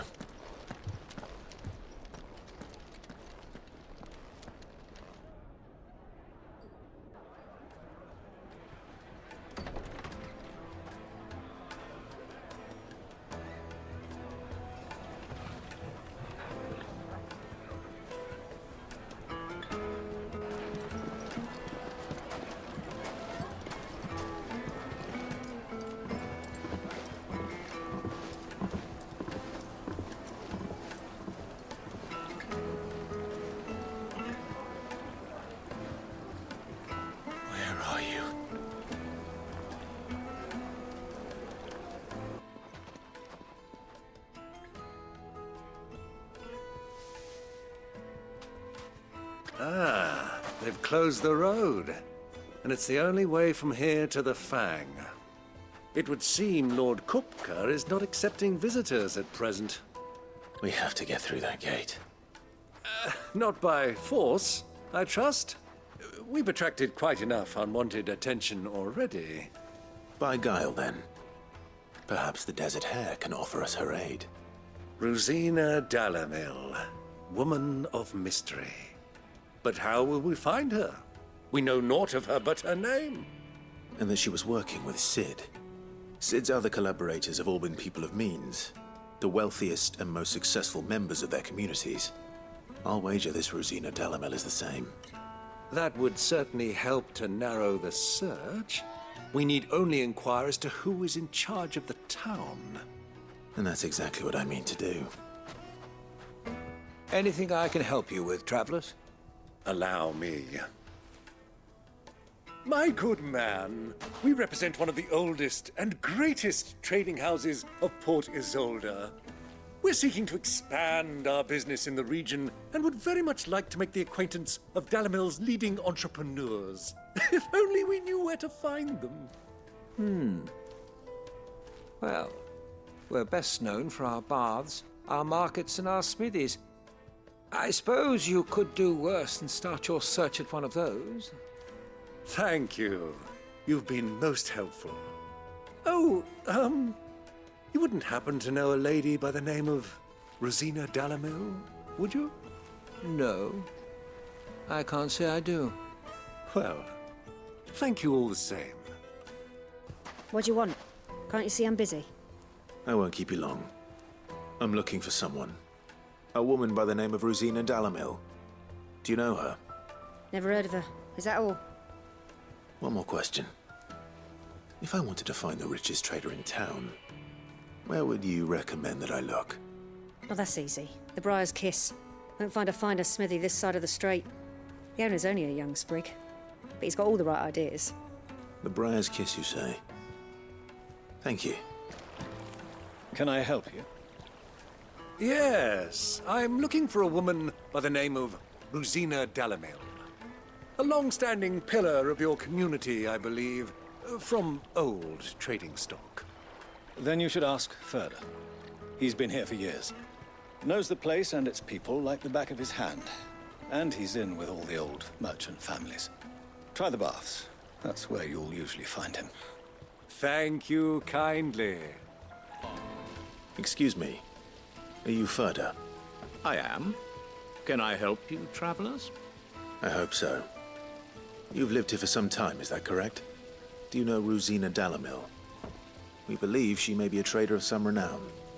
And what business do you have with the desert hare? She was a close friend of mine. I was hoping she might be able to help me. Very well. Go to the bordello. I'll arrange an introduction.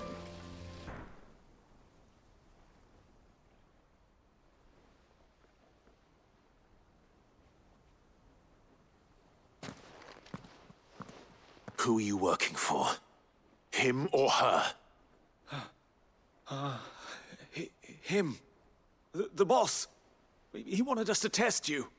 Though one could hardly call that a test. Lord Ferda? Look what the cat dragged in. Your skill with the blade is rare indeed, my lord. A fitting talent for an outlaw. You know who I am. So what now? Call in the men of the Rock and collect the bounty? That isn't my decision to make. Our work is done. Take him to meet his precious Rosina. She will be interested to make his acquaintance. Yes, my lord. To the Lock of Leisure, then. To the Lock of Leisure.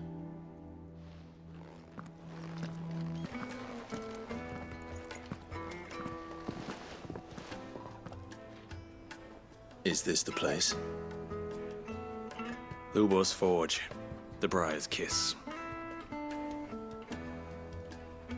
Ah, so it was the young sprig after all. So much for Rosina Dalamil being a woman of experience. How wrong I was.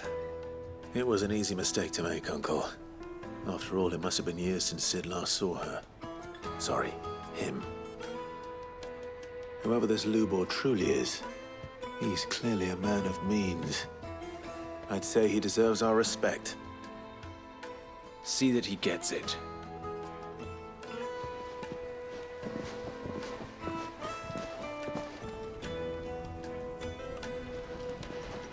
Lubor, Lord Ferda told me to bring them to you.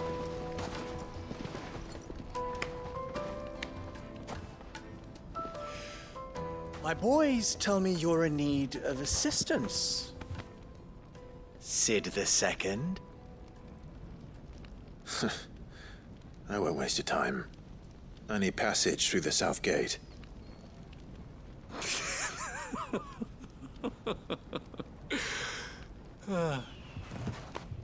Tell me, what do you think is a merchant's most important commodity? Why, trust. Everyone knows that. Without it, you have nothing. And nothing is exactly what you have. And so, for you, I, too, have nothing. I'm not in the business of helping every lost puppy that wanders in off the street. I'm a busy man, as you can see. Let's leave this mummer to his farce. By all means. Find someone else to help you on your way. Just be sure to tell them you're not the two travelers from the inn the guards are looking for. Don't want them jumping to conclusions, do we? Why, you... So, what do we need to do to earn your trust?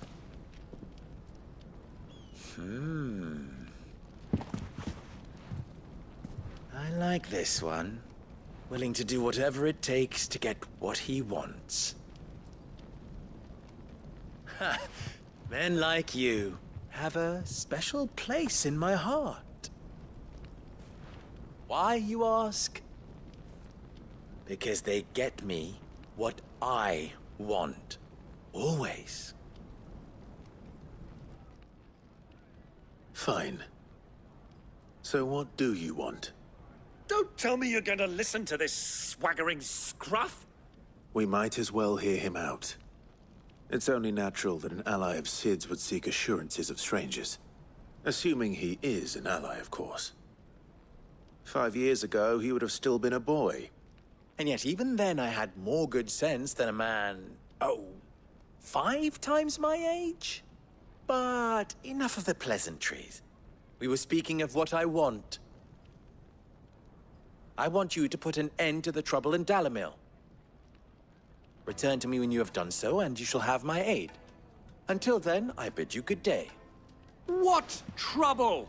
If you're going to give us orders, be clear about them, damn you! Manners, Greybeard. One catches more damselflies with honey than with vinegar. What did you call me? My apologies. A word of advice in recompense. Follow the crystals. Oh, but that was 3. Oh, I'm making this too easy for you. Ha! It will be easy. Solving his little riddle should be like dealing with him. Child's play. Let us divide our forces, Clive. I'd rather not drag this parlor game on any longer than we need to. All right. Good luck, Uncle. Excuse me. Is it true there's been trouble with crystals of late? You've heard, then? I've heard rumors. Damn thieves. Pilfering the crystals that were meant to fill our cups and light our stoves. Us common folk have hardly had a shard to share between us these last few moons. And it isn't as if we can buy them on the black market either. Whoever's taking them, they aren't sharing. Do you have a moment? Depends what for. Just a question. Dalamil seems to be thriving compared to the other villages I came through on the way. Is there a reason for that? Well, we're a stone's throw from Drake's Fang, for one. The soldiers guarding the Mother Crystal and the shipments need a place to spend their hard-earned gil. The men of the Rock throw their money about like there's no tomorrow. Is that so? Well, thank you. Don't let me keep you from your work any longer. How much you gave me. What can I do for you, soldier? Need that sword polishing? I'm not a soldier. Ugh, then be off with you. I serve the men of the Rock and the men of the Rock only. You have an agreement with them? Don't be stupid. I just know which side my bread is buttered. Don't want to be stuck under some pauper when they come knocking. With pockets deeper than Zemeckis and an urge to empty them. No, just leave, will you? Before you scare them off. It's you, the one who broke all our furniture. What do you want? Haven't you caused enough trouble already? I'm looking for my pal. Have you seen him? The gentleman who was with you? Yes, he's upstairs, but...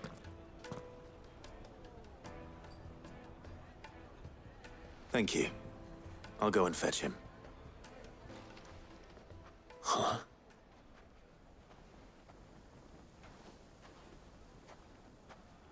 Will this suffice as a deposit? By the sands. That's a black pearl. One of the many treasures in my collection that I would be only too happy to part with, should you give me reason to do so. All right. I'm sure that we can come to an agreement, but not here. What are you doing, Uncle?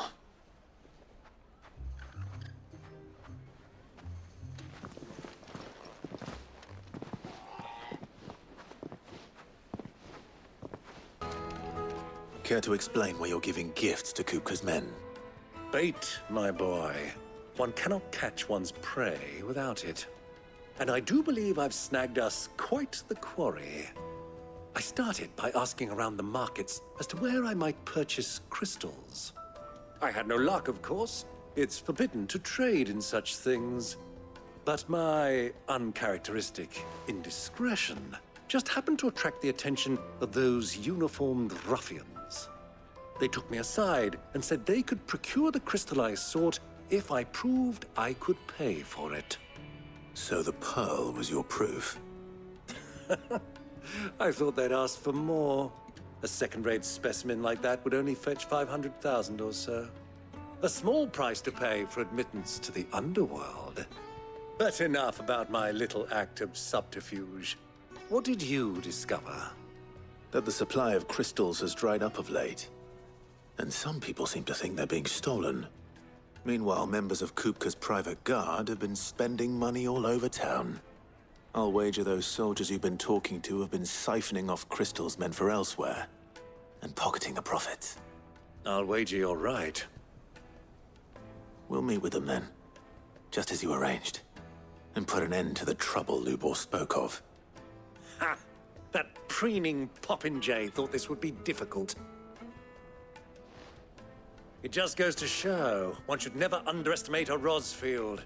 We'll soon wipe that smirk off his face.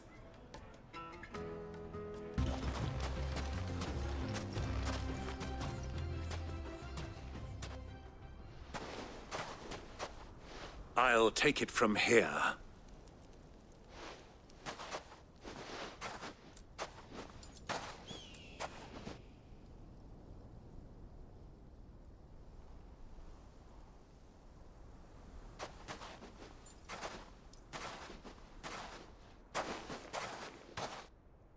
I was beginning to think you weren't coming, my lord.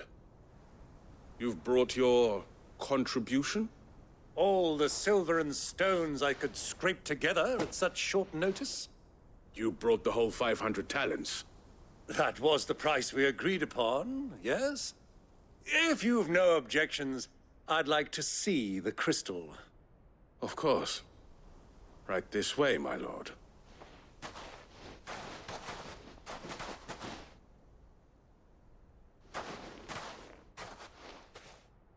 Not bad at all. You weren't lying about the clarity. But what of security? If I were to be stopped on the road, what guarantee have I that it wouldn't be seized as property of the Republic? Because these crystals are no longer the property of the Republic. You're not buying from us. You're buying from them. And we have no more jurisdiction here than you, my lord.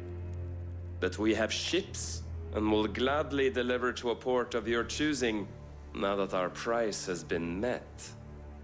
Royalists, eh? What brings you here? Why, to collect their share of Drake's Fang's blessing, of course. Our nations are allies, and so they are entitled to a portion of the Mother Crystal's bounty. And being such good friends, we elected to increase that portion and share the benefits. And now that these crystals are officially property of the Kingdom of Waloed, we are duty-bound not to interfere, no matter where they might happen to end up next. Did you get all that? They're in cahoots! So it would seem. My lord, what is the meaning of this? Double-crossing dogs. They're not here to do business. Kill them. Kill them both! Well, That wasn't too bad. How'd you like my performance, huh? I've often played the villain on the stage. I think I did the role justice. Don't you? Greybeard, you were magnificent. The battle scene was particularly thrilling. Such a shame you didn't have more of an audience, but perhaps that's for the best. How long have you been watching? Long enough to witness your uncle's sordid transaction. I hardly expected one so venerable to degrade himself so thoroughly, buying one's way into the confidence of degenerates. Ingenious. This was the trouble you spoke of. The men of the Rock taking crystals meant for the common folk and conspiring with the Royalists. Well, now it's over. Indeed it is. The people of Dalamil had scarcely any means of redress against Kupka's men, let alone a foreign army. Until you two came along, that is.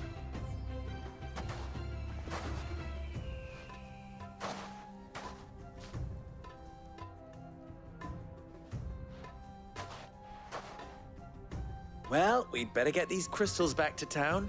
You won't mind waiting with them while I fetch a wagon.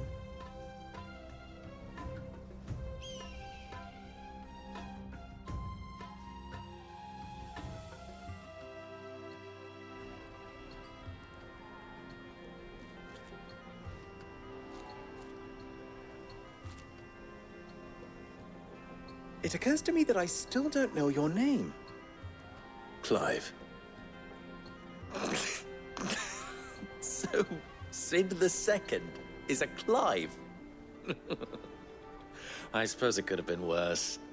Well, Clive, you held up your end of the bargain, so I must do the same.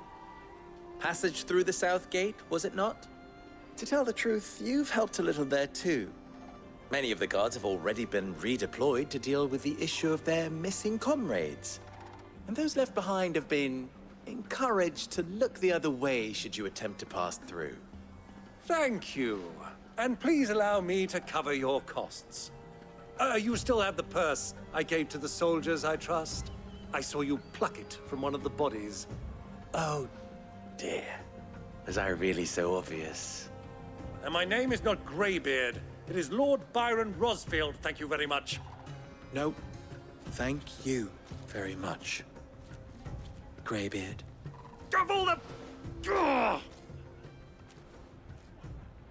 Here, wear this.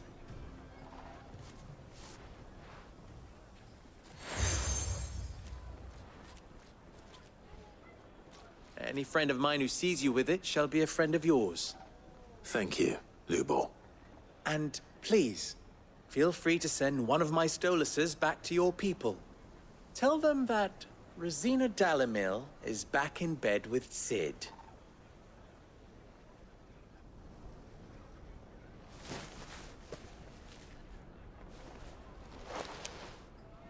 Omia Lostelan. Tuisa Gilis.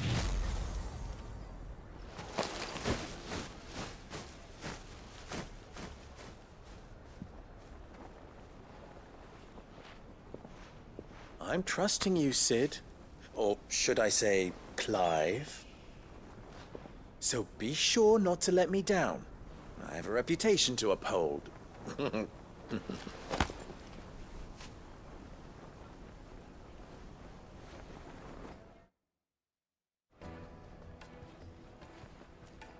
Well then, I wish you a safe journey south.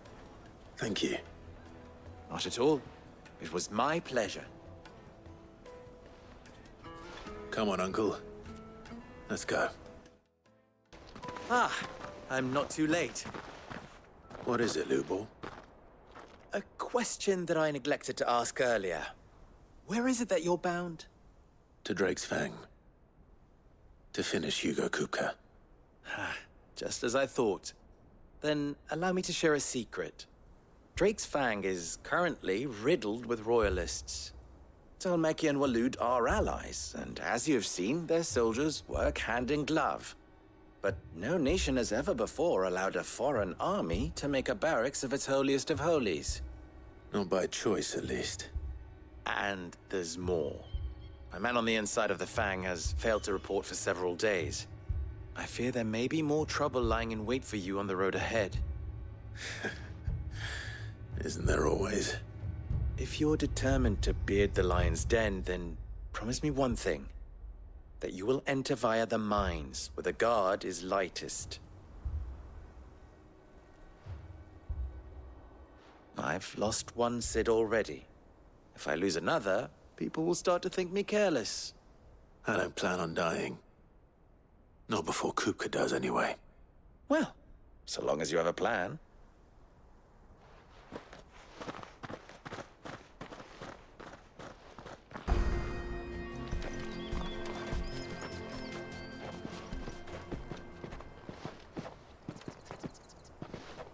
There it is. Drake's Fang.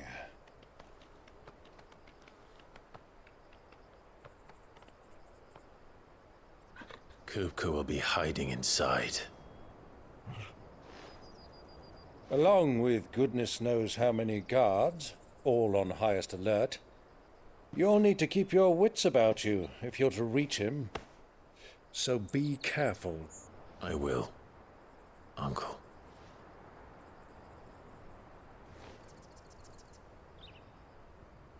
Before you go, Clive, allow me to apologize.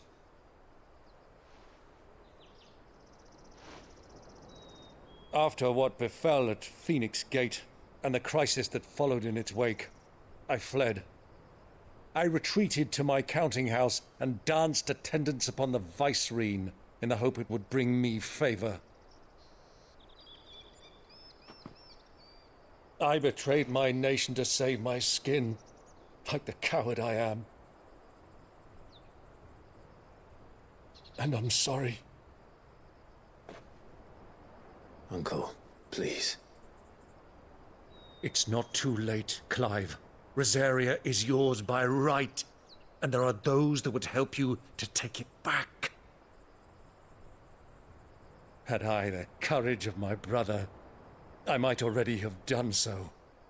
But that ship has sailed. You, however... No. Forgive me, but I cannot. I fight to build a new world now. A better world. Where men can live and die on their own terms. I was raised in a nation that strove to improve the plight of bearers.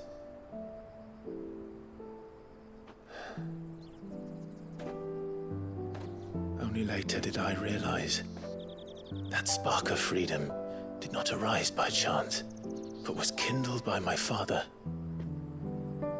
You would see me follow in his footsteps. And that is exactly what I mean to do.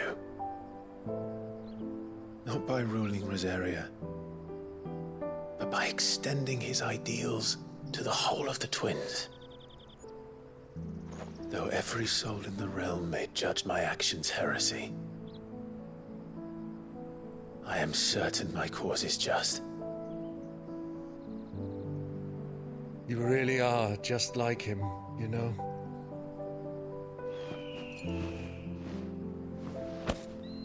Thank you, Clive, for coming back to me. I am proud to call you nephew.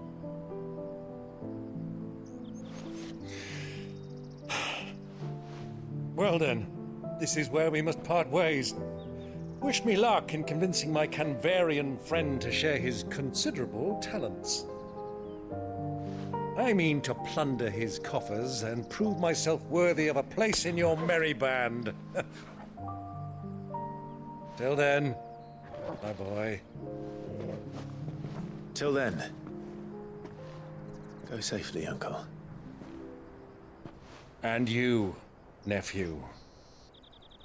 We have much to catch up on, you and I. I shall expect you to regale me with the tales of all your adventures when next we meet. You can regale me too, Torgal.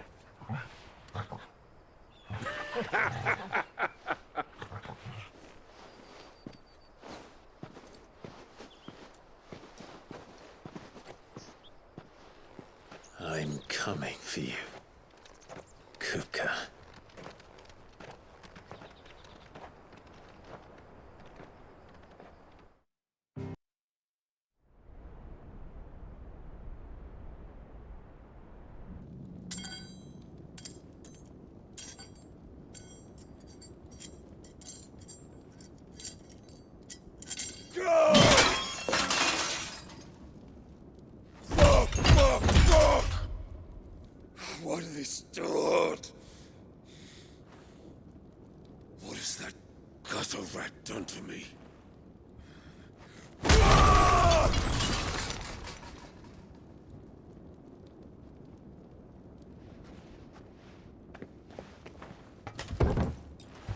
Out of my sight, witch!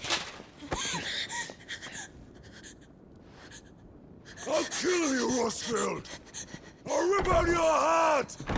I'll tear you limb from limb! Peace, Hugo. The table shan't hurt you any longer. He sought to humiliate me. Me! If you hadn't interfered, he would be dead! You truly believe you would have triumphed had the battle continued? Titan would have ground him into dust! And how would he have done that without his head? Shut up! You weren't strong enough, and you call yourself a dominant. Or rather, you did. You mock me, Harbert.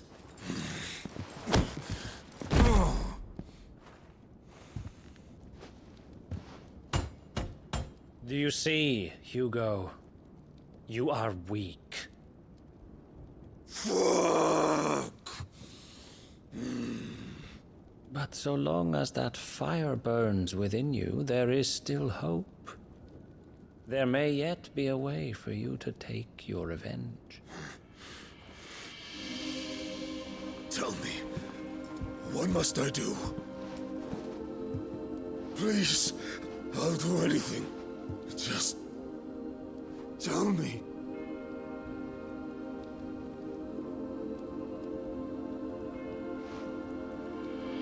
The heart. What of it?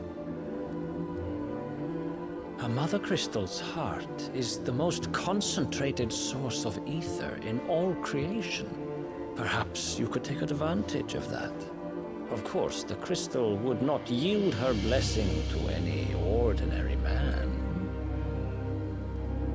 But then, you are no ordinary man, are you, Hugo? Clive Rosfield stole your power, but others have suffered a similar fate, and still managed to find the strength to conjure their icon. Like Benedicta Harmon. She too drank of the ether and gained a power beyond human understanding. She did.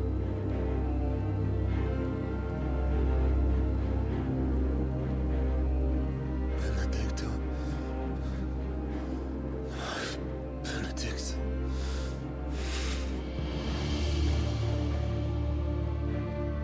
I'll do it.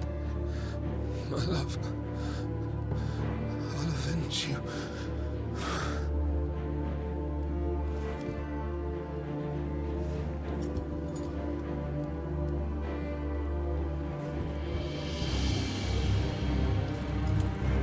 Run along now, Hugo.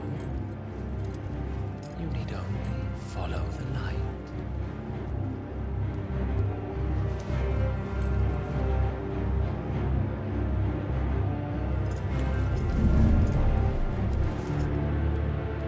Muthos is here. Very well, it shall be so. You may leave everything to me, Your Majesty.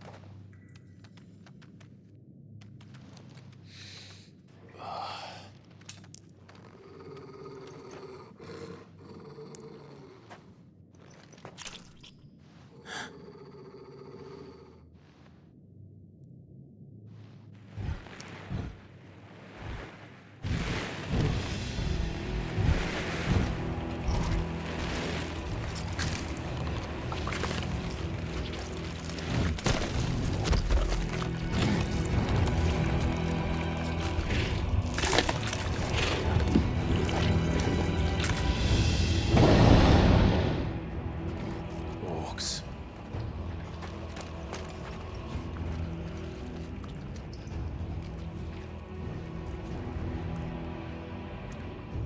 Did the royalists bring them from Ash?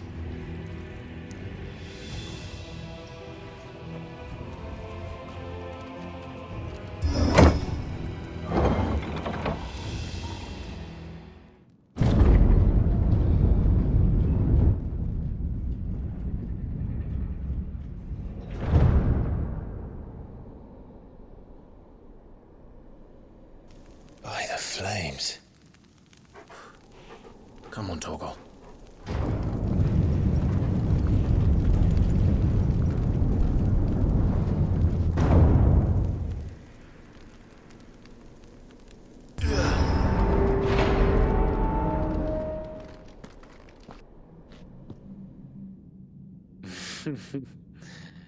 Let the trial begin.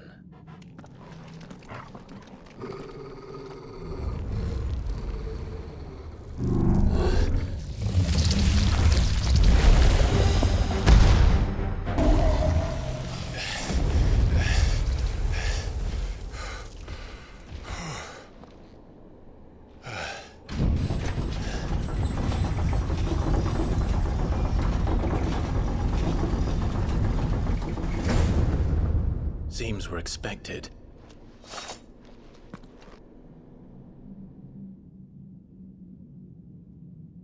So this is the power of Muthos.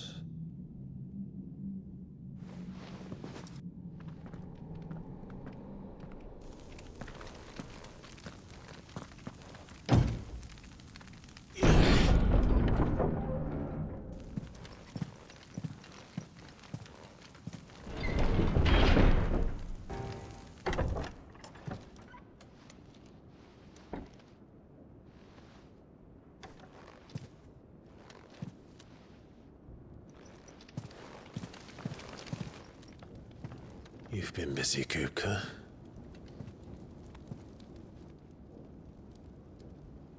But where did you go?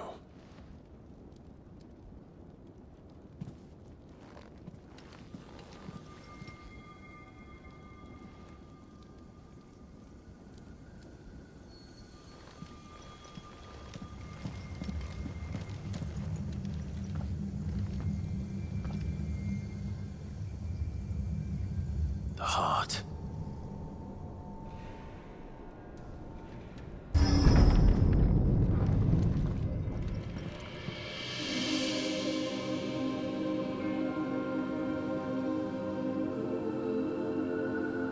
Benedicta, my everything. I've missed you so much. Kuka!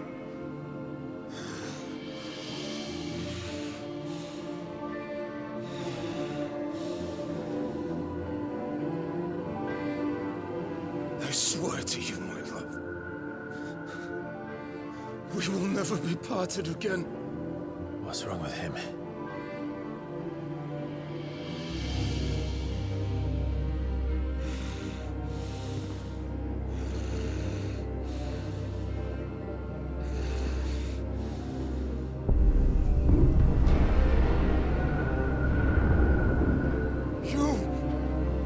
Get away from her!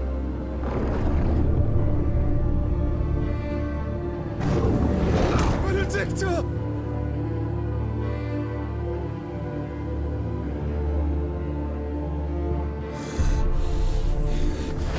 I'll kill you, Roswell!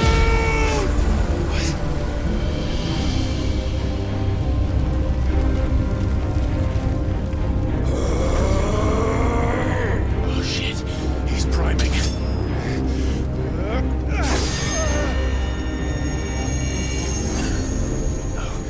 Not now.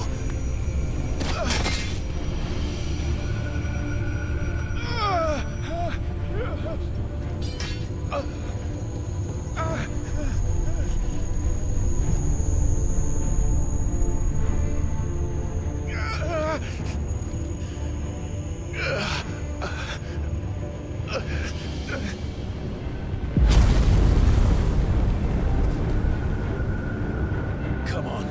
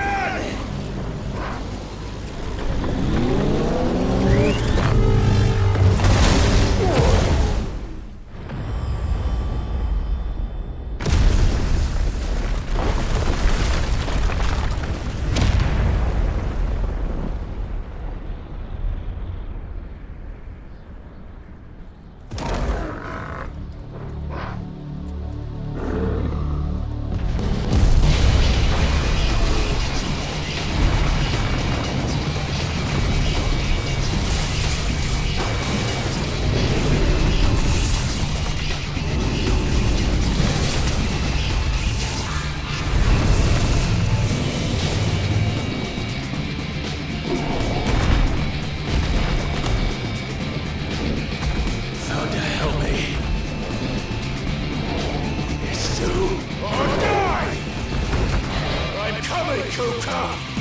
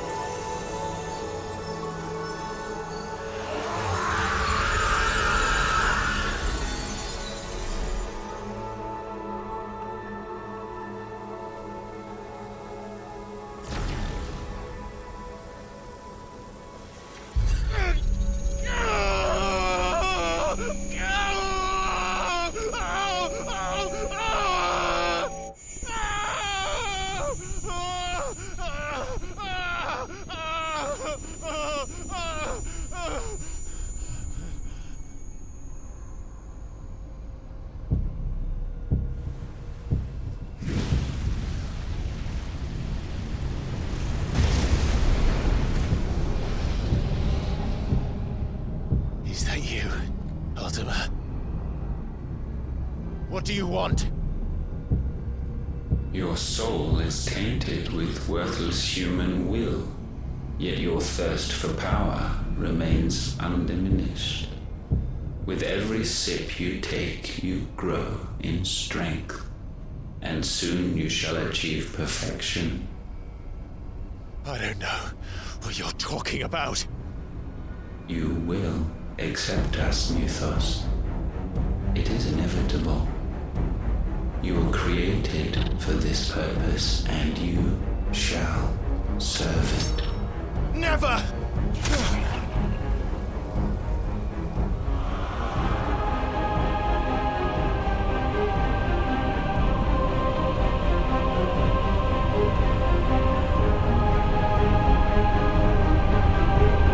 Fight it, Clive!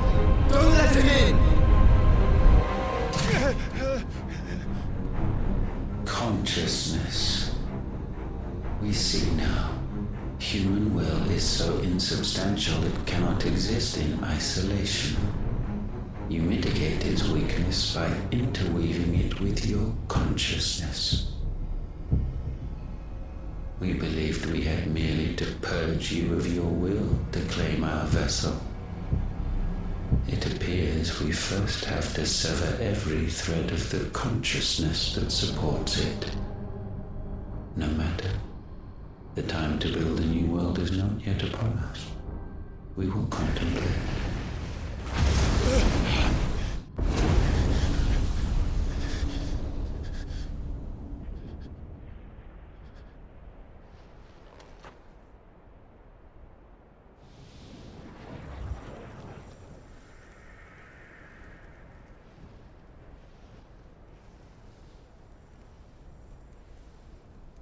Thank you, Joshua.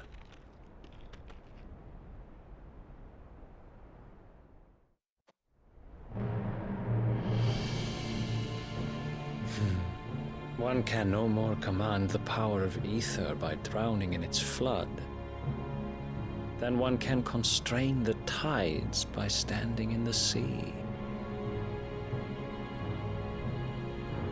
I had thought Hugo wiser than this, but it seems his head was full of rocks after all. Titan was strong. Your Majesty. But Mythos is stronger. For 5 years, that man lived only for revenge. Clinging fast to a fiction, even as it swept him into the abyss.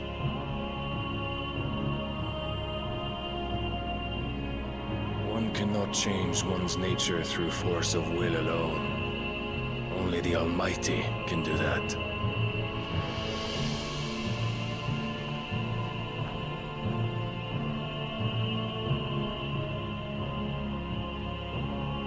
Hugo Kupka, the man who gave his life for a woman's head. A fool like all the rest.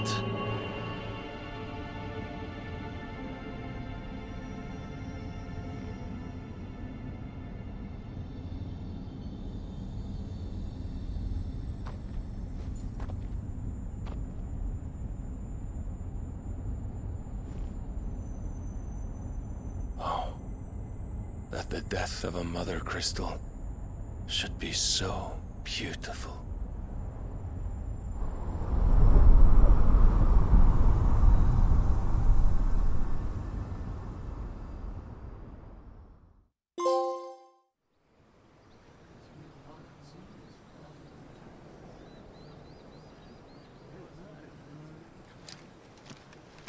Some medicine, my lord?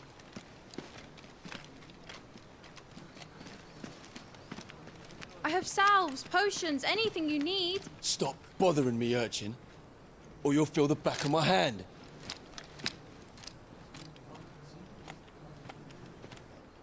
You must consider your health, my prince. If a show of force is needed to keep the Dalmex at bay, you may trust in your dragoons. I beg you to call on Bahamut only as a last resort. His strength comes at too great a cost. The Empire agreed to an armistice with the Republic, and yet the Emperor still plots its ruin. For now, the Dalmex suspect nothing, and as long as I can hold their gaze, war need not be inevitable. But more than that, Bahamut is the champion of the Empire.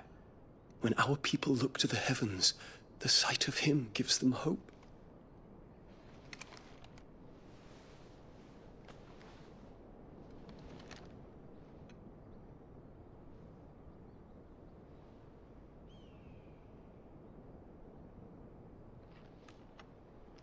Forgive me, Terence. Would that you were my master. But alas. I will always be your loyal servant.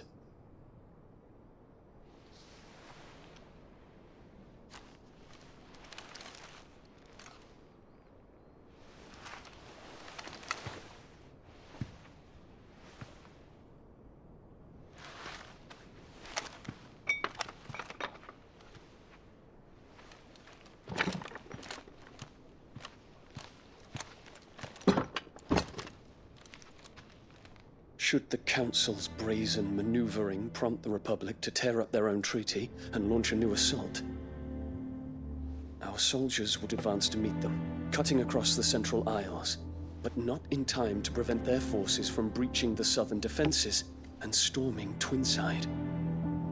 And so the capital would become a battlefield. Thousands of innocents would die. I cannot allow that to happen. There is one small mercy, at least. You will not be forced to do battle with Titan.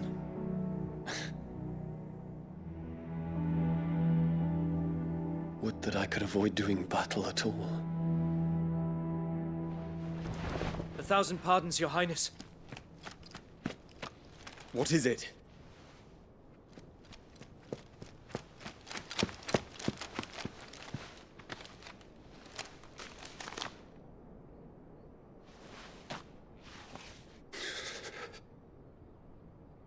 Olivier has been made Emperor.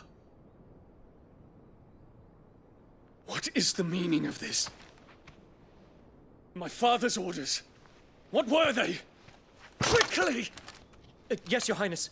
His Radiance requests that Your Highness maintain position here and... Ah!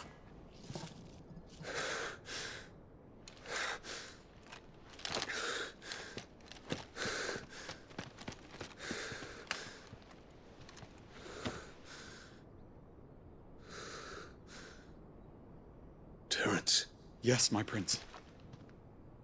I must go to the palace. I'll ready your steed.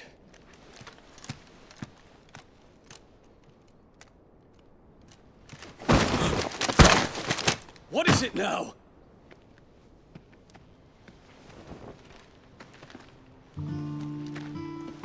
Forgive the intrusion, Your Highness. I know you. At ease. We stand in the presence of the Phoenix. You wouldn't want to get your fingers burned. I hope I'm not interrupting. Not at all. Though I admit, I did not expect such a distinguished guest. How many years has it been since the Remembrance ceremony? 20? I thought you long dead. Do I address a ghost? Many have told me that I look like one. But no. I'm alive. Just. Prince Dion of the House Lesage, I have a tale to tell you.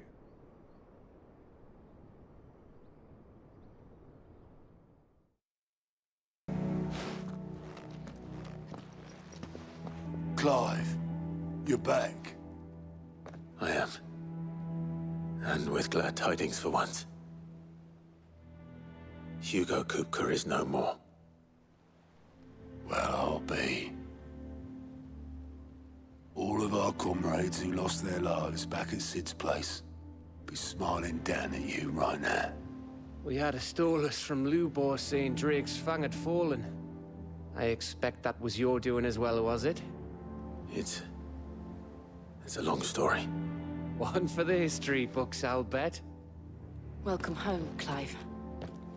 It's good to be back. You look better. I feel it.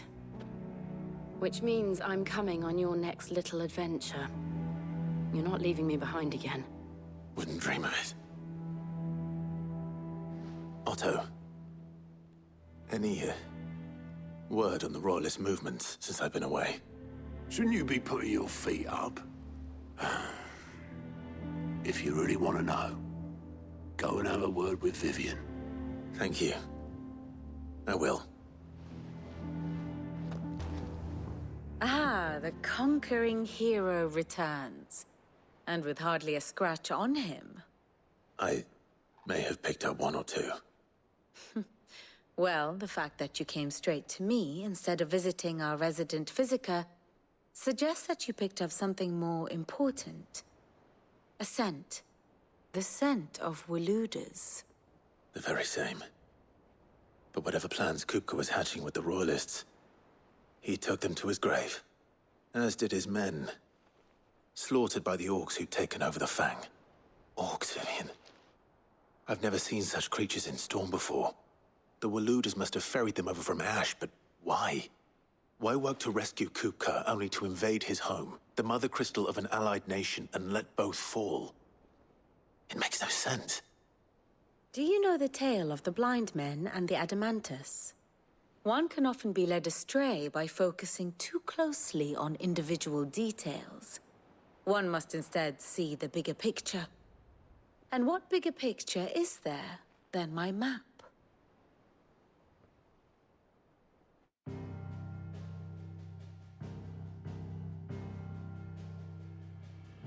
The Kingdom of Waloed claims dominion over all of Ash. It is a nation forged by the bloody conquest of Barnabas Tharm, the dominant of Odin. The Canvarian War of Independence in 849. The Battle of the Twin Realms in 865. The Battle of Belinus Tor in 873. Wheresoever his armies fought, Odin was found where the fighting was fiercest. But of late, the warrior king appears to have laid his sword to rest. Battle rages for control of the crystalline dominion. Yet Tharm sends not a single ship in support of his Dhalmekian allies. Meanwhile, the Blight ravages great swathes of Ash. Yet warlike Waloed shows not the faintest interest in laying claim to untouched lands.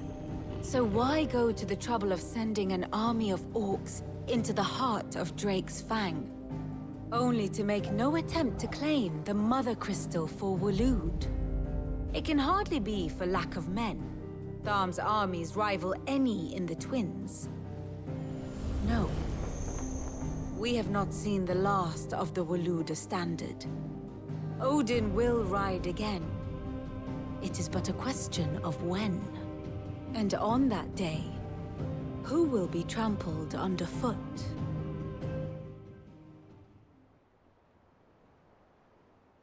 In summary, I know not to what end the Royalist betrayed Kupka.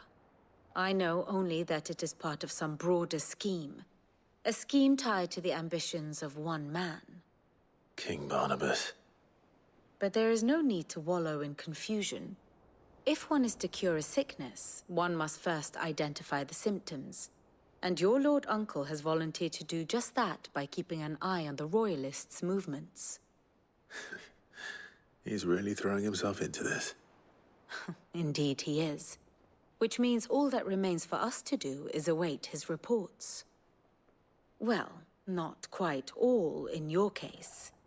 The people of the Hideaway must hear the news. Justice has been done. Hugo Kupka is dead. The wounds he left that night are still raw. especially for those who lived with Sid the longest. Tell them that those wounds might finally begin to heal.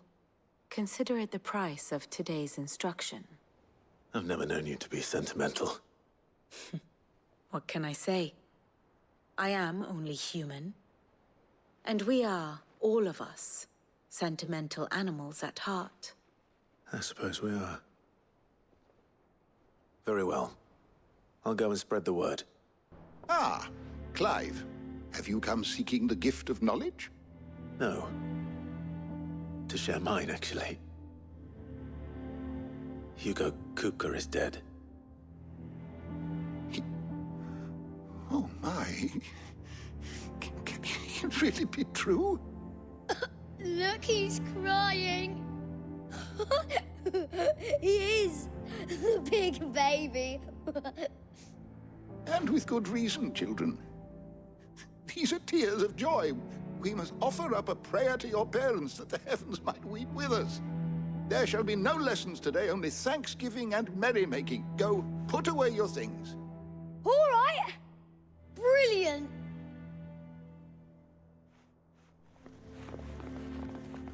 Finally, a new dawn has broken. It has. Thank you, Clive. I cannot wait to share the good news. Hippocrates. After Kupka fell, Ultima came to me. I need to know what he is. Have you learned anything? Alas, no. And not for want of trying. I have scoured nigh every historical tome in our collection and found nothing. Not even the sort of conspicuous absence that might suggest a concealment of fact. One is almost tempted to conclude that such a creature never existed. But I saw him. With my own eyes. I don't doubt that you did. Alas, it seems you are the only one who has. To others, he reveals naught. We see only that which he leaves in his wake, like some terrible force of nature beyond the ken of mortal man. A bringer of death. Whether the Ultima you met with was the being itself, or merely another projection of its power, I know not. But until I do, my investigations shall continue. Thank you. It means a lot. Well, someone looks pleased with himself. It's true what I'm hearing, then? Nothing escapes you, Lady Karen. It's true. Kupka is dead. No more looking over our shoulders, then. Good. I'm starting to get a crick in my neck. Don't let it go to your head, though. Blackthorn, do you have a moment? What is it? I'm busy. I wanted to tell you that Hugo Kupka is dead.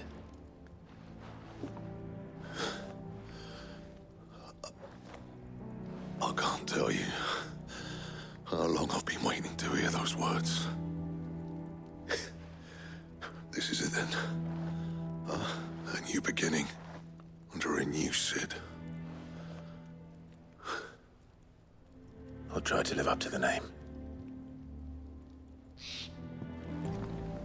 You barely sat down since you came home. Vivian got you running errands or something? Just spreading the word.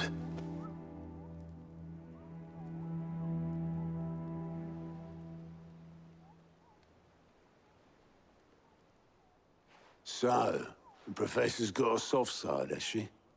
I'd never have guessed. No. She was right, though.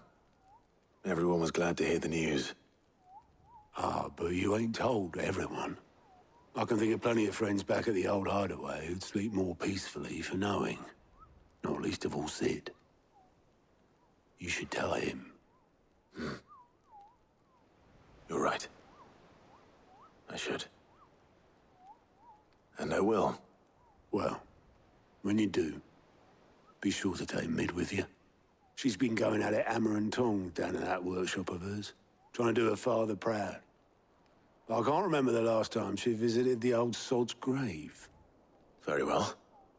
I'll suggest it. Soon. All right, Clive? What do you want? I'm going to visit Sid, and I thought you might like to come with me. Sorry, I'm too busy for all that right now. I've got to get this thermal displacement stack sorted. Thermal... Displacement stack. Here. And this is for... Only the fastest, finest ship the world has ever seen. The Enterprise. Me and my dad designed it together. Where other vessels rely on the fickle winds to drive them through the water, ours is fitted with mithril engines. And those things have got more push than a behemoth in a bad mood, and more heat than all the hells put together. Which is where the stack comes in. I may have already talked some tight-lipped shipwrights into putting the hull together for me in a little dockyard in Canva. But the stack's a bit more involved, so I'm building it here. Thing is, it's so involved that I'm running behind and it's starting to hold things up over at the shipyard. I'll come and see my dad, though, when I'm done. Whenever that is. Is there anything I can do to help? Good old Clive. I were hoping you'd say that. First things first, I need some parts meching. The stack will be made up of 3 major components.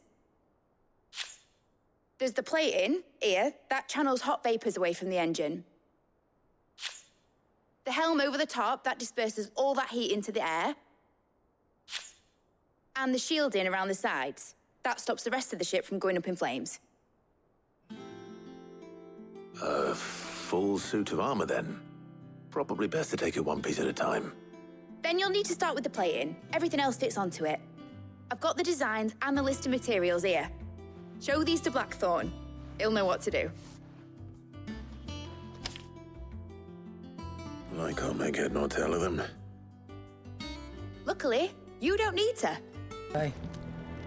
Blackthorn, can I ask a favor? Out with it. It's for Mid. This my last chance to say I'm otherwise engaged. I'd spare myself the arseache. Go on then. What is it this time? She said you would know. Here.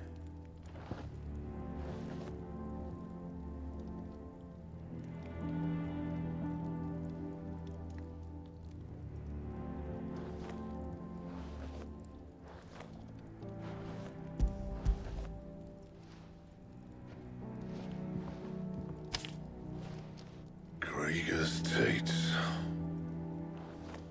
Well, I don't know what the hell you'd want this for, but I can make it. Won't be easy, though. And I'll need help. Get Gavin in here, will you? All right.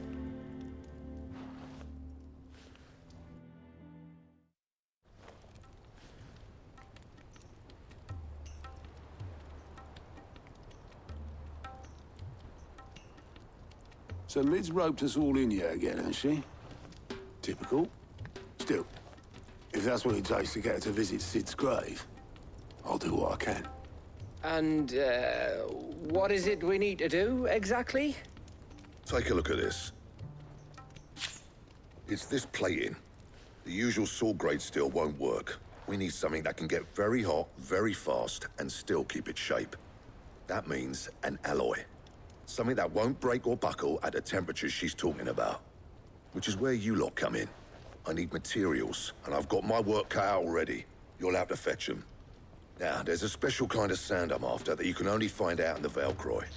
Stardust, they call it. As for the rest of the stuff, my usual supply should have it in stock. It just needs buying and bringing back here. Well, we'll get it done quicker if we split up. One of us should probably give you an hand coat in the sand. And the other can go and get the rest from this supplier. Right then. Well, make your minds up who's going where, we can get this over with. You going after the Stardust then, are you? Which one of these 2 lucky souls is going with you?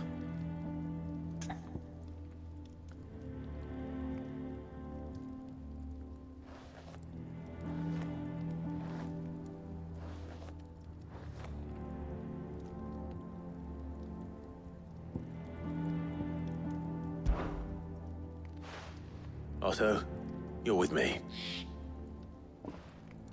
All right, then. Where do we find this stardust, and how will we know it when we see it? There's a river that runs through the southern reaches of the Wellcome. It's the black sand that washes up on its banks that you're after. And I'm guessing you'll be needing sackloads of the stuff. Might be worth hiring porters at the Dalimil Inn. I'll head down there. See about finding us a wagon. All right. I'll meet you by the river. Yous two take care, eh? I'll go and see this supplier. Just don't let the bastard fleece you, eh? He wouldn't do that. He's Blackthorn's mate. Isn't he? Best of luck. Otto. Sorry I'm late. Oh, Clive. I had a quick scout about, and I reckon this area's our best bet.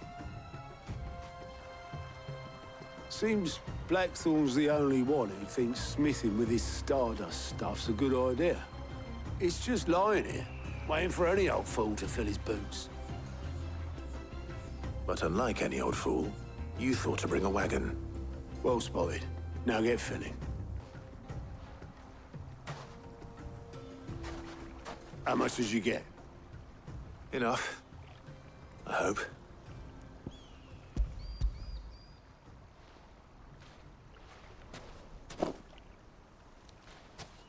More than me. Put it all together and I can't see Blackthorn complaining. Much. Here, Clive. Do you fancy a walk?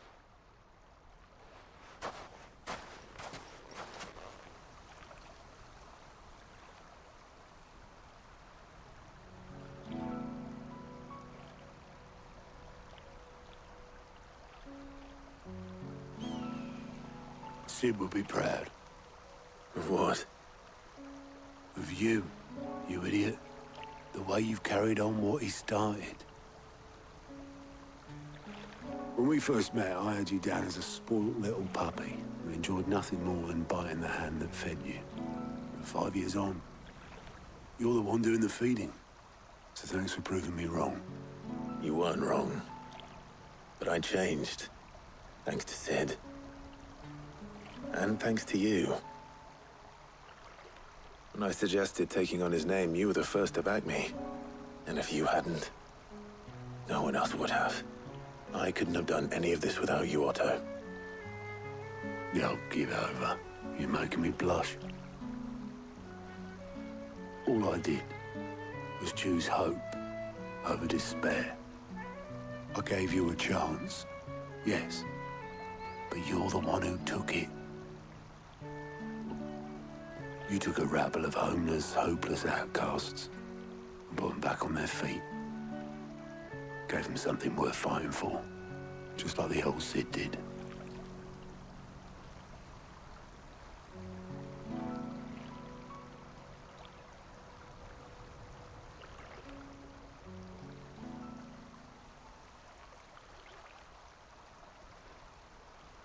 About time I was heading back, I reckon. All this scrabbling about in the sand's taken its toll on the old pins. I'll see you back at the hideaway then. You can take a well-earned rest when you get there. Oh, I plan to. Believe you me. But I'll make sure Blackthorn gets his precious black sand before I put my feet up. He'll only moan otherwise.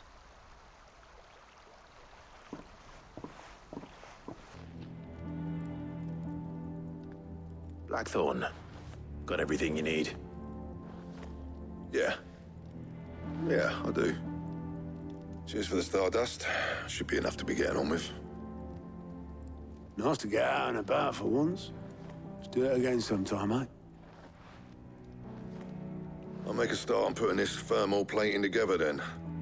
It'll take some time, mind. So if you've got other things to be getting on with, I could do without you breathing down my neck. Thank you, Blackthorn. I'll let Mid know construction's underway. Suppose we'd better be getting back to work too. Give us a shout if you need anything.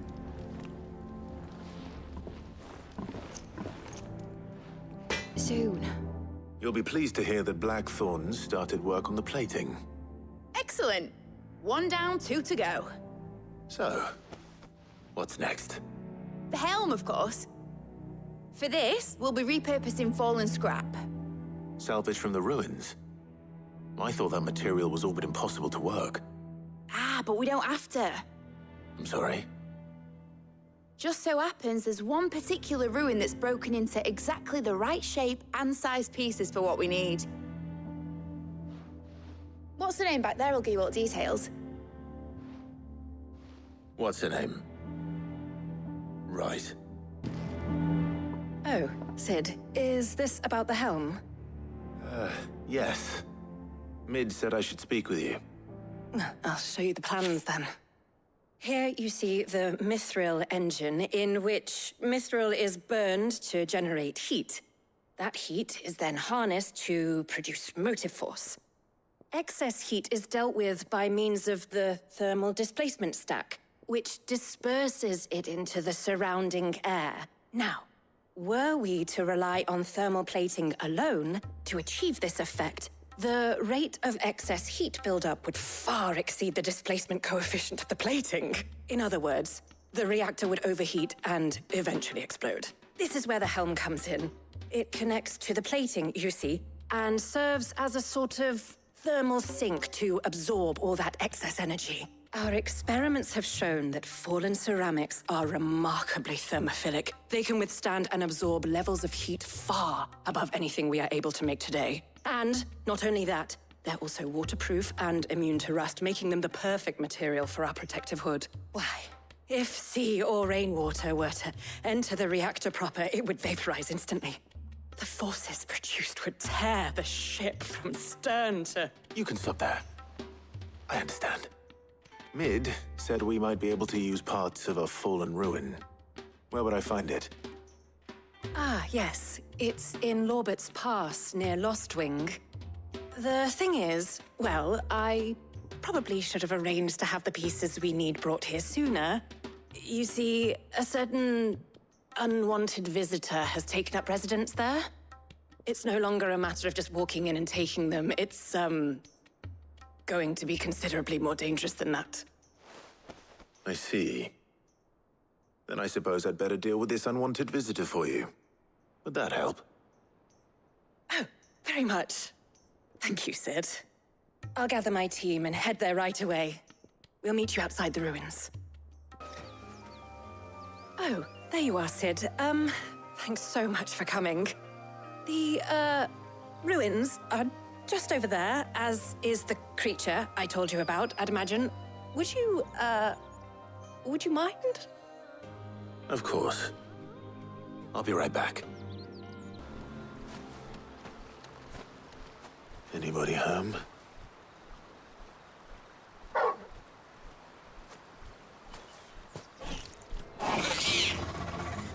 This must be our unwanted visitor. Time to go. The things I do for you, Mid. Sid! Oh, thank goodness you're safe. You shouldn't have any trouble now. Indeed. Well, don't let us keep you. We'll, see that everything is transported safely back to the hideaway. All right. I'll let Mid know you're on your way.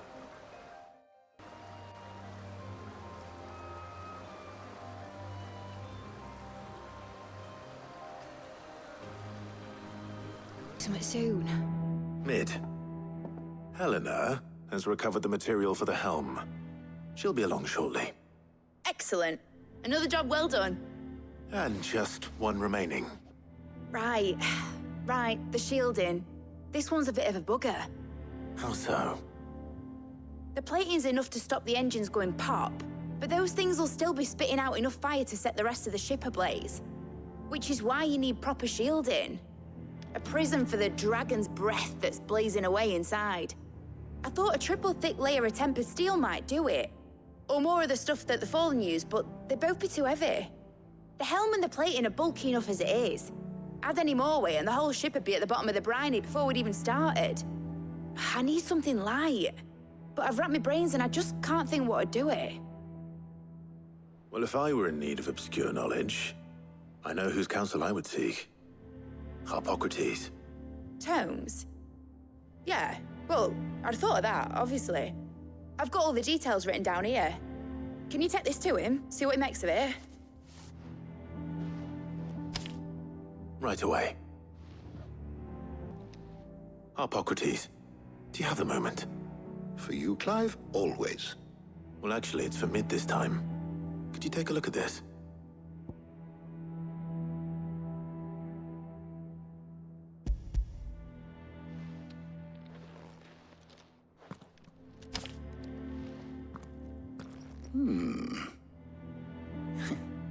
Shielding for a mithril engine.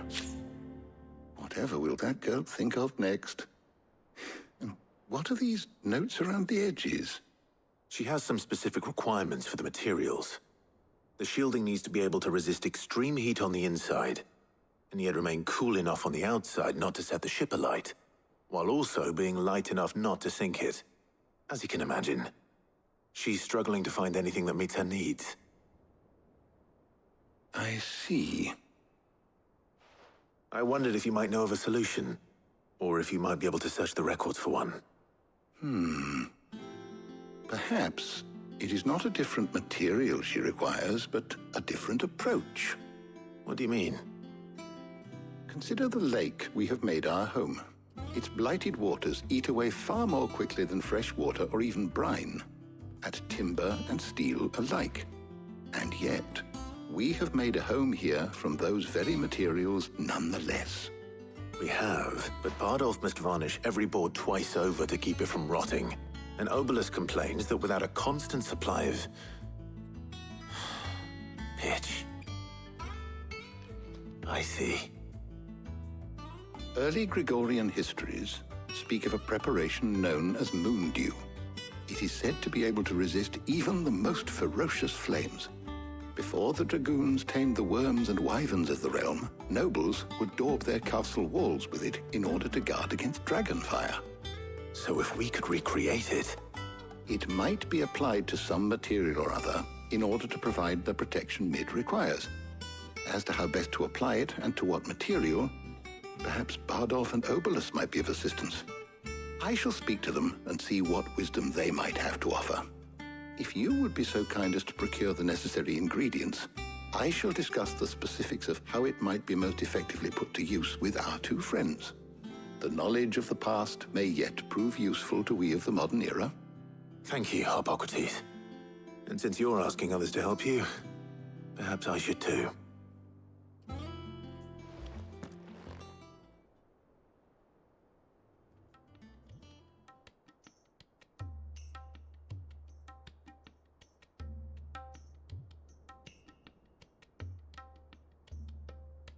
So you need a hand, do you? We do. I'll be heading to market for the ingredients we need. I could do with some help. And some company, too. The other can assist me in researching how best to prepare the shielding itself. Can we count on your aid? Always. Well, if Jill's game. Thank you. I am sure either of these fine young minds would prove indispensable in my research. I leave the decision as to who will go with whom in your capable hands, Clive. So, Clive, have you made your decision? Who will accompany you on your little excursion?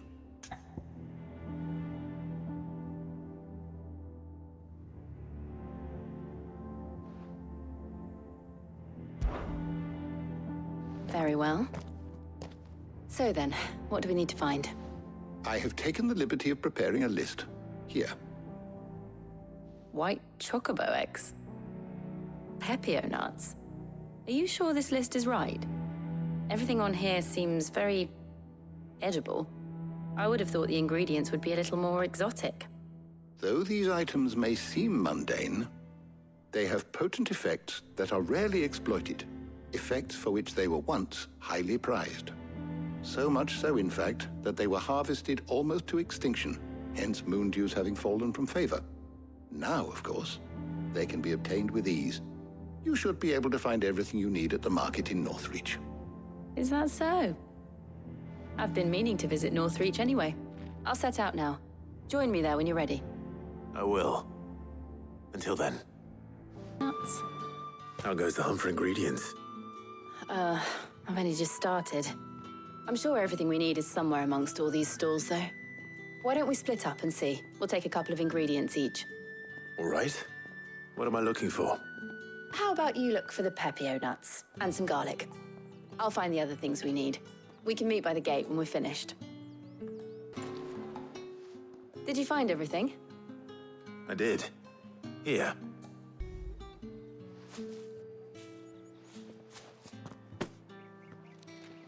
Garlic and pepio nuts. Perfect.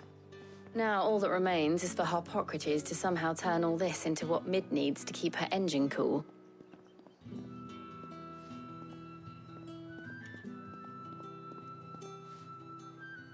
But before we head back, would you walk with me a while?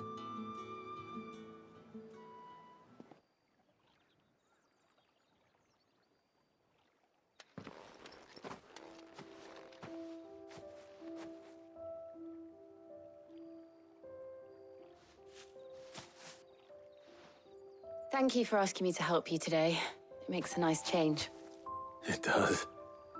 It's good to get away from all the battle and bloodshed for once. Just being here reminds me of when we were children. Do you remember? Walking down Market Street in Rosalith, taking in the sights and smells. How could I forget? What with Torgal's antics. Remember how his nose would prick up at the scent of sausages? He'd go racing away and we'd have to go running after him. We wouldn't catch you now, would we, boy? Was there anything you wanted to buy for yourself while we're here? There was, yes. Well, sort of. Molly in the kitchens told me about a place that sells particularly good pies. Thought you might like to share one with me. I would. Thank you. And I saw some bread.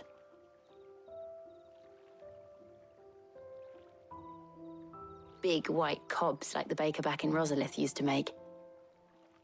What do you think? I thought we might get some soup to dip it in. But then I tried a slice of the butcher's dry-cured ham and it was just... oh! You all right? Sorry. It's just... you're right. I really do feel like a child again being here with you.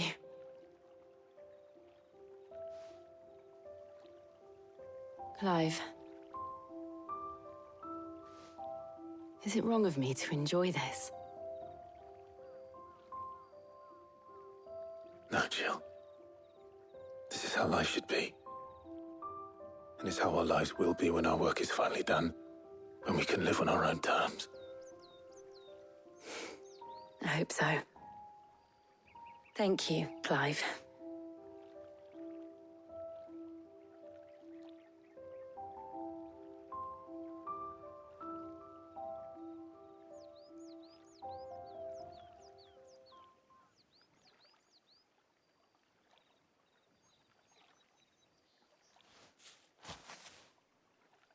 Well, I suppose we better be getting back. I need to give these ingredients to Harpocrates and Talia. I'll see you at the hideaway. Take care. I will. You too. How's work on the shielding progressing, Harpocrates? Well, very well indeed. And thanks in no small part to your kind assistance. I was just explaining to Talia how we might best go about preparing the Moondew. And now that we have all the ingredients, we may begin. You can count on me. I've mixed more than a few mysterious concoctions in my time. I'm sure you have. What about the shielding itself? Work is underway, under the watchful eyes of Bardolph and Obolus. Apparently, it'll be ready soon. Thank you. All of you. Right then. Jill, would you join me in the infirmary? Many hands make light work and all that. Of course.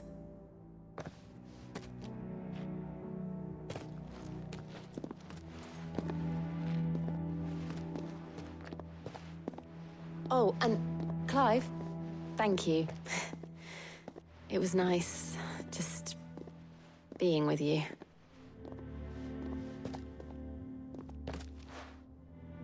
It appears our work here is almost at an end. A shame. I was enjoying playing the man of action for once. When both the shielding and the moondew are ready, it will merely be a matter of applying the one to the other. Followed by a rigorous process of testing and retesting, of course. Perhaps someone ought to warn young Mid of that. Leave it to me. Thank you, Hippocrates. Sorry to keep you waiting, Mid. But you'll be pleased to know that work on the shielding is underway. You found something for it? In a manner of speaking, Hippocrates knew of a substance that's highly resistant to heat. A coating that should provide the protection you need. He's supervising the construction and testing of the shielding as we speak. Brilliant! I knew you wouldn't let me down. Don't thank me. I'm just the errand boy. Right then, better start working out how to bolt all these bits together. To the Black Hammer!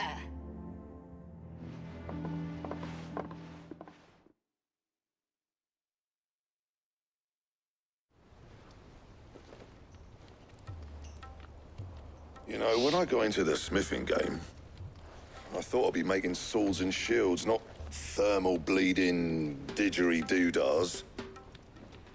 Displacement stacks. Same difference. Whatever you call it, I ain't putting it together in here. It's cramped enough as it is. Let's take this outside. Mid, you get all the parts lined up on the deck. I'll take care of the rest. On my way! Oh, and bring me the biggest hammer you can find.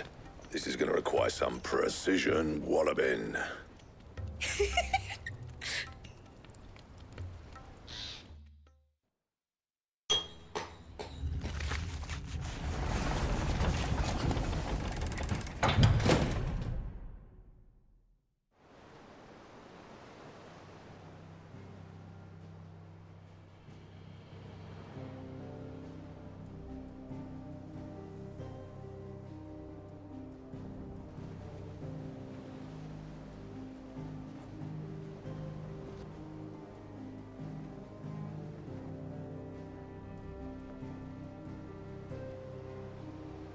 It's finished! It's finally finished! Thank fuck for that. I'll be feeling my hammer arm for weeks. Thank you, Clive, Blackthorn, everyone. That's one down and just 3 more to go. I'm sorry. Oh, didn't I tell you? The Enterprise has 4 mithril engines, and we'll be needing a displacement stack for each. You don't mean... Don't worry. Now they've got a finished one to work off, my gang in Canva can build the rest. Good luck to them, I say. Right, I'm off to get a sling for this elbow. Any other work comes in, keep it to yourselves, eh?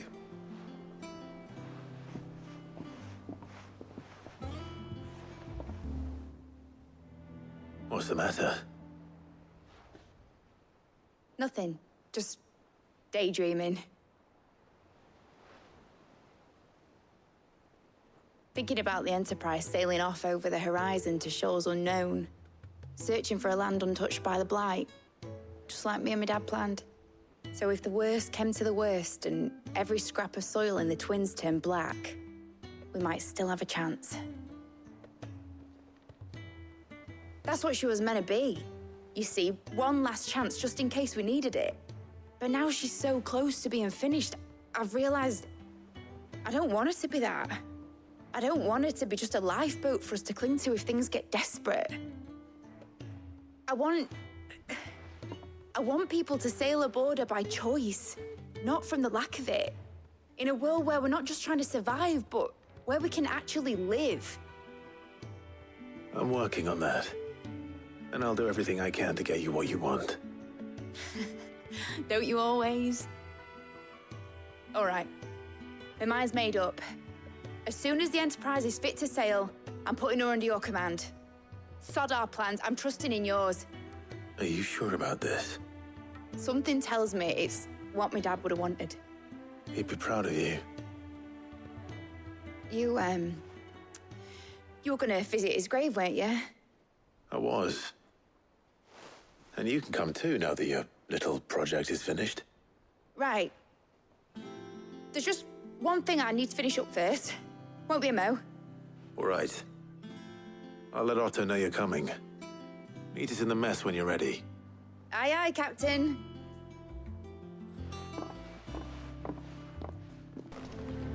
All right, Clive. Asterix. We'd finished sending half the hideaway traipsing across the twins, has she? I swear, that girl'd do anything to put off visiting her old dad's grave. No excuses now, though, eh? Not quite. She said there was one final thing she had to take care of. I'm sure she'll be finished soon enough. She said that? In those words? She did, yes. Clive? Were you born yesterday or something? There is no thing. She'll probably be halfway to Canva by now. Mid. I might still be able to catch her. Obolus, have you seen Mid? Yep. In a boat, going that way. Then I'm too late. You in a hurry and all, are you? Oh, I offered to take her across, but she wouldn't wait. Just paid for a dinghy and rowed off. Oars going like the clappers. Got some life in her, ain't she? But anyway, I was on my way up to see you, as it happens. Got a letter for you. Urgent, by the sound of it. One of your uncle's men said I was to hand it to you in person, post-bleeding haste. And you're here now. Thank you, Obolus. Don't mention it. What tidings, Uncle?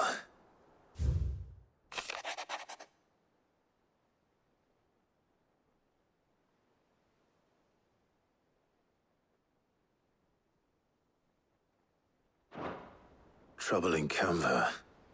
Well, I'll need someone to keep an eye on Mid.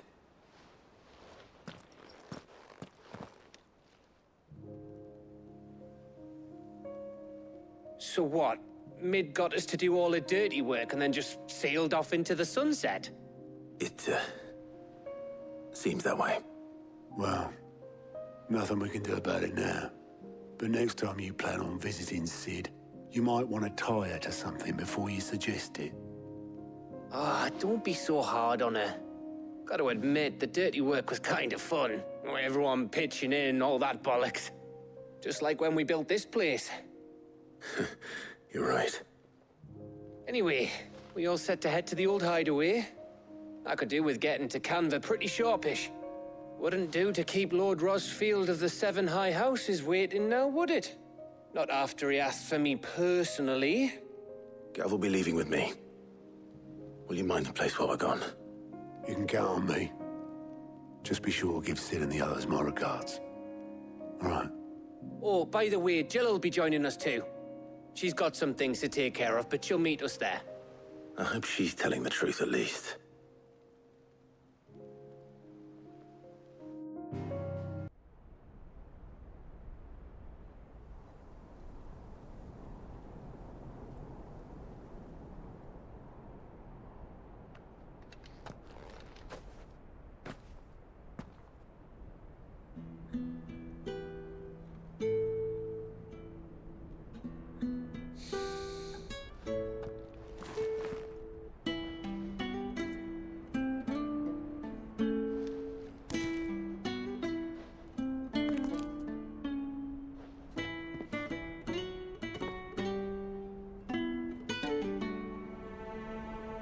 Well, Sid, I remember what you told me. That if no one is listening to what you have to say, you may as well not say it.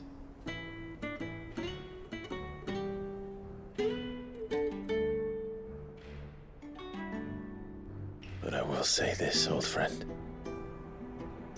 Hugo Kuka is gone. His shadow looms over us no longer. It's a pity the Phoenix can't be in two places at once. If he'd have been with us, maybe he could have done something for the lost. Not even the Phoenix can bring people back from the dead. Life has a beginning and an end. So we must live while we have the chance. And not as slaves to the crystals, but as free men. May we join you?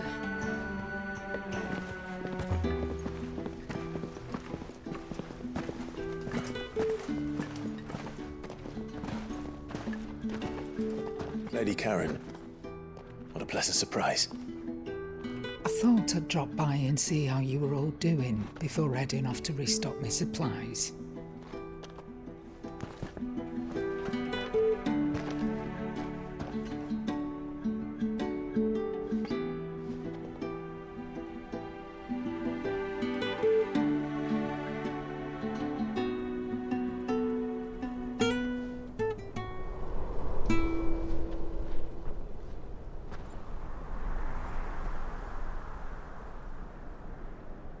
It wasn't the most scenic view back then, but it were never as bad as this. I know. The Blight marches on. And soon, there will be no escaping sights like these.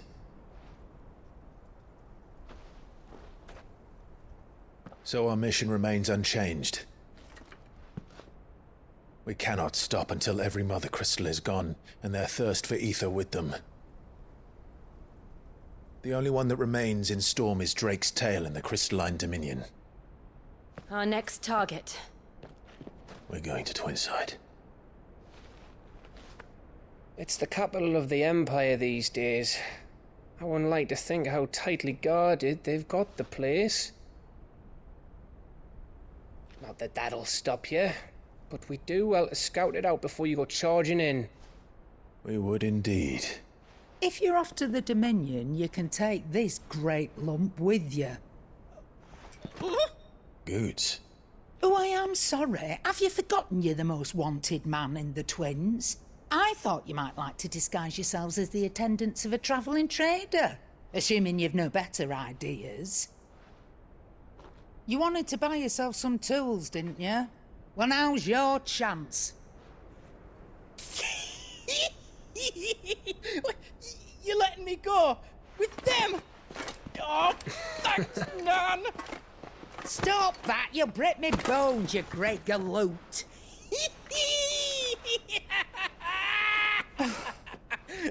There's a caravan that runs back and forth between the Dominion and the Bocklad markets. It's managed by the Merchants Guild. Just show them Goots' traders pass and you'll be on your way. It'll be a damn sight less risky than footing it the length of the Crystal Road. That's for sure. Thank you, Karen. And glad to have you with us, Goots. Okay then. I'll get me things and I'll meet yous there. See yous down in Bocklad. Get off! Me poor fingers! Jill, you're with me.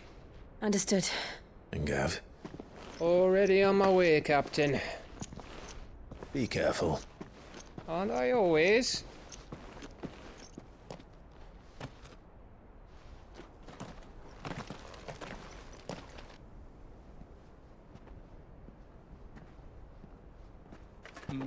Do you see that, Sid? Your protege's making a proper little outlaw of himself.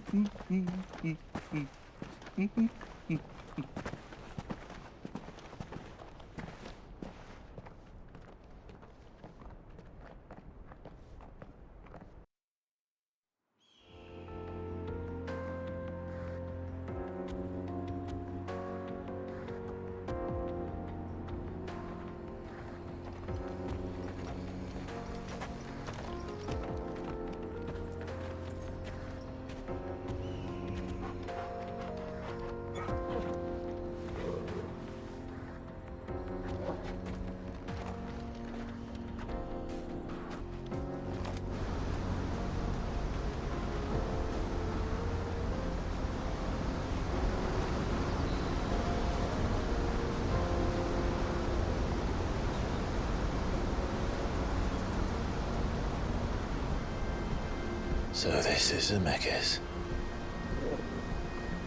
A The land of the gods. It's even more impressive than I imagined. I remember being captivated by the story as a child. Long, long ago, man was overcome by avarice and challenged the gods in a bid to win their power. The final battle took place here, at these falls. Or so the legend goes. If anyone ever manages to plumb those depths, perhaps we'll learn if there's any truth to the tale. That the gods emerged victorious and punished man for his defiance by visiting upon him 2 curses. Dominants and bearers. To tell the truth, I always thought it strange that the dominants and their icons were deemed a curse. Back home, the dominant inherited the throne.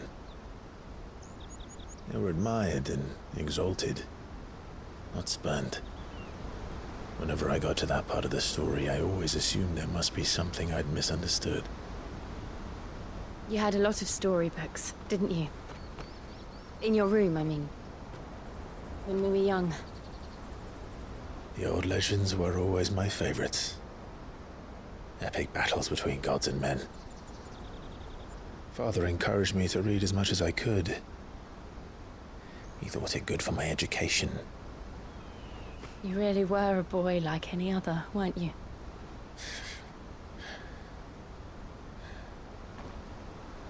Just look at this place. It's enough to make you believe the legends are true. I know.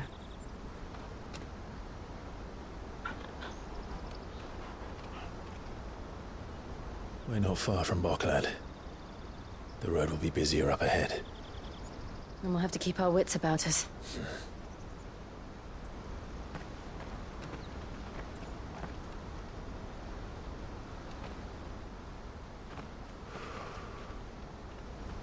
Clive? Something wrong? Nothing. It's nothing.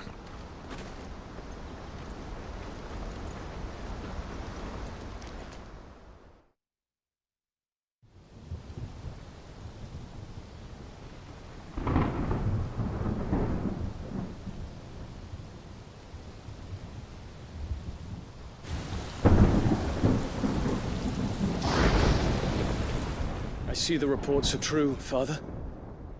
You have surrendered the throne to Olivier. I have. Emperor Olivier shall rebuild the Holy Empire of Sanbreque.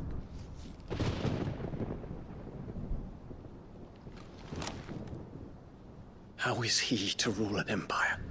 He is but a boy. I shall advise him until he comes of age. Father, please. Or for as long as I am able. The empire we seek to build needs young blood to rule it, and I can think of none better suited to the task.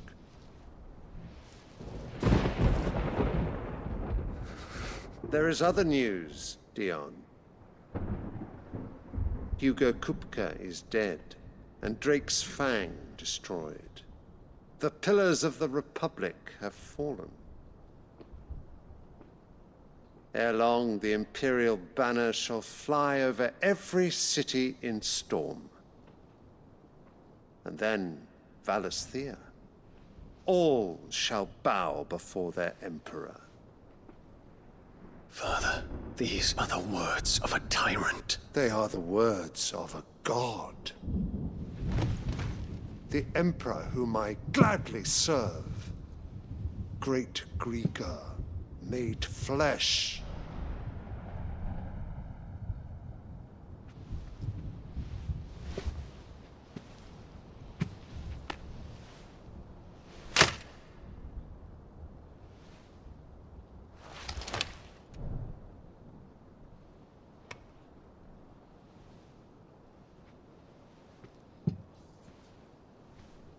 Return to your camp, Dion, and ready your forces.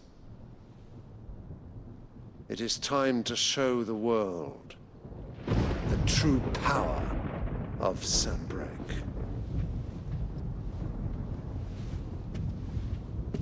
Father. I find you much changed. Is this truly the path you wish to tread? Or are these the ambitions of another? Of Ultima, perhaps? What nonsense is this? I speak my mind, and my mind only. Though I do owe Annabella thanks for reminding me of certain truths regarding the nature of nations, of rulers, and of the divine. You would trust the words of this traitress? She betrayed her country. She slew her husband. You have ever been an invaluable servant to Sanbreque, Prince Dion. I trust you will continue to serve your Emperor in the wars to come. The canker! Silence! Insolent wretch! You will bend the knee. All else is heresy. Sire, forgive me. This audience is over. Come, your Radiance. The Rowena Syndicate awaits your pleasure. Oh, not another meeting with silly old men. They're so boring. I'm hungry, Father. Can't we have luncheon instead?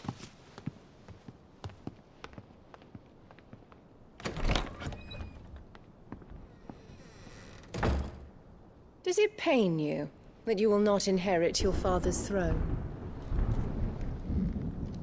I have suffered worse.